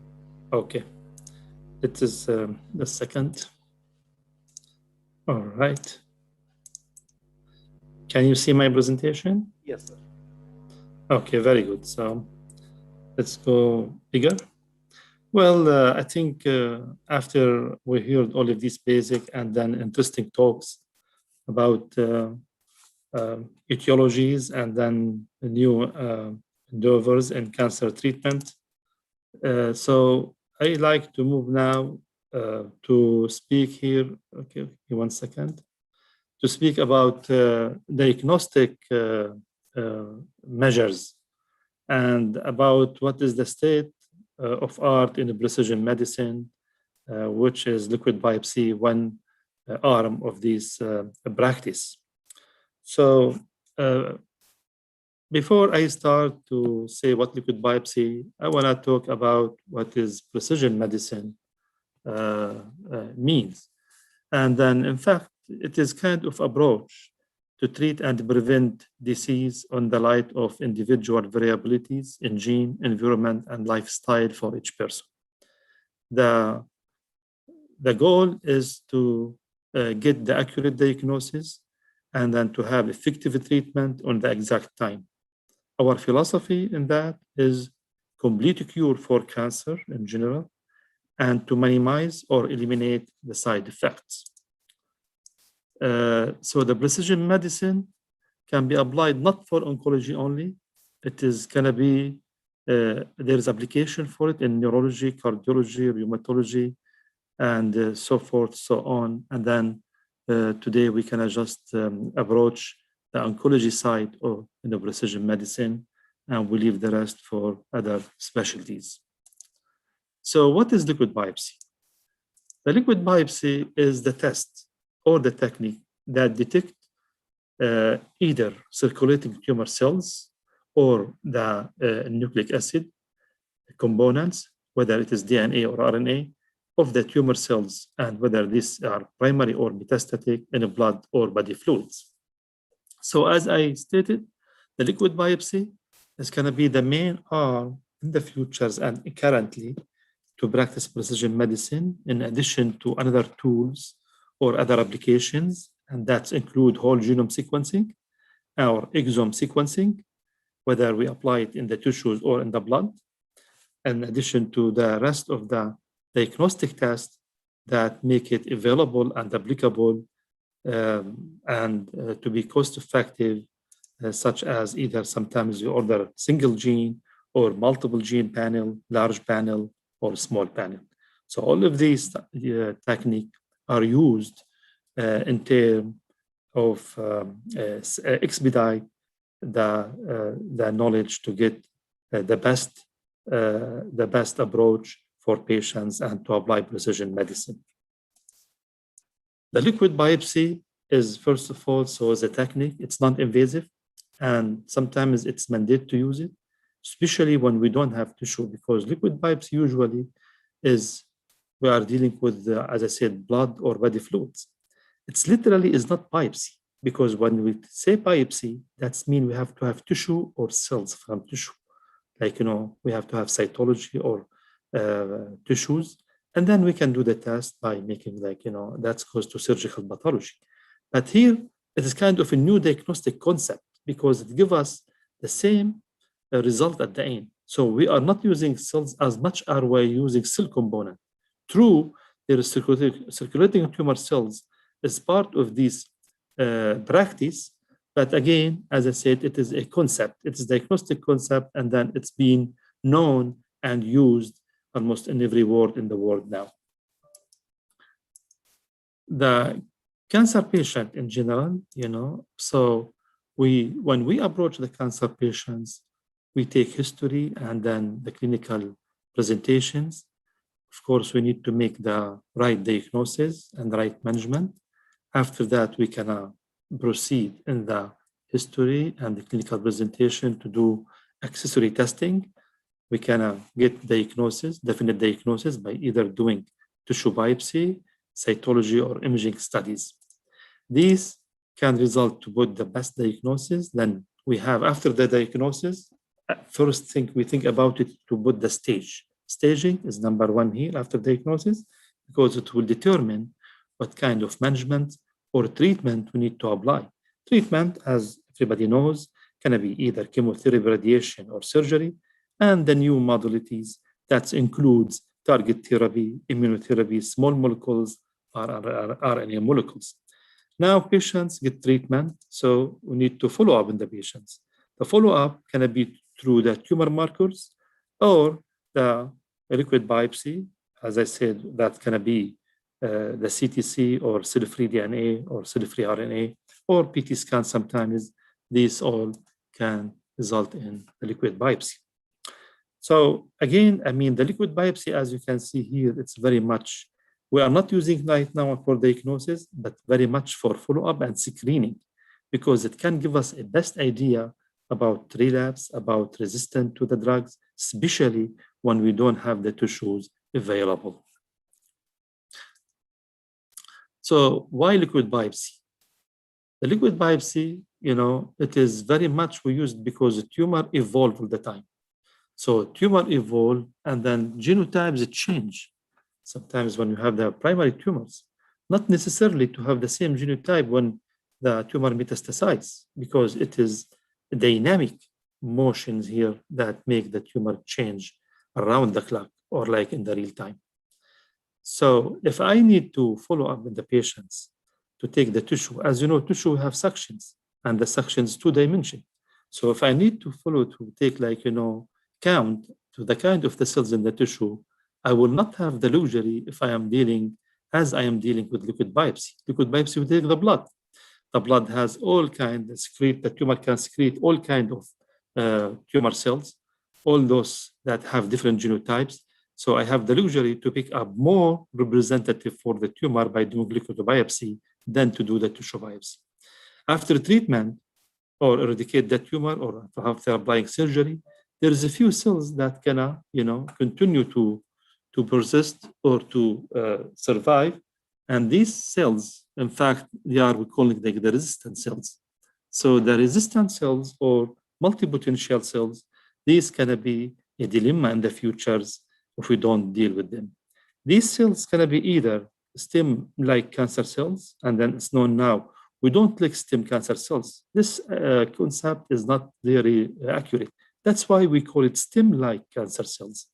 Or those one can, I said, new, or can be a new clones of the cells that from the beginning, they change their genotype or like DNA, and then I have another new malignant cells.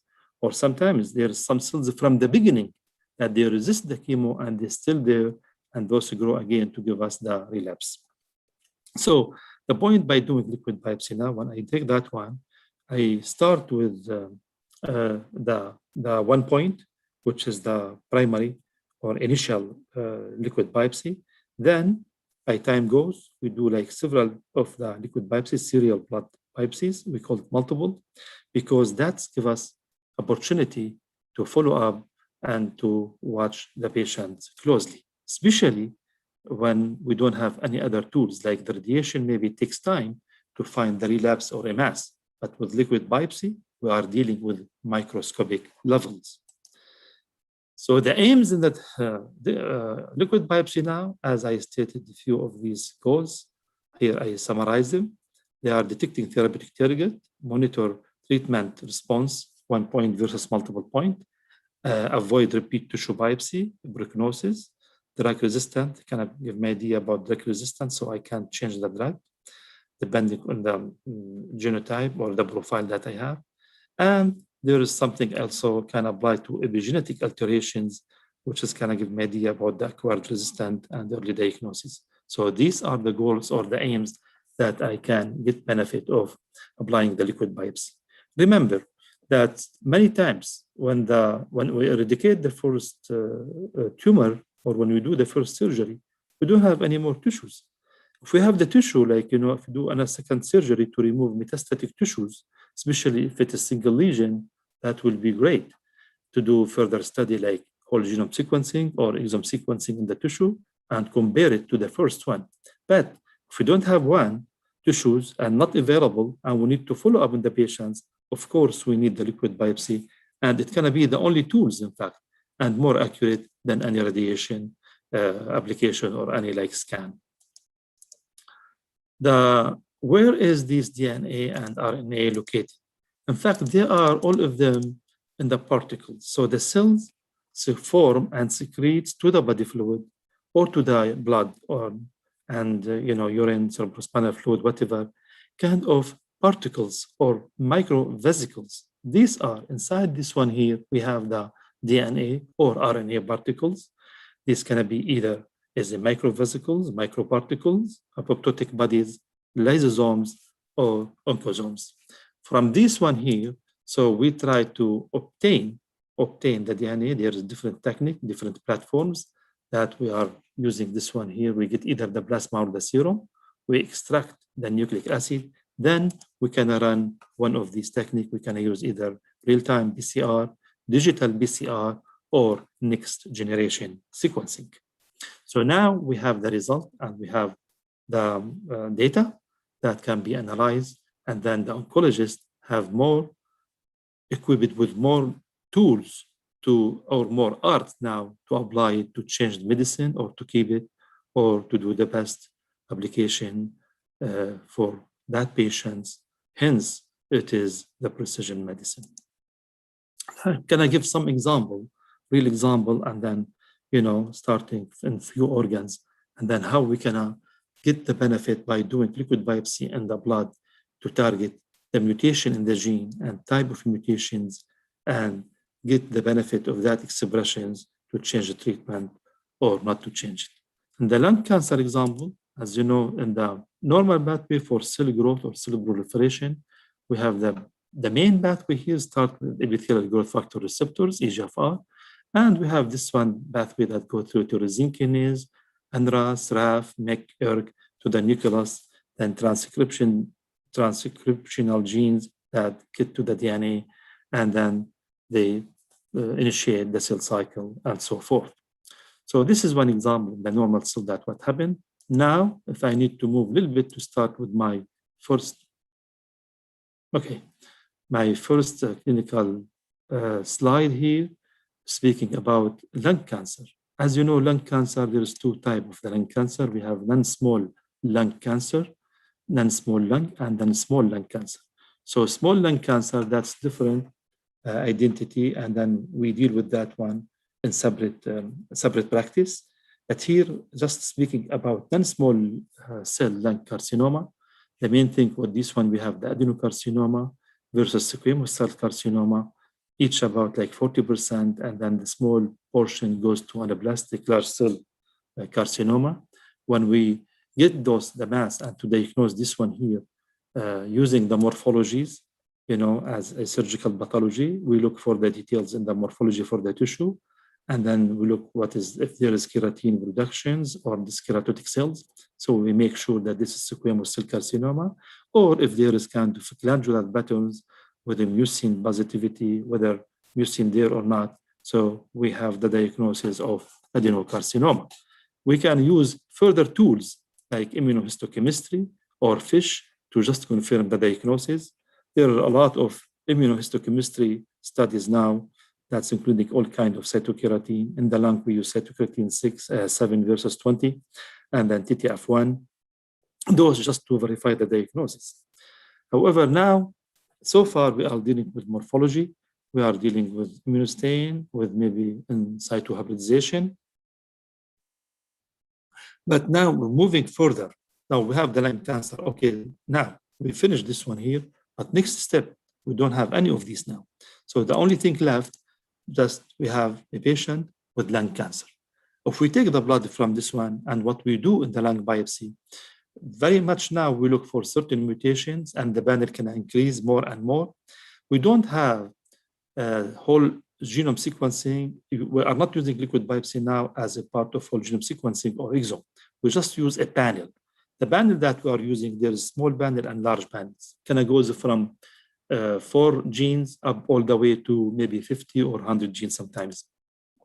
The most common one that we are used in non-small cell lung carcinoma, we have the KRAS, EGFR, fusion between AML4 and ALK and ROS1.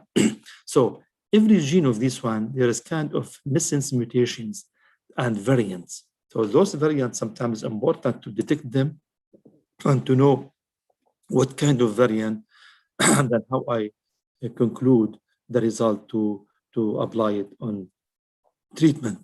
So if I have a mutation in EGFR, and that can be detected in liquid biopsy, I know that this patient can be sensitive to erlotinib or gefitinib. However, at the same time, if the report shows mutation in KRAS, that's mean, regardless if you have EGFR mutation, you have resistance. And hence, so we apply different, the result can give me an idea, early idea about what I'm dealing with, and then what best treatment I need to choose. The ROS, if I have the ROS mutation and AML4 ALK fusion, that's gonna be sensitive to crizotinib and so forth. So as you see now, how we can choose from the result of that one to modulate or to change the manage the treatment. This kind of variant here that we look for in the KRAS, most common is the G12C, and the rest, of course, there is more variant here. Those the one variant in the ROS1, and L858R is most common one. EM4 ALK, depending on the point of translocation or point of fusion, we have several variants in addition, as well as in the EGFR. So starting EGFR, if you have mutation and we start EGFR treatment, well, almost most patients develop some resistance between 6 to 1 year sometimes. So for this resistance, what's going on? So this shows good promise, especially like, first of all, start about 15 to 20% of the patient, then we have resistance. So between 1 year and year and a half, so we good now, we increase the patient's age, but what can we do? Where is this resistance? In fact, there are several pathways that involve in this resistance now. Here, I just gonna mention briefly to this one resistant because we have more practice to apply to add more genes or more matrices to the liquid biopsy to measure them and determine where is the resistance.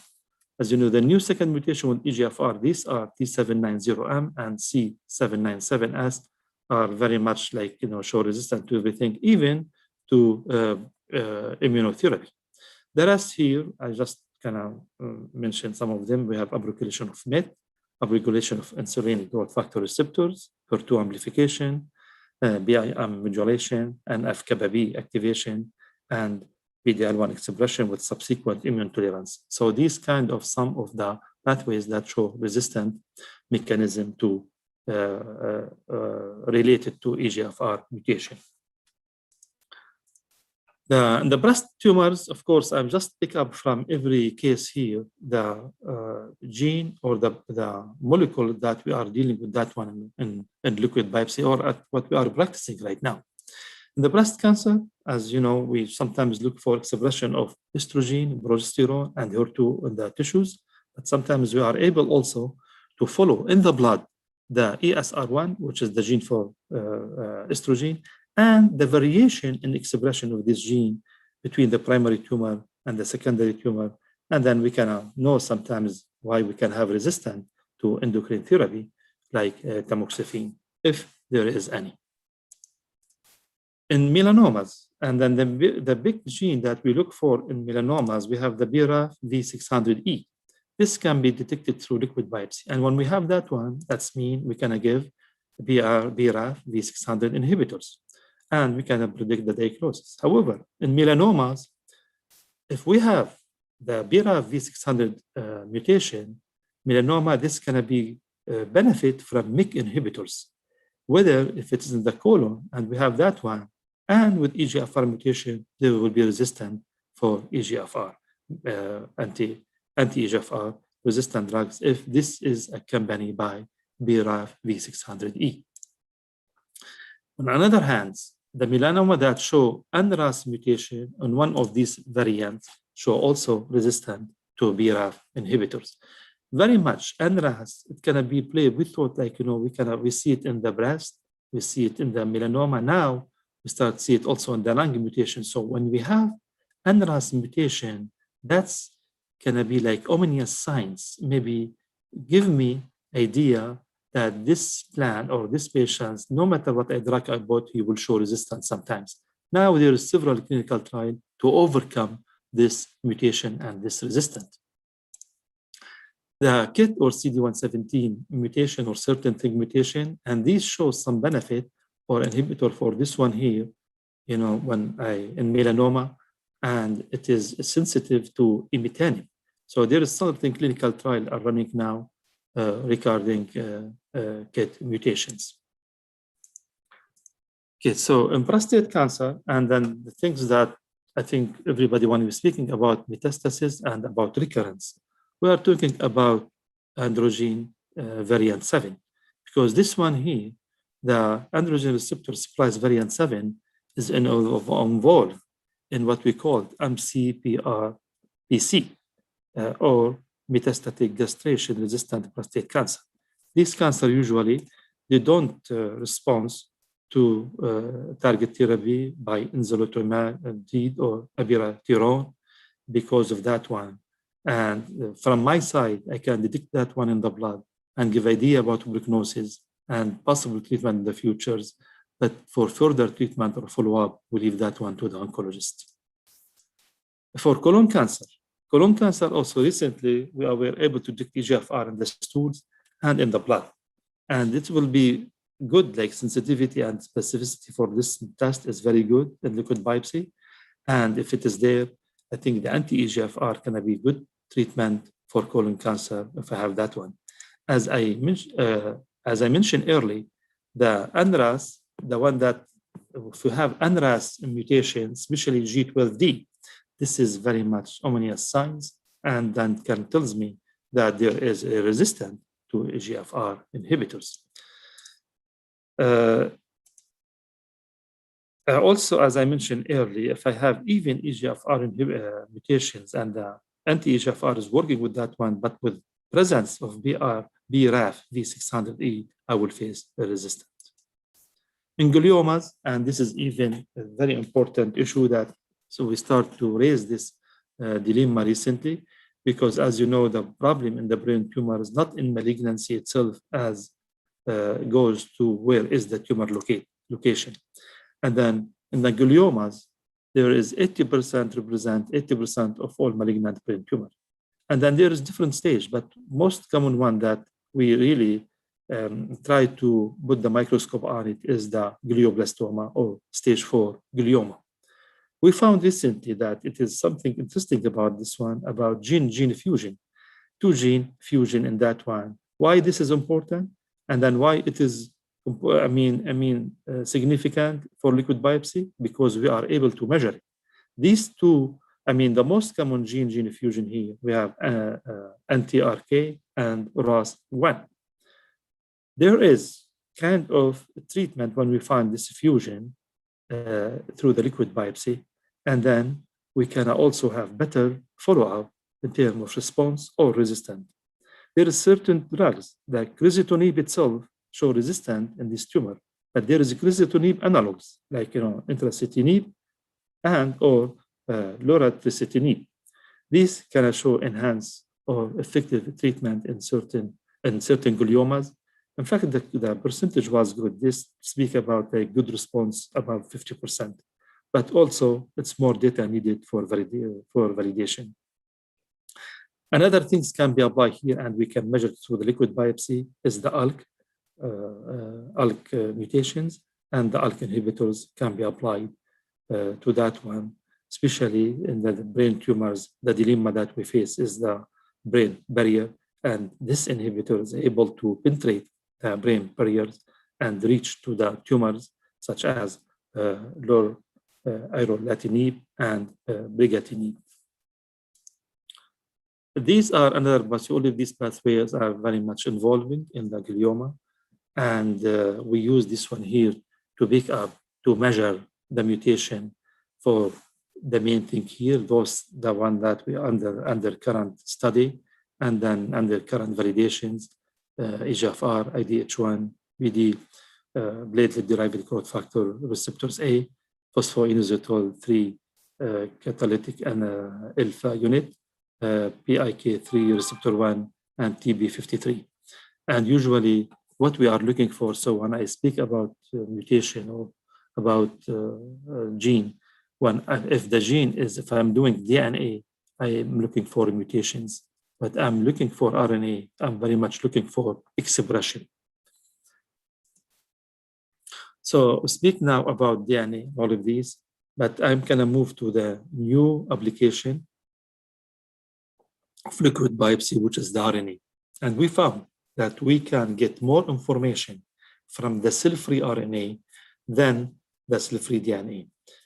Understanding that RNA is difficult to obtain and very much unstable as good as the DNA, but the good thing here that the amount of DNA is very much in all the experiment that we did in our lab. We show that we can obtain more amount in terms of nanogram or picogram from messenger RNA compared to DNA. So it will be a really good tool, especially when we look for expression as we deal with like V7 variant, or as we deal with BDL1 or BD1.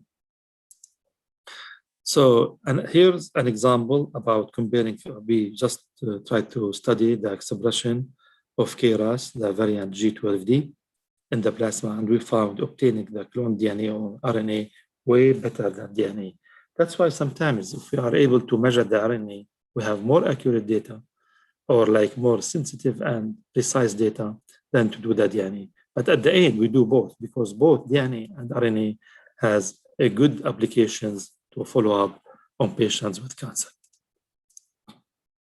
Immunotherapy, as my colleagues mentions in their talks previous, we have, as you know, BDL1, programmed death ligand 1 is expressed on the tumor cells. And we have BD1 expressed on the lymphocyte in the tumor. Usually, tumor, it is infiltrated with lymphocyte. These lymphocyte very much T cells. But by tumor having BDL1 on the surface of the tumor cells, avoid this one here, make the lymphocyte look for the tumor as part of self. So they don't invade or they don't react to the tumor cells, because when BD1, which is the molecules in the surface of lymphocyte or T lymphocyte, came to be close to the cancer cells, they maybe match the BDL1, and they think this is part of the cell, so no reaction or no fighting between the immunocyte or between tumor cells. And then when we give inhibitors, when we inhibit this BDL1 or BD1 by giving BDL1 inhibitors, that time that the cells will not see this one and see the tumor as a foreign, and they attack the tumor. Hence, the amount of infiltrations of tumor by lymphocyte can give us idea about sensitivity of this tumor and the response, the good response to immunotherapy or not. So always now, when we look for the tumor under the microscope, we determine, and we have to mention that there is a lot of infiltration or no infiltration by lymphocyte, because that's going to help us or predict that immunotherapy can have some application in these kind of tumors. So for lung cancer, very much we found also, by measuring the RNA versus, by measuring BDL1, the RNA of BDL1 in the squamous versus adeno, we found really the squamous that shows a good expression, can give you a better idea for squamous. It can be expressed up to 80% versus to 45% in the adenocarcinoma. And hence we can apply those immunotherapy inhibitors such as nivolumab or others as correlate with lab study. Another thing here for the BDL1, and then you can see sometimes it gives me idea how to correlate. So if I'm the tumor, if I need to do something here, use an immunostain. But immunostain has a lot semi-subjective or semi-subjective test that maybe does not give me sometimes full idea, or there's some troubleshooting with that one. However, if I try, instead of using, let's say, the immunostain or FISH, I just follow up by doing BDL1 RNA in the blood, and then compare that one, like, from the first time when I take the first 1 point biopsy, and then when I follow in that one, and I give through the treatment, I can see significant decrease in that one.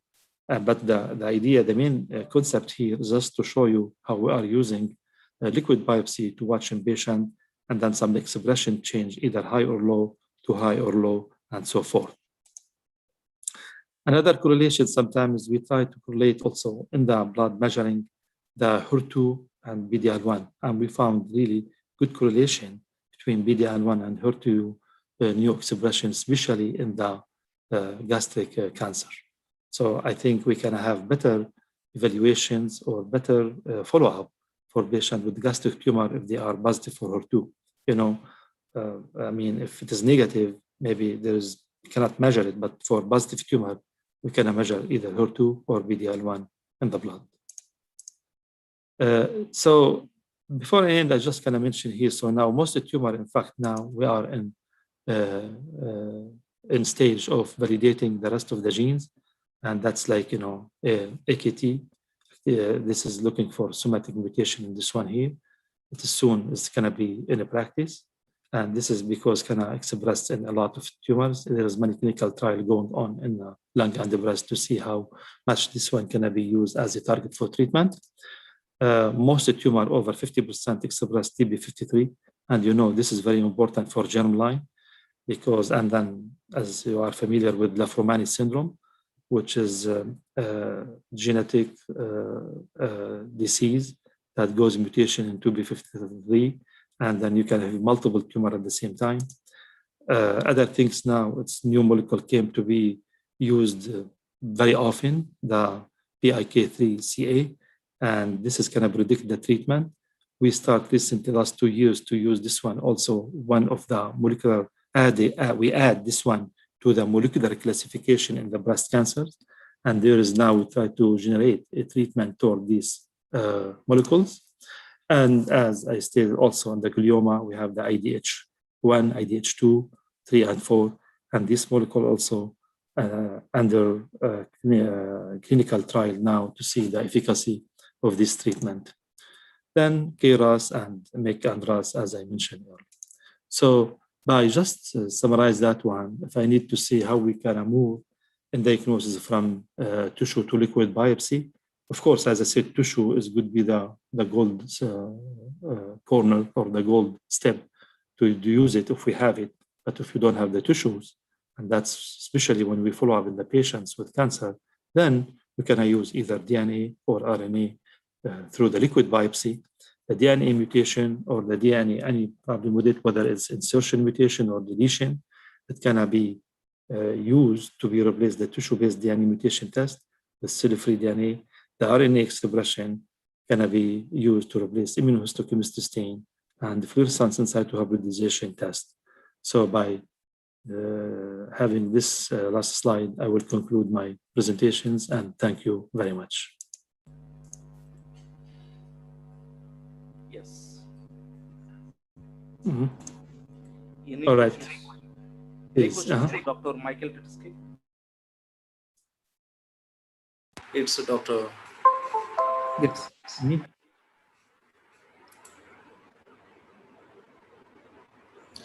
John Lishmani. Yes. Any questions?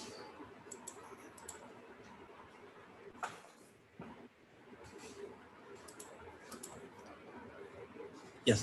Thank you very much, sir. Thank you very much for being in this meeting and providing a unique perspective. Thanks for your tips with us. Thank you. Looking forward to meet you again next time in physical event. Everything goes well. Okay, good. Thank you. So, Now we asked Dr. Deepali Nivruti and a professor of and HOD from Dr. APJ Abdul Kalam College of Physiotherapy from Pravara Institute of Medical Science from India to join an event and start presentation.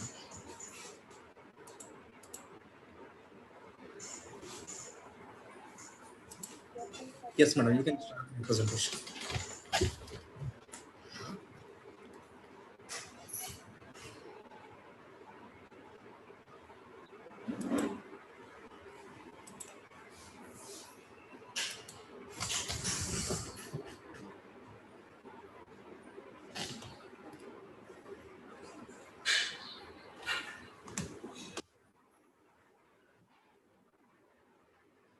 Just a second, sir. Am I audible, sir? Yes, you can share your PPT on the share screen, madam, so that we can everybody can visible. Yes, sir.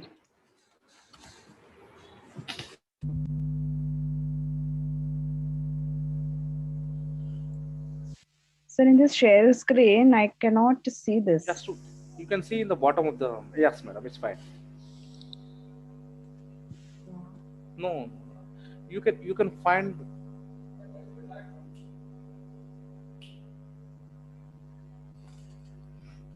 I think I need to upload my PPT. Yes. Because my PPT is open, sir, but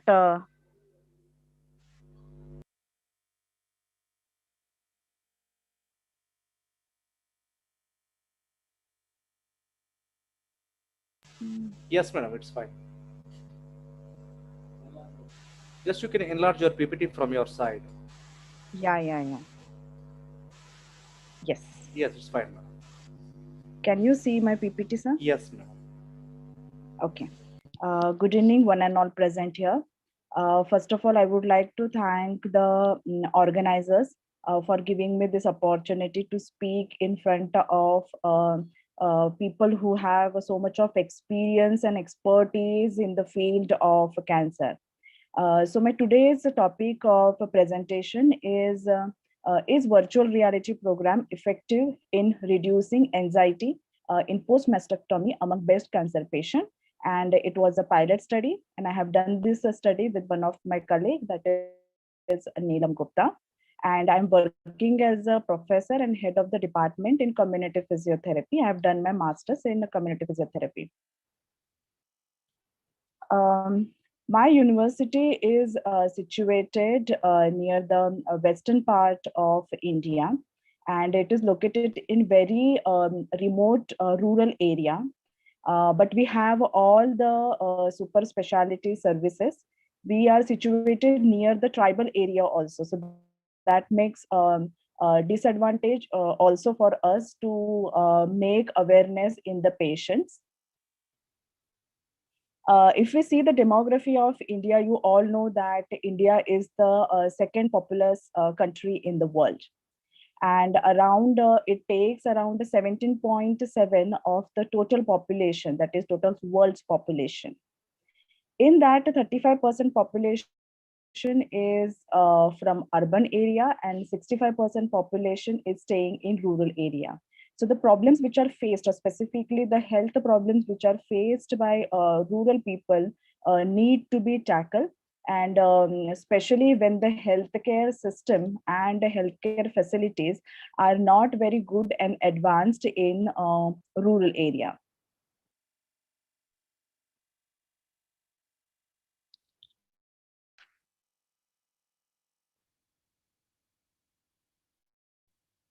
Hello?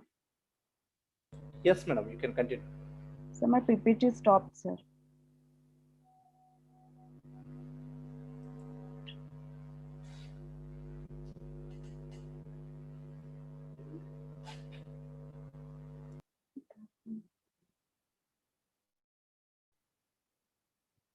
I think my laptop is hanged, sir. So your network issue is there.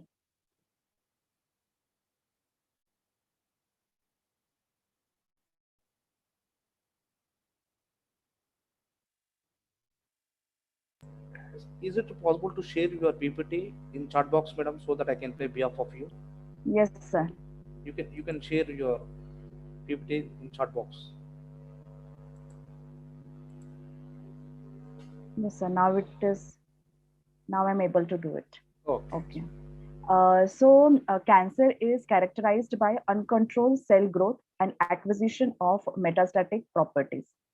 If we see the projected incidence of the patients with cancer, then in year of 2020, in males, around 90.1 person per lakh was having cancer, and in females, around 103.6 per 1 lakh was having cancer. 1 in 68 males had lung cancer, and 1 in 29 female had breast cancer. It is also projected that 1 in 9 Indians will develop cancer during the lifetime. The projected 5 most cancers in 2020 for males are lung, mouth, prostate, tongue cancer, and stomach cancer.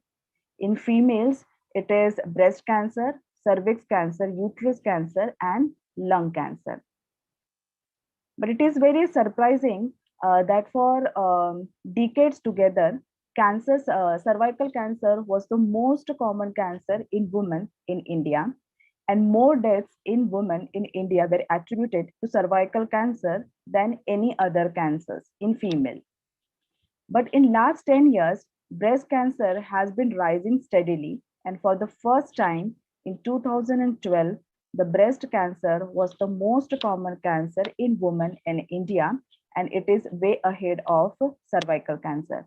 So globally, breast cancer is having highest incidence, and in India, it is said that cervical cancer is having more of incidence. But now the pattern is also changing. Different oncological therapies, including this chemotherapy and radiation therapy, had some risk factors such as overweight, hypertension, diabetes, dyslipidemia, which may enhances the cardiovascular disease risk. So most of the time, we are concentrating on this kind of systemic illness. But most of the time we overlook the psychological stress or anxiety and depression, specifically with the patients who are suffering from cancer. Reason for psychological stress may be due to incomplete or inadequate information on prognosis, because most of the time people don't have time to talk to the cancer patients, and even the family members are ignorant about it. There are studies done that suggest that chemotherapy is independently linked with the risk of anxiety and depression in the patient of breast cancer. Due to higher unmet needs for psychological support, there might be increase in the level of depression scores. Stressors have major influence on the person's mood, sense of well-being, behavior, and health. Emotional distress after diagnosis of cancer is very common, because though we have a lot of advancement in cancer treatment, still it's a taboo, specifically in rural part of India. They feel that it is because of a curse of God. And most of the time, the success stories of cancer patients doesn't come out, and people feel that cancer means death. And that is why, because of this worrying of cancer and death, people may go into emotional distress. And in cancer, it is not only the patient, whole family is also suffering, because most of the time one of the caregiver or one of the family member has to be there with the patient. And when the family is living on, or the people who are earning, if they are working for daily wages, then it also a financial loss for the family. Accumulation of all these difficulties may lead to many patients to conclude that the stress is caused by their cancer experience, may lead to recurrence or prognosis of their disease. Prevalence of depression, from one of the study, it is said that it is 38.2 patients where the modified radical mastectomy are having depression. And same goes with the patients who are also, they are also having anxiety. There are various therapies which are used to reduce depression and anxiety. Among that, commonest are aerobic exercises, cognitive behavioral therapy, supportive, expressive group therapy, yoga, and breathing exercises. It is also said that we need to have therapies which will distract the patient from the primary cause. And that is why this virtual reality is also coming into it. Virtual reality, it is use of interactive stimulations with the computer hardware and software to present users with the opportunity to engage in the environments that appears to be and feel similar to the object or events. It also uses the interactive stimulation that acts by responding to the patient's movement, such as the patient can interact with the virtual environment while performing the functional activities. Virtual reality can significantly improve the range of motion, patient's body function, increase the muscle strength, as well as it influences the patient's personal factors such as increase motivation and confidence. So most of the time, virtual reality in physiotherapy, it is used to increase the range of motion and it to improve the functional skills. But there are scarcity of the studies, or there is lack of studies which have used virtual reality to see the effect of this on stress and anxiety. So that is why we have undertaken this study with the objective to study the effectiveness of a virtual reality program in reducing anxiety and depression in post-mastectomy patients in rural area. We have selected the patients from surgery department of our hospital, and it was a pilot study because first time we were doing this study. We have taken 30 samples with convenient sampling, and the study duration was 1 week. We have used Vision VR eye-tech equipment. So it's a headgear which the patient will wear on the head and which has a software support from the cell phone. Materials were used consent form and data collection sheet to record the response of the patient. Inclusion criteria were the patients who were ready to give the consent, patients who were age group between 40 to 70, who have undergone modified radical mastectomy, and unilateral MRM cases we have taken.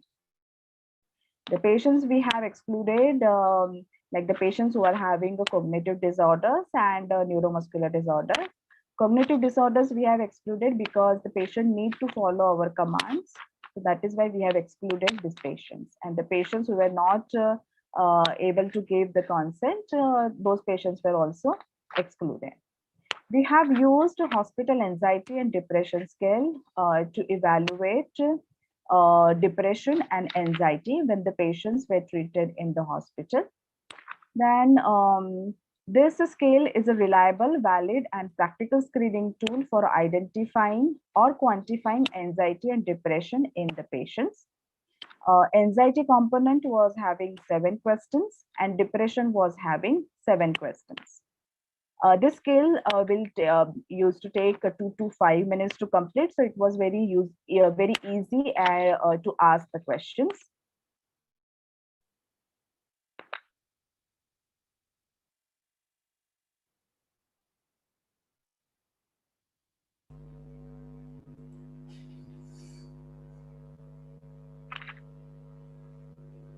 So when someone is asking to enter in team or entered in waiting room, that time I'm having this problem, sir. Yes. Okay, no problem. Yes, you can continue your talk, madam. Yeah, but again, my screen is not moving. Okay. Network issue is there.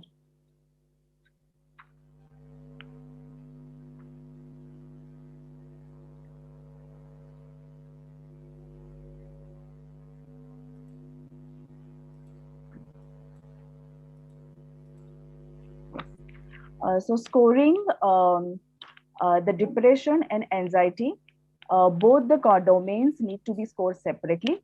0 to 7 score was normal, 8 to 10 is borderline abnormal, 11 to 21 it is abnormal. Before starting the study, we have taken Institutional Ethical Committee approval, which works on Helsinki Declaration. Patients were screened according to the selection criteria. Participants were briefly explained about the nature of study, duration of intervention, and details of the intervention. They were encouraged to clarify their any queries if they have. Informed written consent, which was approved by the ethical committee, was obtained from all the participants. Then demographic data were taken, and then hospital anxiety and depression score was evaluated on day 1, and at the end, that is on day 6. Virtual reality equipment, that is VR tech, was applied for the patient. On first day, it was for 10 minutes. The patient was asked to sit in comfortable position. They were also asked that if they have any kind of complaint, discomfort, headache, or dizziness, they can remove the equipment. Among our 30 participants, we had 2 dropouts, and that is because they felt dizziness while going for the treatment. So the results that which we got, that is hospital anxiety depression score, pre-treatment, that is on day 1, the score for depression was 12.7, and post-treatment, that is on 6th day, it was significantly reduced by 5.5. The hospital anxiety and depression score for anxiety, pre-treatment it was 14, and post-treatment it was 5.1. So from our study, we want to conclude that the stress and anxiety and depression was significantly reduced. So when we were searching for different articles from Sylvia Francisca, she has done a study in 2018, and they concluded that virtual reality, it is used to promote relaxation, it reduces stress, and it induces the control over one's own body and psychological response.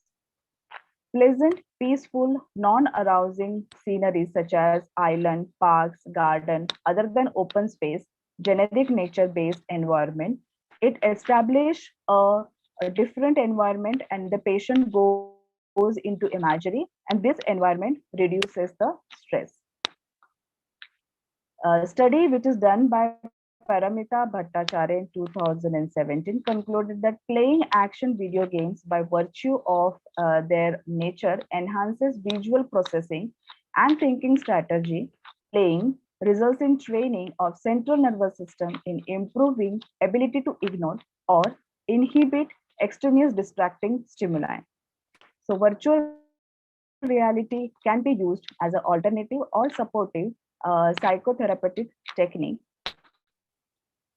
We conclude that virtual reality works by changing the sensory input that our brain receives, changing our brain's interpretation of our current reality.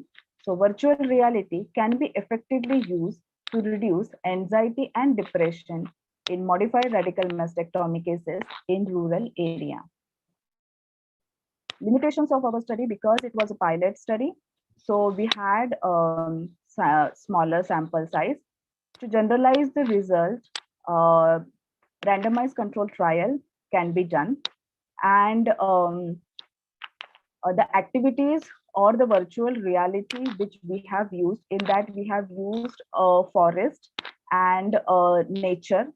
So a lot of our patients, because of their old age, they also asked us that the spiritual or devotional activities or devotional sceneries can be involved in virtual reality program. So maybe in future we can have this kind of program. It must be there maybe, but maybe we have not found it. I would like to thank the organizers and all the listeners for patient listening. And one more thing I would like to share, that actually my mother is also suffering from cervix cancer, and she is undergoing a treatment. Actually, I was searching for different treatments on internet when I came to know about this webinar. So I would like to request all the participants to pray for her, and she is doing very good. Definitely, madam. Definitely, madam. Will be. Any questions to Dr. Diwali?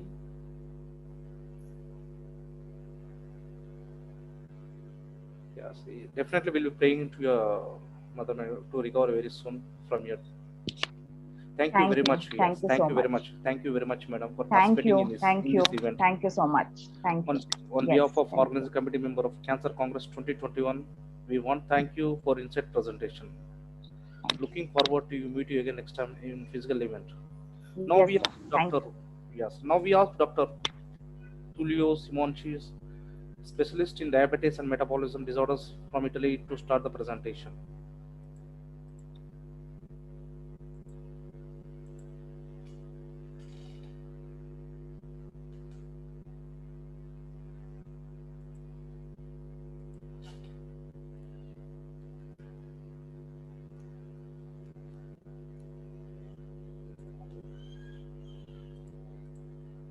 Hello.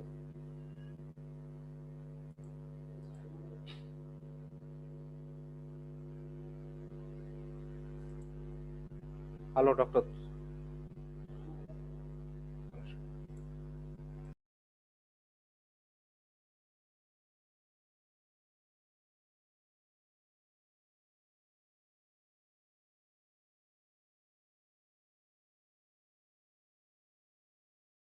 Okay. Yes. Okay. Thank you. I think we conclude the meeting, right? No, we do have three more talks, sir. We would have three more talks. Okay. Okay. No problem. Thank you. Yes. Meanwhile, we request Dr. Akanksha Behel to start the presentation. Yes. Okay. Yes, please apologize, madam. Dr. Tuli is just okay. here. Okay. Sure, sir. Sure, sir. Yeah.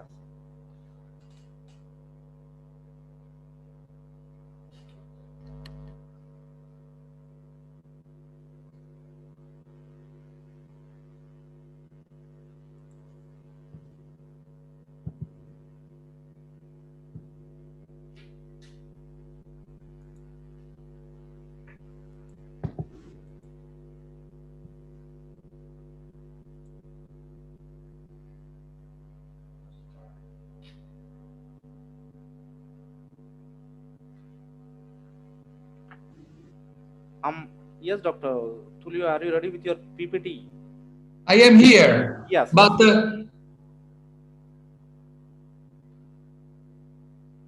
yes, just you can share your PPT on the share screen so that we can. I have but it doesn't work because I have the screen, but it doesn't work. Just in the bottom of the screen, you can find the share screen with green color. You can upload through share screen. Share screen, but it is pay. Okay. Yes, yes. Doesn't work. Okay. What can we do? Let me check. Just a moment. Share screen, Yes, yes. Carattere, calendario, produzione, registrazione. Condividere lo schermo. Ok. Avvia il mio video. Ok. Condividi. Can you see it? Yes.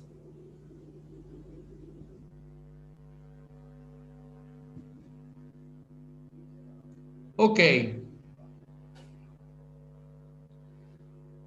We are unable to see your PPT. Just you can upload. Just a moment. Just a moment. Yes, definitely, definitely. I try another time. Yes.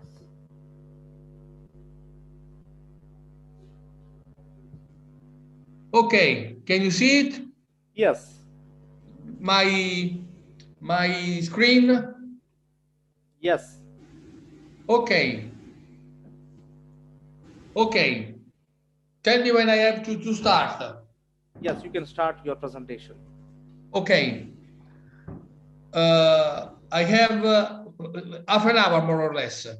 Yes, you can complete within half an hour. Okay.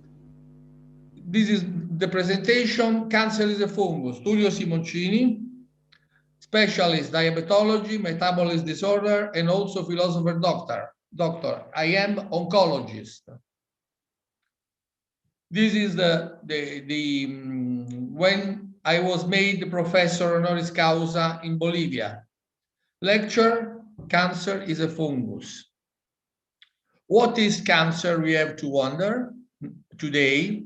No response today. This is unacceptable that the scientists continue to say we didn't know what is the cancer. The biologist Theodore Boveri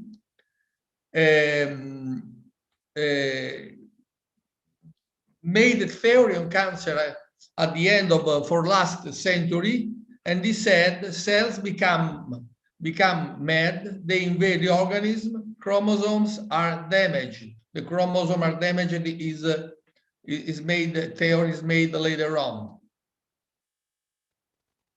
In 1927 started the experimentation on breast cancer. So it takes almost 100 years of experimentations. Then only promises, millions of works with no sense, only misunderstanding and lies. People are considered like that, like cows, like sheep. What is cancer? So we have to find what is a cancer. We have to find the subject. We cannot continue to say theories with no sense, molecules, enzymes, and so on. In my opinion, my theory is that the cancer is not an intracellular phenomenon. Official oncology is based on molecular theories. So complicated as useless. They don't lead to nowhere. Oncogenes, enzymes, molecules, receptors are only empty words after 100 years. They are litanies with no sense. Oncology, in my opinion, is dead. How long we have to continue to research? It is urgent to change the paradigm, to refuse nowadays theory on cancer, refuse the way to do researches now, and investigate any field but the cell madness. What is cancer then? It is an animal, like an animal. Look, this is a rat, a mouse. If you take off the ears, this is the cancer. It's like an animal. If you can see in the picture a cancer that I removed with my colleague in an operating room. It is bigger than a cat. Look at the screen of the television. Sometimes the weight can be even 20 kilos. In my opinion, the cancer is a fungus, and that is the connecting living being between cells and animals. It is the lacking point of Darwin in the evolutionary theory. He didn't know what is between cells and animals. There are the fungi. Look, the fungus can invade completely the body of a patient. It is the perfect parasite in the living world. Plants, animals, human beings can be attacked by the fungi. The fungus can evolve in a speed more than 200,000 times than the human tissue, the human cells. The tumor, you can see, it is always white. When the fungus go inside the body, it is always white, and when the doctors makes the biopsy, they just take off the surrounding part made by cells, but inside there is always the fungus. Look, the candida, that is the parasite, the fungal parasite of a human being with the many species, always white. Look, this is a liver. And the fungus, you can see it black on the CT scan, but it is white. This is the liver. It is white. This is the peritoneum. Look, in ovarian metastasis. This is white. White.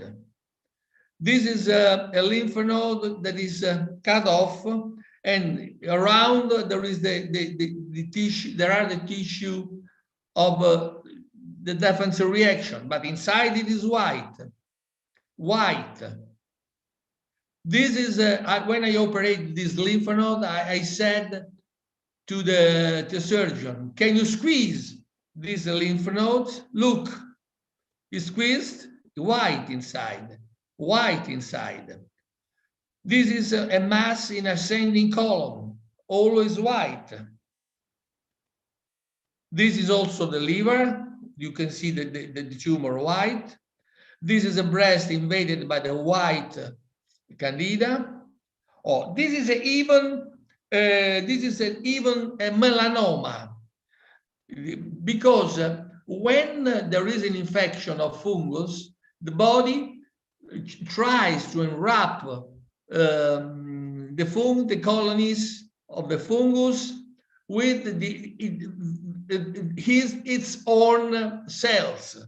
That means that the fungus go to eat in the where is the layer of the melanina. The fungus, the organism produces more melanina to enwrap the fungus. If it goes to eat to the liver, it makes the organism, the defensive reaction of the organism will be with the cells of the liver. It will be hepatocarcinoma, but the fungus inside is always white. Look, I opened, I cut, and it is melanoma outside, but inside is always white. And there are many research that say that fungus is always present in cancer. Look, now there are many even more recently made studies that say that the fungus can be the cause of cancer. But the problem is that everybody in the world, every scientist says that there is always the fungus, but the scientists say that the fungus comes after. Just a moment, Fede, sto facendo questa conferenza, dimmi.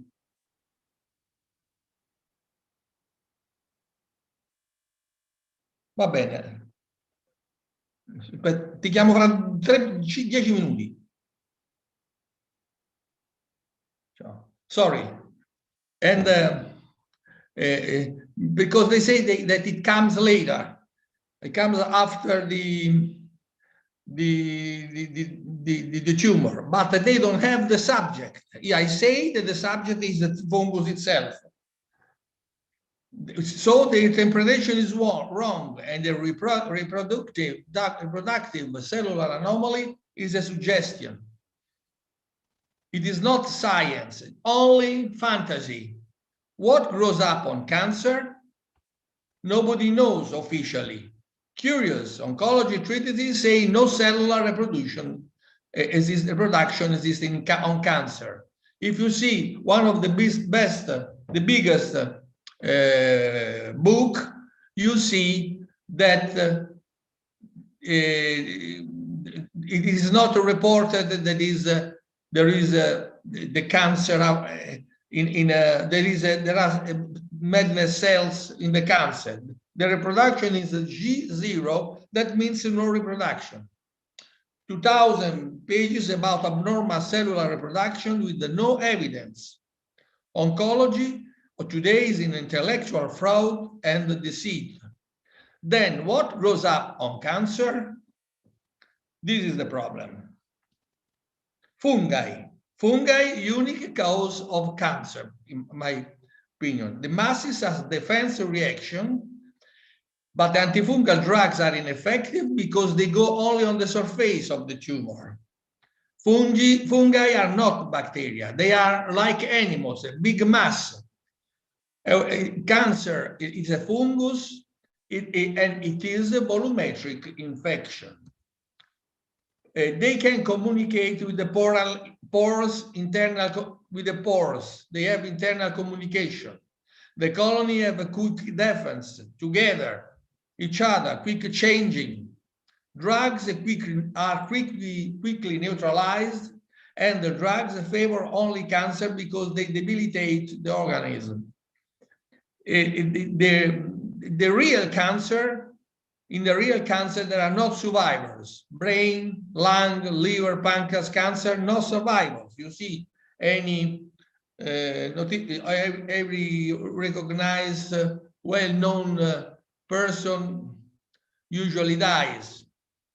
Ductal cancer, in ductal cancer, there are many survivors. Breast, lymph nodes, white cell, intestine cancer, there are many survivors because they are benign. They are false healings that just engulf the statistics. The real healings and rooting out the fungi, uproot the fungi. This is the real healing. You have to kill it. The antifungal drugs are, as I told you, ineffective. Sodium bicarbonate has a real effectiveness. How to kill fungal colonies in human body? This is the when somebody has a cancer. 3 levels. You have 3 levels of parasitism. Innocuous, fungus lays on the epithelia. On the surface, classic mycosis of epithelia. When the level is deep, we have the cancer. How to use sodium bicarbonate? Sodium bicarbonate is if you put it in close contact with the cancer. Sodium bicarbonate administration can be given orally, intravenously, with the local injection, with the colonoscopy, selective arteriography, that means through an artery that feeds the tumor, with the catheter into the cavities in the pleura or in the peritoneum, operation with sodium bicarbonate irrigation. That means if somebody has a tumor, for instance, a nodule in the soft tissues in the breast, you can cut only the nodule and flush sodium bicarbonate through a catheter for 3 weeks long. And with the sodium bicarbonate, if you can put sodium bicarbonate in contact with a tumor, you have a high success rate. It's a really effective on cancer. Iodine tincture instead is really effective on any skin cancer. Orally, you can use sodium bicarbonate for the surface tongue, for the stomach, for the liver. Intravenously for thyroid, larynx, lung, and brain. The local injection for breast, soft tissues, lymphoma. Colonoscopy for sigmoid rectum and for the intestine. Selective arteriography for the liver, prostate, brain, uterus, limbs. Catheters into the cavities for the pleural peritoneal cavity. Breast operations for breast, colon, lymph nodes, soft tissue, ovary, lung, but always with the sodium bicarbonate irrigation. Otherwise, the operation helps cancer spreading. Look, these are some success evidences. This is a colon cancer, you see, very big here. Look, and after the treatment, it is completely healed with no damages.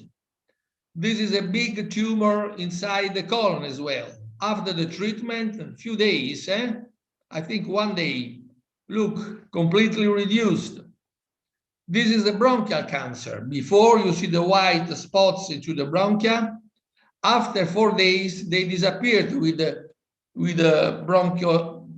administration of the bronchoscopy. This is the brain cancer.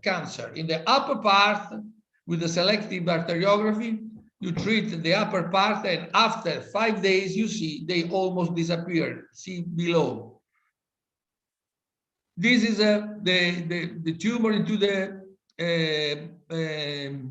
spine. You see the white at the bottom is completely invaded with the black. After one injection, you see the white came back. No more pain. This is before the treatment in the blood. You see the tumor. After the first treatment, 10 days, 12 days, it reduces and then disappears here. This is the melanoma here, treated, and after 10 days, more or less, it disappeared. Everybody healed except one person. This is the tumor on the eye. With a local injection, it disappeared. This is also another tumor in the eye. Look, it is swollen. There is the melanoma. And after, I think, 1 month and a half of treatment, completely healed. This is the nose. They have to operate, but the woman, this is Mexican woman, it is completely, she had to cut off the nose. Look, after 1 week. After another week, fill it up. After 1 week, it is healed. This is my page, cancerfungus.com. You can write to me at t.simoncini@alice.it. So, summarizing what I told you, the official oncology has no survivors. All the statistics are false or misunderstood. We have to change a paradigm, and we have to change the subject of the research. But the real enemy is the system that goes ahead with the blind eyes. I am available for any question. You can contact me by email, and I answer to everybody when I can. This is my presentation. Thank you. Thank you, doctor. Any questions to Dr. Tullio? Yes. Any questions? Okay, I have a question. Yes. Like, if cancer is really caused by fungus, so why are antifungal drugs or tablets or treatment not working really?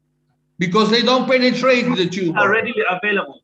Sorry? No, they are produced as antibacterial drugs, but they don't penetrate the tumor. After a few days, the tumor gets adapted.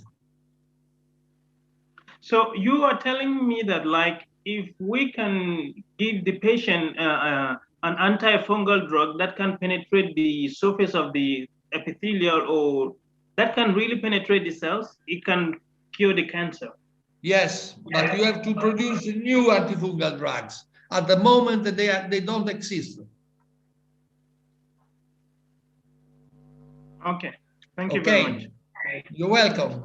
Take care. Any questions? Thank you, sir. Thank you very much for. You're welcome. Let's keep in touch and let me know. Yes. And on behalf of our OCM of Cancer Congress 2021, we want to thank you for the insight presentation. Okay, thank you. And looking forward to you meet again next time.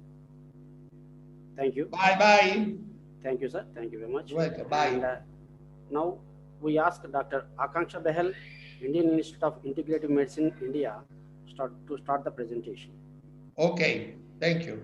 Bye.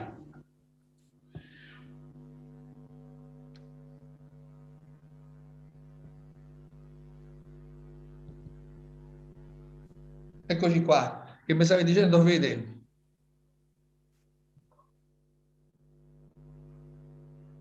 Uh, should I start? Yes, yes, you can proceed.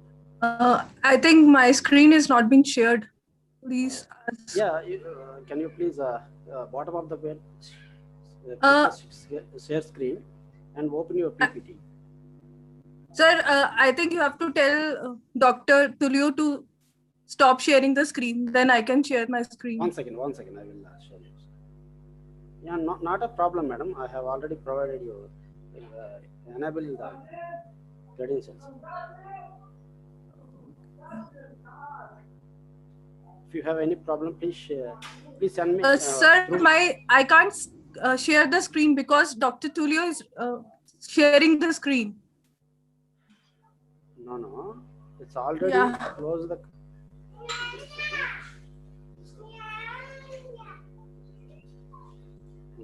Okay, now ready to start.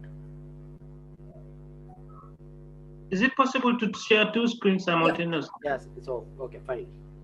Now it's visible? Yes, ma'am. Okay, should I start? Yeah, please enlarge your PPT to start the presentation.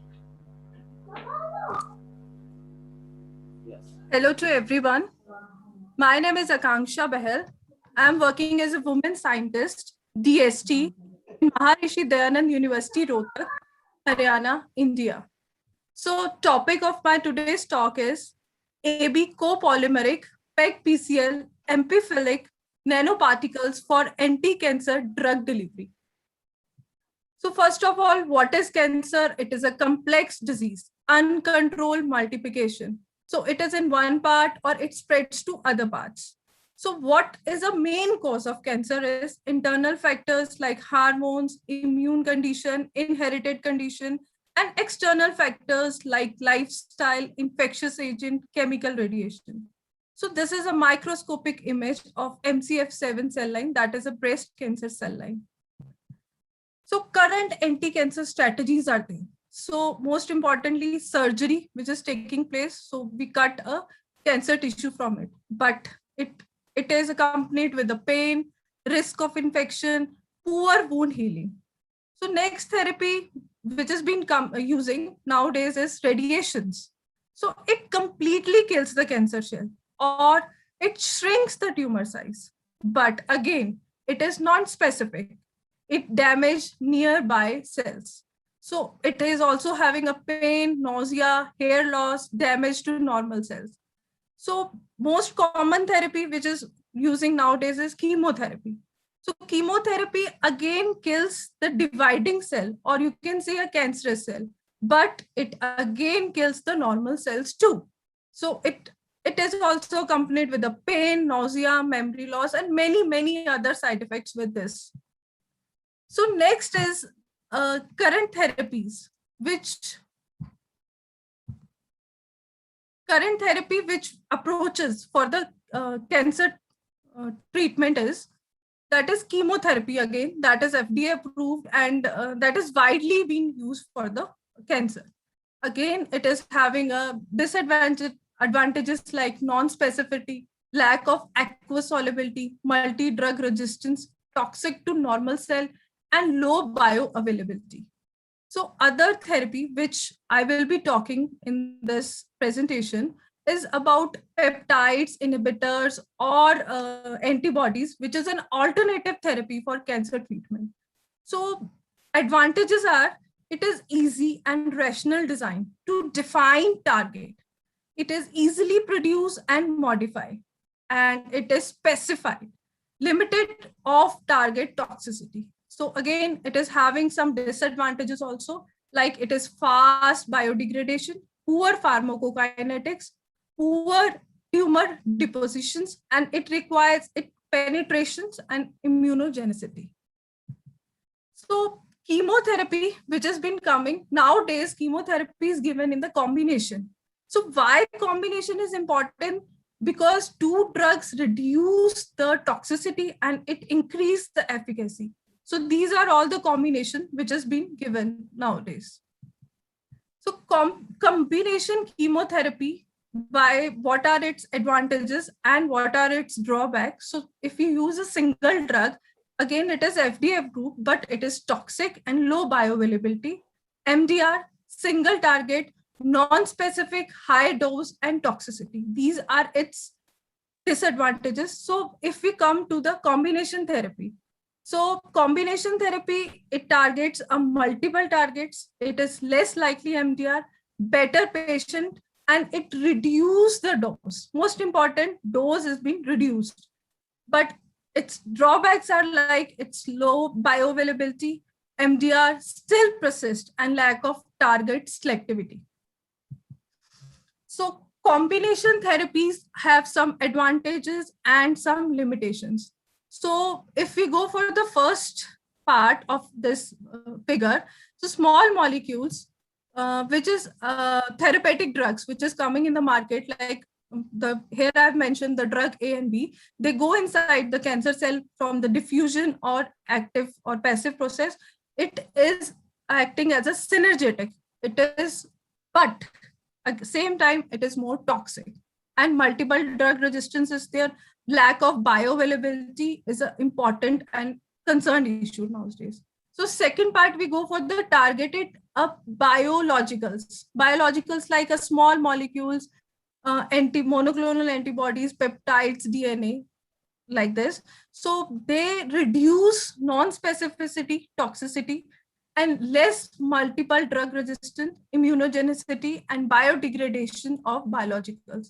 So the next system we are talking about, or we are proposing this drug delivery system, is nanoparticle carrier. So we are encapsulating our drug in a nanoparticle system or nanoparticle carrier, or we are attaching it and getting into cancer cell by active or passive targeting.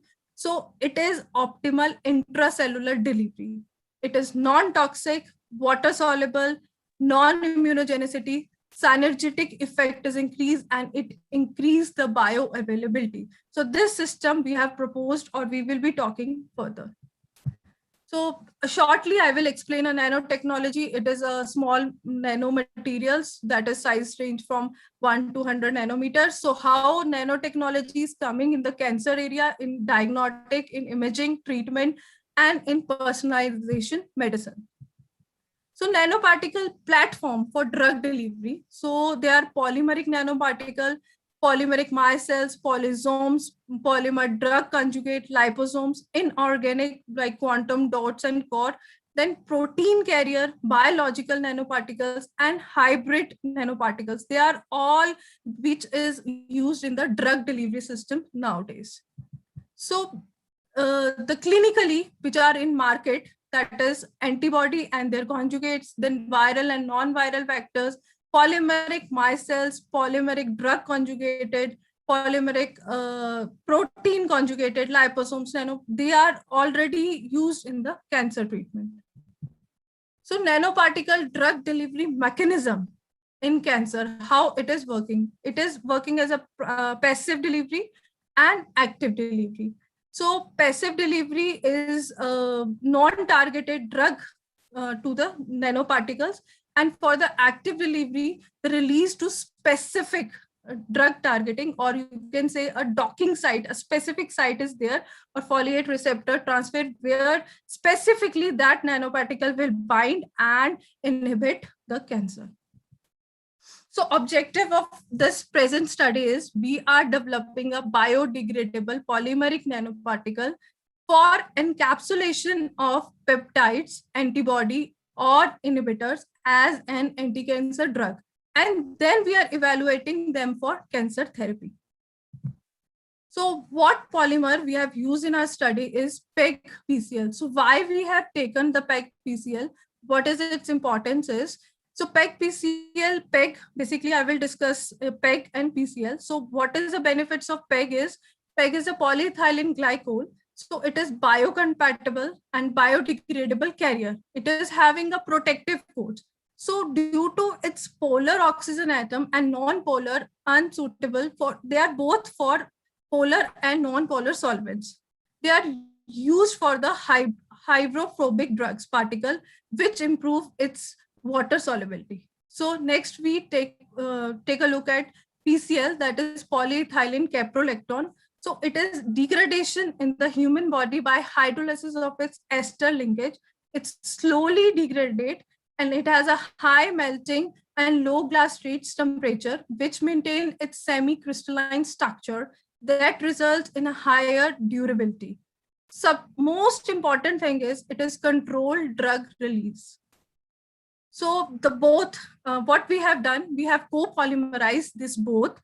That's why we have made the amphiphilic PEG-PCl polymer. So that is increased our biodegradability property. So this is a synthesis and characterization of PEG-PCl. So we have synthesized a PEG-PCl through ring opening method. So this is a method which we have done, and we have characterized by the NMR and many other techniques also. Here I've shown the NMR. So from this NMR, the peaks are around 1.3, 1.6, 2.2, 4.4. This tells us that our PEG and PCl have been co-polymerized.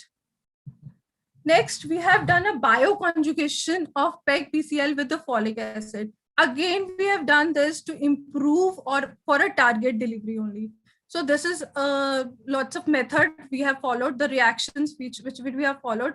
And again, through NMR, we have characterized it that our folate has been attached to PEG-PCl. So peak around 145.5 picometer. So that indicates that FA ring is being synthesized. So nanoparticles from this polymer, which we have synthesized. So next part is to synthesize a nanoparticle. So we have synthesized our nanoparticles, and again, we have done the characterization. So methodology which we use for the synthesis is double emulsion method. So PEG-PCl nanoparticles, which is unloaded, is 130 nanometer and its zeta potential is minus 32.7, and loaded one is 144 nanometer. So drug loaded and encapsulation efficacy is also being checked. It is around 43 to 98%. And then we have checked the in vitro release also, and it is for the extended period. So this all is showing a good that our nanoparticles are goodly synthesized. So the nanoparticles which we have synthesized, we have checked against the various human cell lines. Like we have checked against the MCF7, MIA kappa, and PC3 and many cell lines. So this is IC50 value, which we have got from the many cell lines. So best cell line we got is MCF7, that is showing a good results. Then we have gone through the time intervals. So for 24 hours and for 48 hours. For 48 hours, we are getting a 60 micromolar value. That is a very good, and that is a standardized value for this MCF cell line. Now we have seen the effect of the nanoparticles on a nuclear morphology. So in this figure, it has been shown clearly that this is a control figure where we can see intact cells, and this is a PEG-PCl polymer only. We have not encapsulated any drug in it. So this is also not showing any bodies or nucleus is also intact. But in drug encapsulated PEG-PCl, so here you can see the apoptotic bodies, which surely tells about that these cells are going to apoptosis, and this what we want. Next, we have checked the in vivo anti-cancer activities. We have constructed the murine model, that is ET tumor solid. So we have given a drug-loaded PEG-PCl. So we have given the two doses like 30 and 50. So inhibition percentage of 30 mg per kg is 45.82 and 50 mg per kg is 47.24.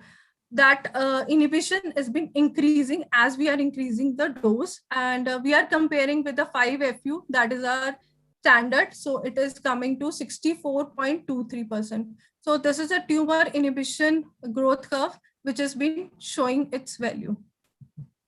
So a small summary, what we have talked about is we have synthesized a biodegradable polymer based on polycaprolactone, co-polymerize it with other polymers such as PEG copolymers, and surface functionalized nanoparticle will be prepared by double emulsion method. These biodegradable nanocarriers are encapsulated with chemo drugs or other drugs for delivery at a tumor site. Thank you. Any questions?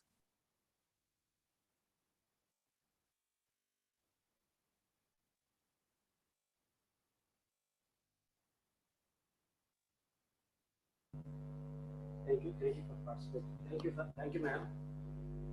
Any questions to Dr. Akanksha Behel?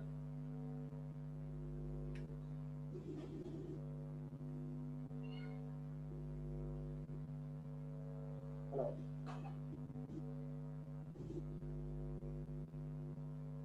Hello.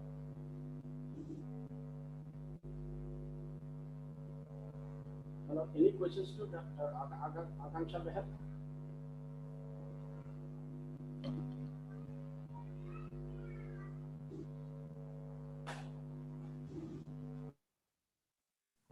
Just a minute. Hello, madam.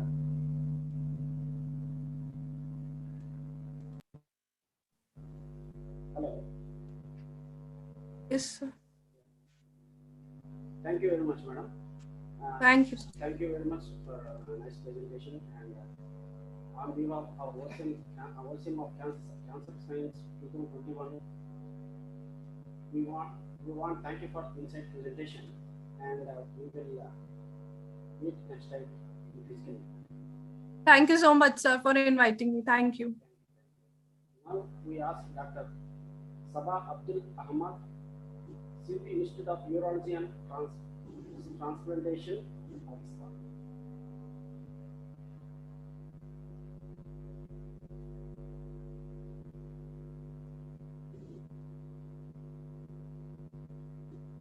Hello, Doctor. Sabah Abdul Hamad. Sabah Abdul Hamid.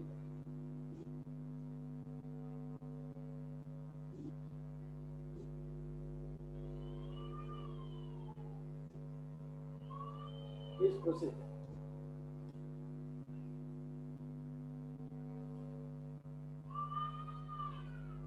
Dr. Sabah Abdul Hamid. Repeating again.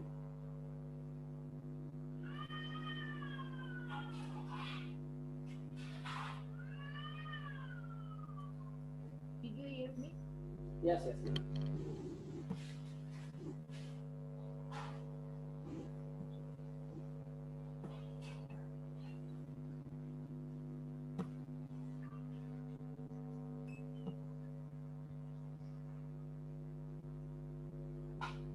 Please share your screen.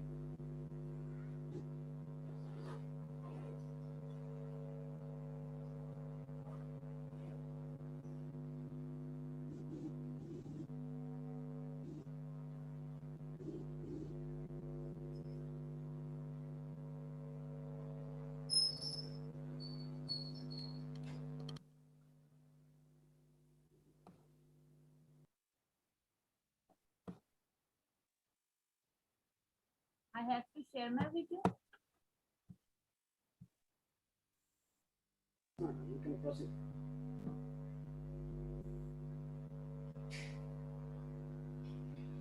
Proceed, ma'am.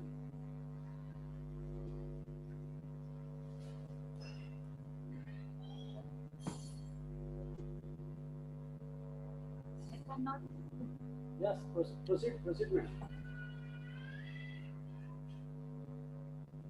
Hello. Hello, doctor. Yeah, you can proceed your presentation.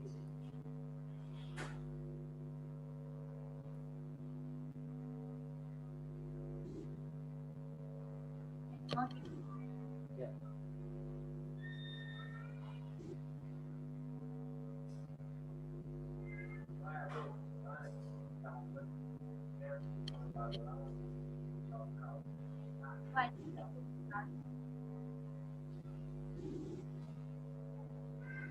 Start with.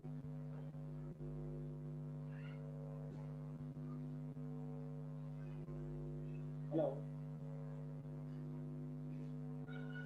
Hello, Dr. Sabah Abdul Hamid. Please start presentation. Speak loudly, please.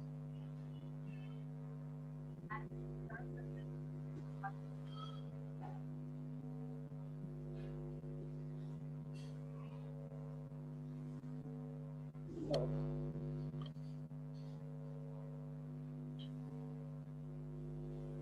Okay, I start. I will start.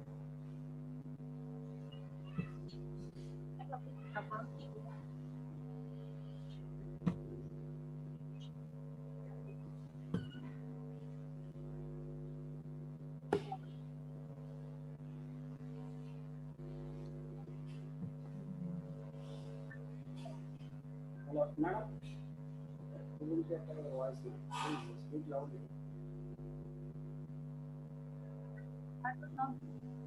Yeah, please speak loudly. Your voice is very low.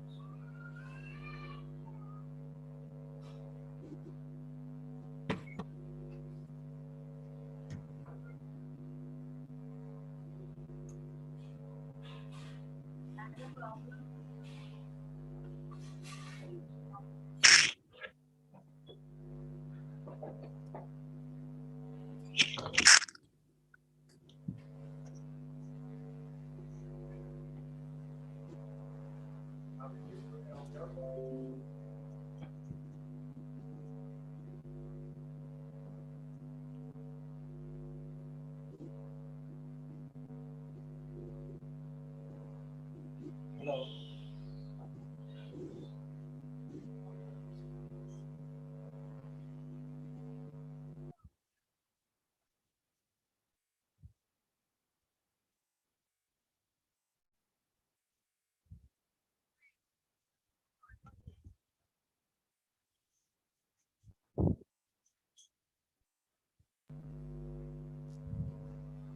Dr. Sava Tulani, please share your screen and start presentation.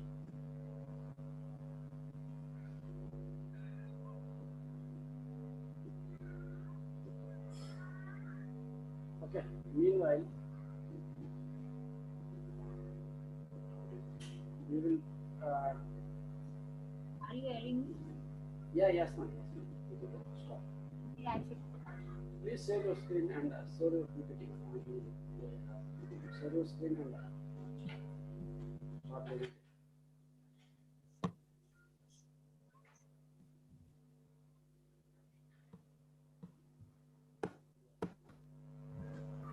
Okay.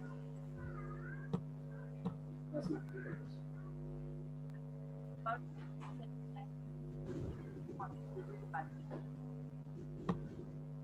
Start the content. I'll cover artificial intelligence word and mimic intelligence of human brain to solve the complex problems. Your voice is very low. I believe Please. and the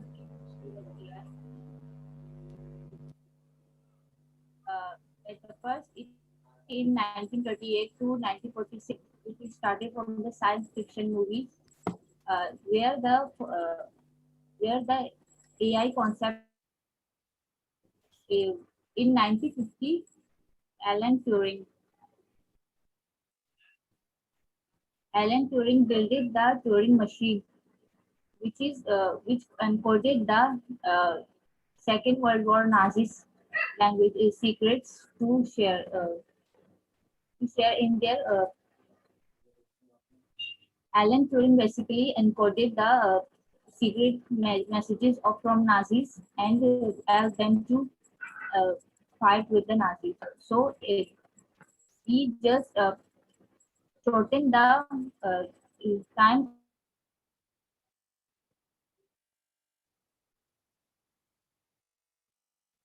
uses the information to solve the problem. So in 1955, two logic theorists, Alan Novel and Simon, started the first AI program, logic theories, which solve the problems like human brain. So they arranged the Dartmouth Summer Research Project, where John McCarthy hosted the program and researchers from the world and discuss about the concepts of AI. From in this research project, the actual intelligence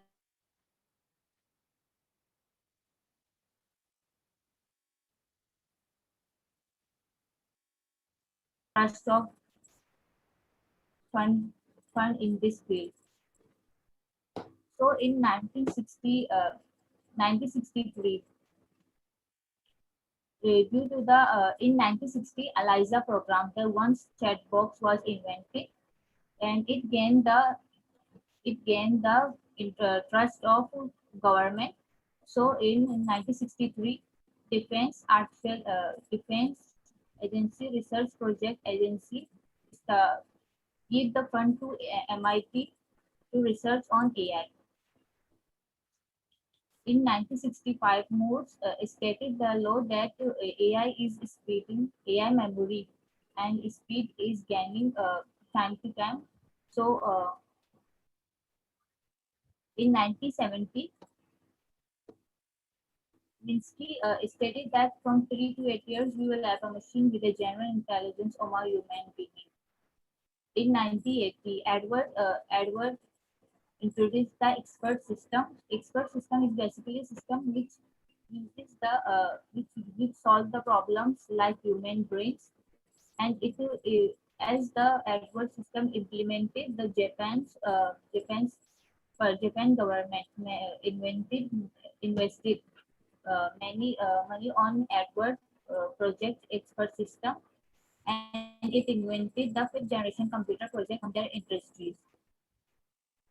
In 1986, the Carnegie Mellon invented the first autonomous car, and so for a decade, the AI lost interest of the government. So the funds are fell short. But in 1997, the IBM program of expert system, Deep Blue, defeated the Gary Kasparov, the expert of chess, in the chess tournament game. In the same year, 1997, the first software was invented by Dragon Systems, which recognized speech and facial of humans. Now I will explain the literature review on AI. I will give the two literature reviews. First of all, Pavel Emmett in their study Artificial Intelligence in Medicine discussed the two branches of artificial intelligence. One is the virtual branch and other is the physical branch. In virtual branch is based on the data of the medicine, data of the patients and guide physicians in real-time treatment decisions to learn from the electronic health records of patients and determine their hereditary disease.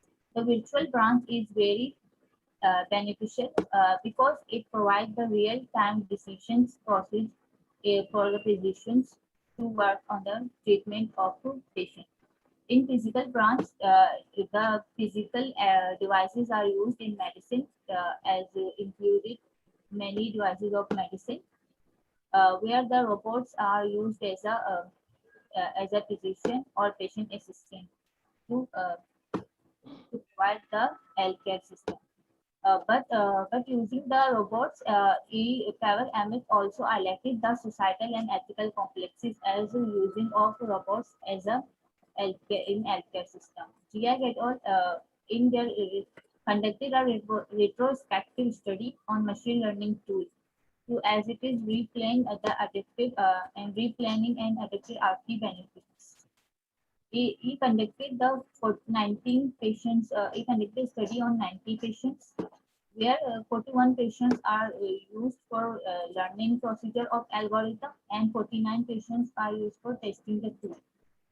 They also tested that during many dose fractionated during many fractionated dose, there will be variations in volume and dose of parasitic gland. So they just use the algorithm to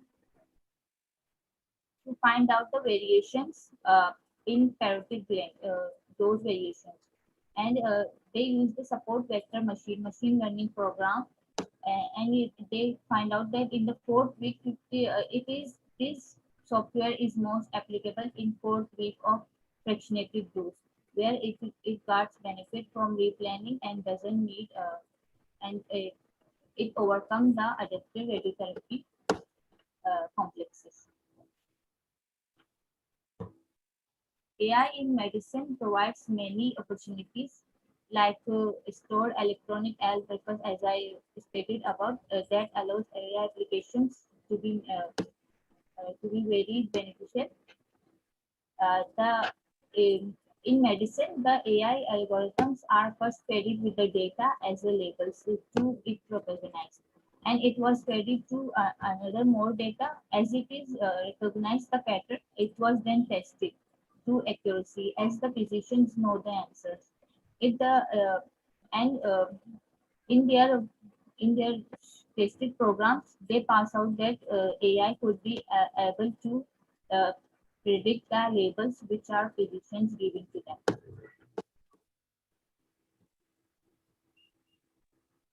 In medicine, the two applications of AI are now AI are very good.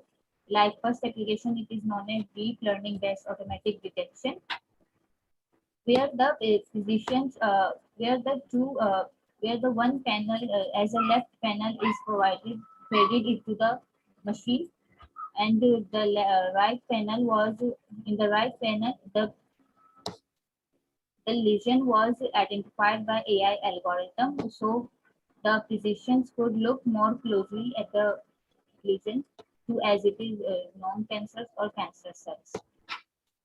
And second algorithm is lymph node assistant. In this assistant, the stained tissue slides are provided to the AI algorithm to identify the cancers or non-cancerous tissue samples. And when it is applied in the real-time process with the physicians, it takes less time than the physician to find out the outcome. AI in radiation oncology. Radiation oncology is a pillar of the cancer treatment, and there are many technological advancements in radiation oncology. But due to knowledge gap between the radiation oncology staffs like physicists, medical oncologists, and radiotherapists, the patients did not get the treatment like it was wished. But as there was very many variations in treatment planning system due to after many fractionated dose, the the tumor size was shrinked, so the patient did not get what it was treated for. So the AI applications provide many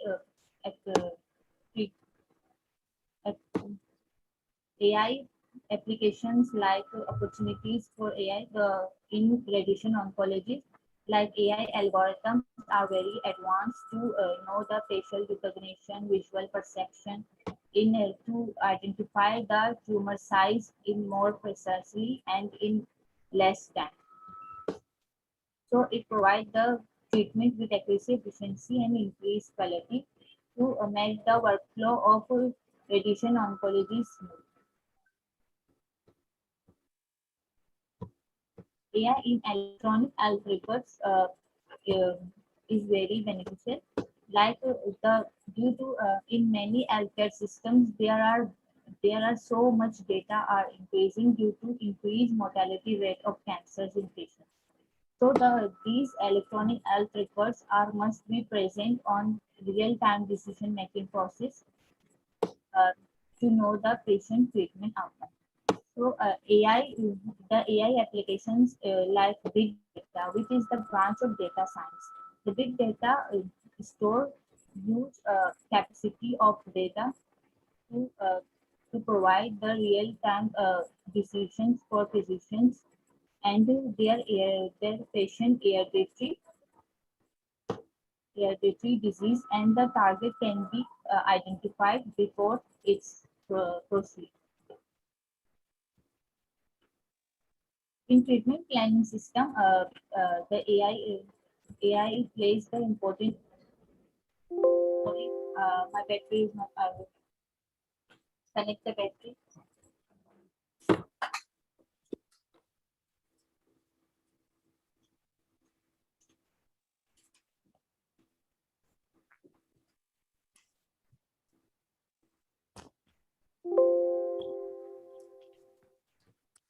Sorry for inconvenience.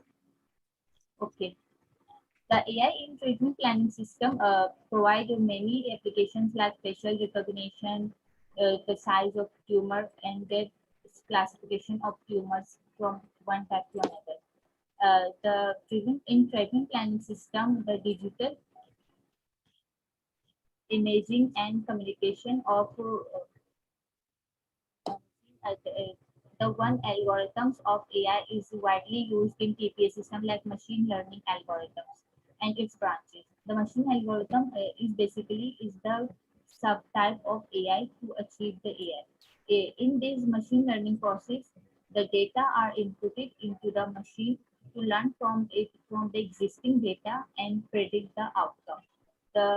There are two types of learning methods in machine learning algorithm. One is the supervised learning and other is unsupervised learning. In supervised learning, basically the labels are provided into the data, which where the physicians know the outcome, and it is widely used for the classification of cancer cells from different type of cancers, and it also explains the response of the treatment. While in unsupervised learning, the complex patterns are provided where the data labels are not known and the physicians don't know the outcome. So the different unlabeled data are inputted and the machines are allowed to give the outcome which is unknown.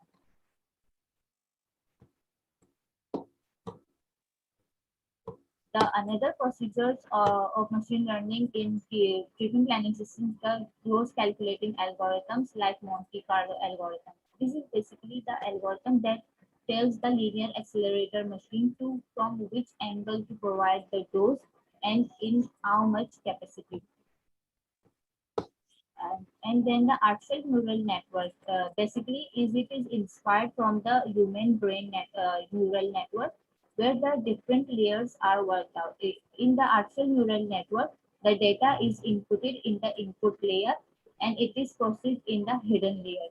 Then it is given in the output layer to define the outcome. And it is given in the image or translated text. It is widely used for pre-treatment dose verification in prostate and nasopharynx cancers, and to predict the survival rate of uterine cervical cancer and head and neck cancer.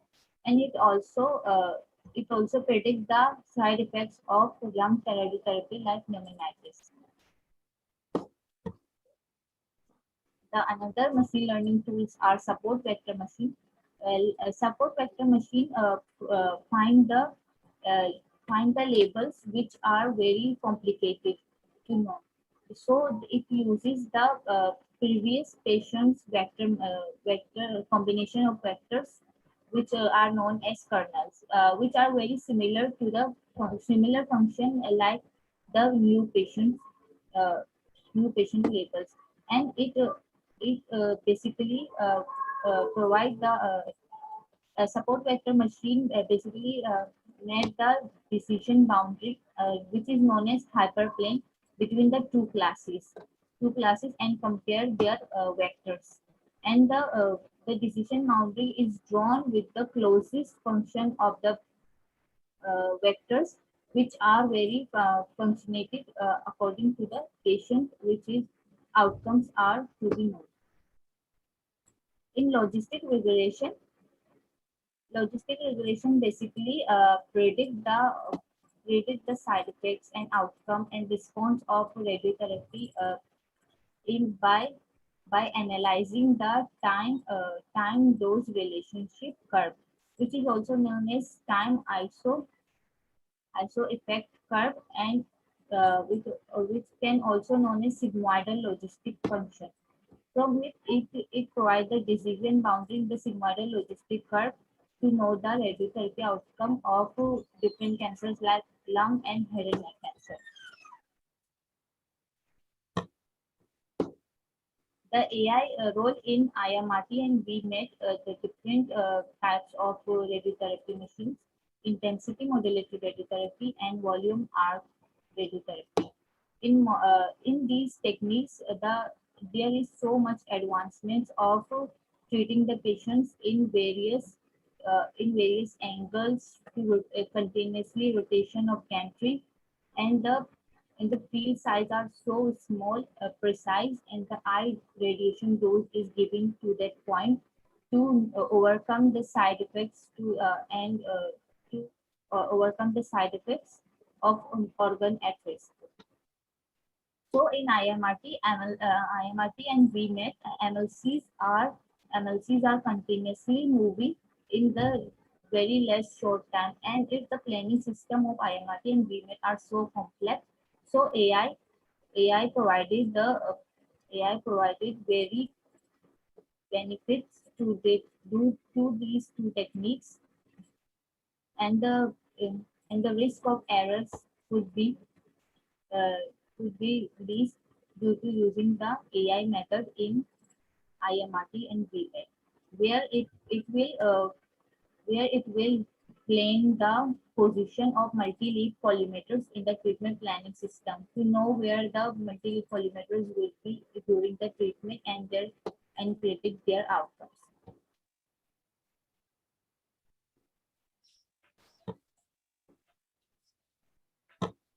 The challenges of AI while using in radiation therapy would be so much, but I would highlight these 4 points. The AI, as we know from the brief history of AI, that AI undergo many changes during its cycles of production and rejection before it becomes so fully effective.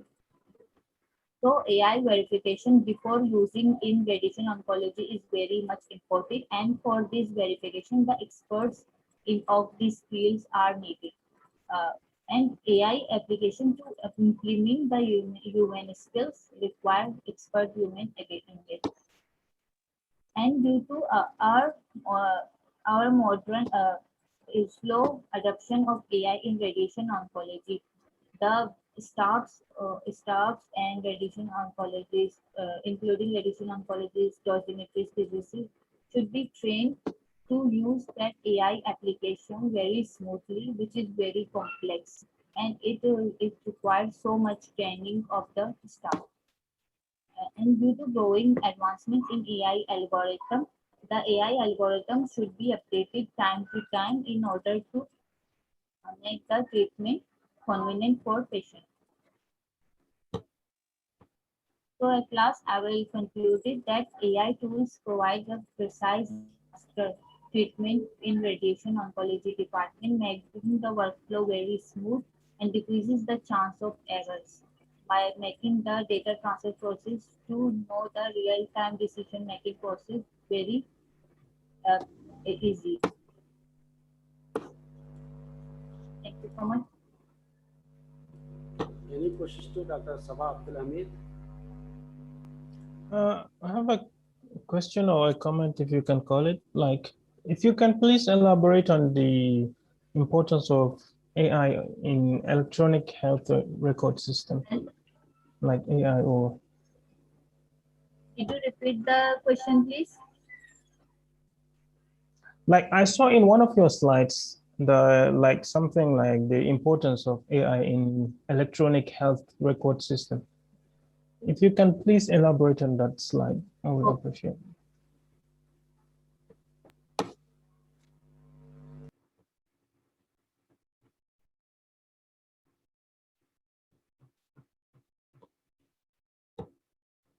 The electronic health records, in many institutions, the data of the patients are in files. Like in our institute, it are in files, and there's so much increasing rate of cancers nowadays, bringing the complexity to arrange these files in a form of where it will be available in the time of real-time decision process. But at the help of electronic health record, we could arrange these data in a computerized form. So the data will be arranged in so much manner that the patient's hereditary disease can be identified easily. And the data will be available at the real-time decision-making process, like the physicians, if the simulation is taking place of the patient, then the doctor physician could meet the fast treatments and clinical reports to make the treatment more easy. And big data is now used in electronic health records, which is the branch of data science. The big data has the capacity to store so much information of the data that it could provide, it could store so much, so much data of the patient that it would not need the more systems to operate. Getting my point? Any questions? Thank you for the explanation. Thank you very much thank you very much, madam, for presentation in this event. And on behalf of our OCM for Cancer Science 2021, thank you. We thank you for insight presentation and looking forward to meet you again next time. Now we ask Dr. Nida Ahmad Dahmaz, Department of Biochemistry, King Abdulaziz University, Saudi Arabia, for video presentation. One second.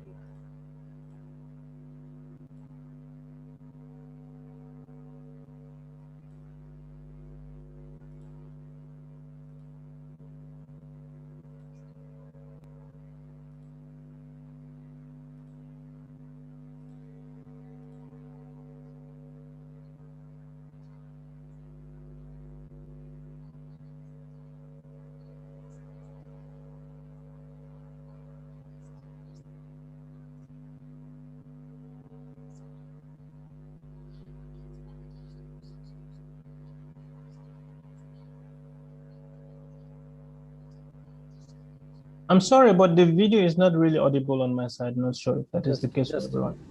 Yeah, just a minute. One second.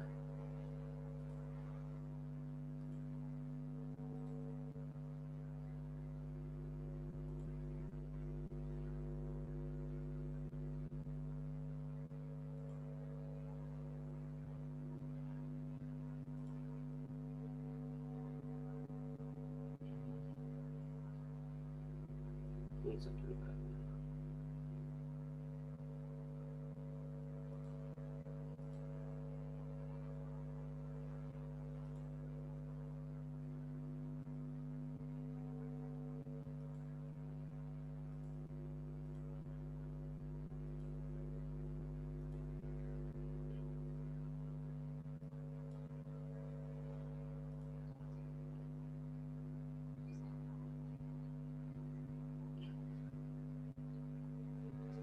Is it okay? Hello? Still not audible on my side. Still not audible? No.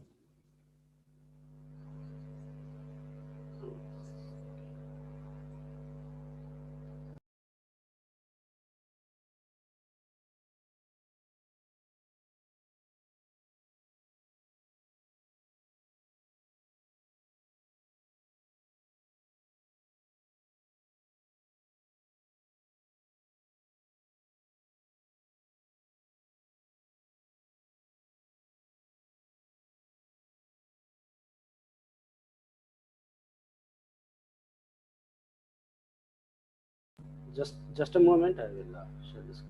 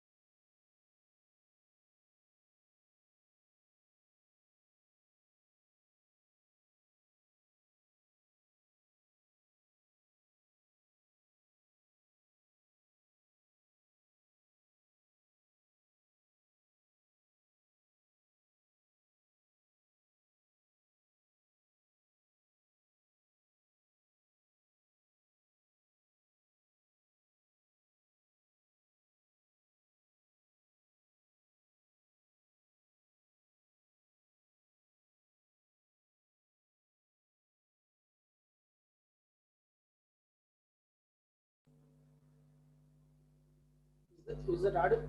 Is it audible? Hello. Can you play? Let me see.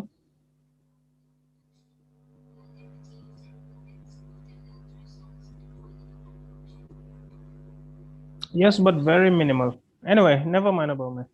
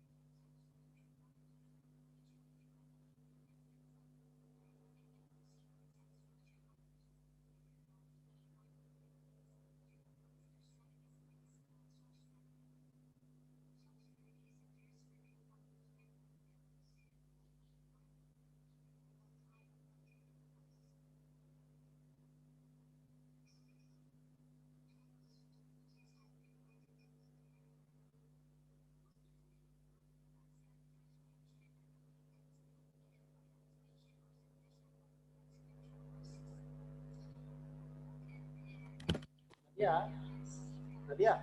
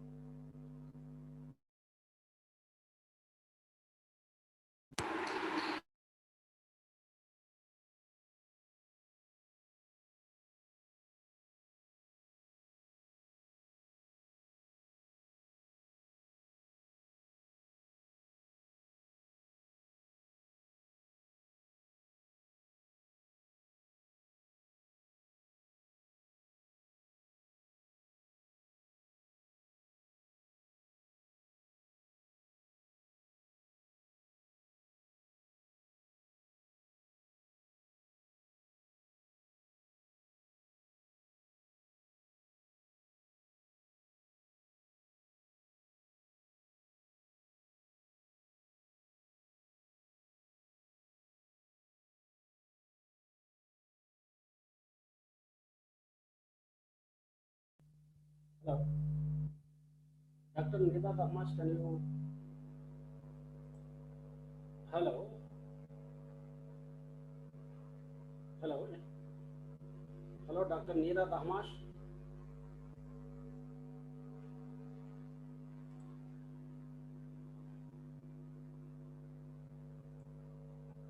Is it possible to play from your side or presentation?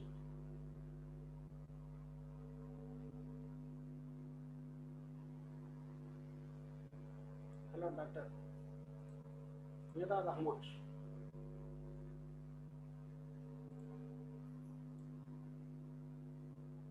Thank you very much, sir. Thank you very much for all the participants, those who joined the webinar cancer event during this period, having different time zones. Our most sincere thanks to all keynote speakers, plenary speakers, students, delegates, journal collaborators, media partners who have joined from different destinations around the globe for their support operation. Let us thank speakers who have sponsored so well to our invitations to participate in the conference. We have received several papers which will form the basis of our discussion in the various sessions. Let us thank all for associating with this conference by your presence. A special thanks to Program Manager Mr. Henry Bruce and Ms. Nadia for his continuous effort in putting us all together under one platform in this online event. Economic keynote lecture from Prachi Kala and Jerimo H. Dr. Kamian and OCM also.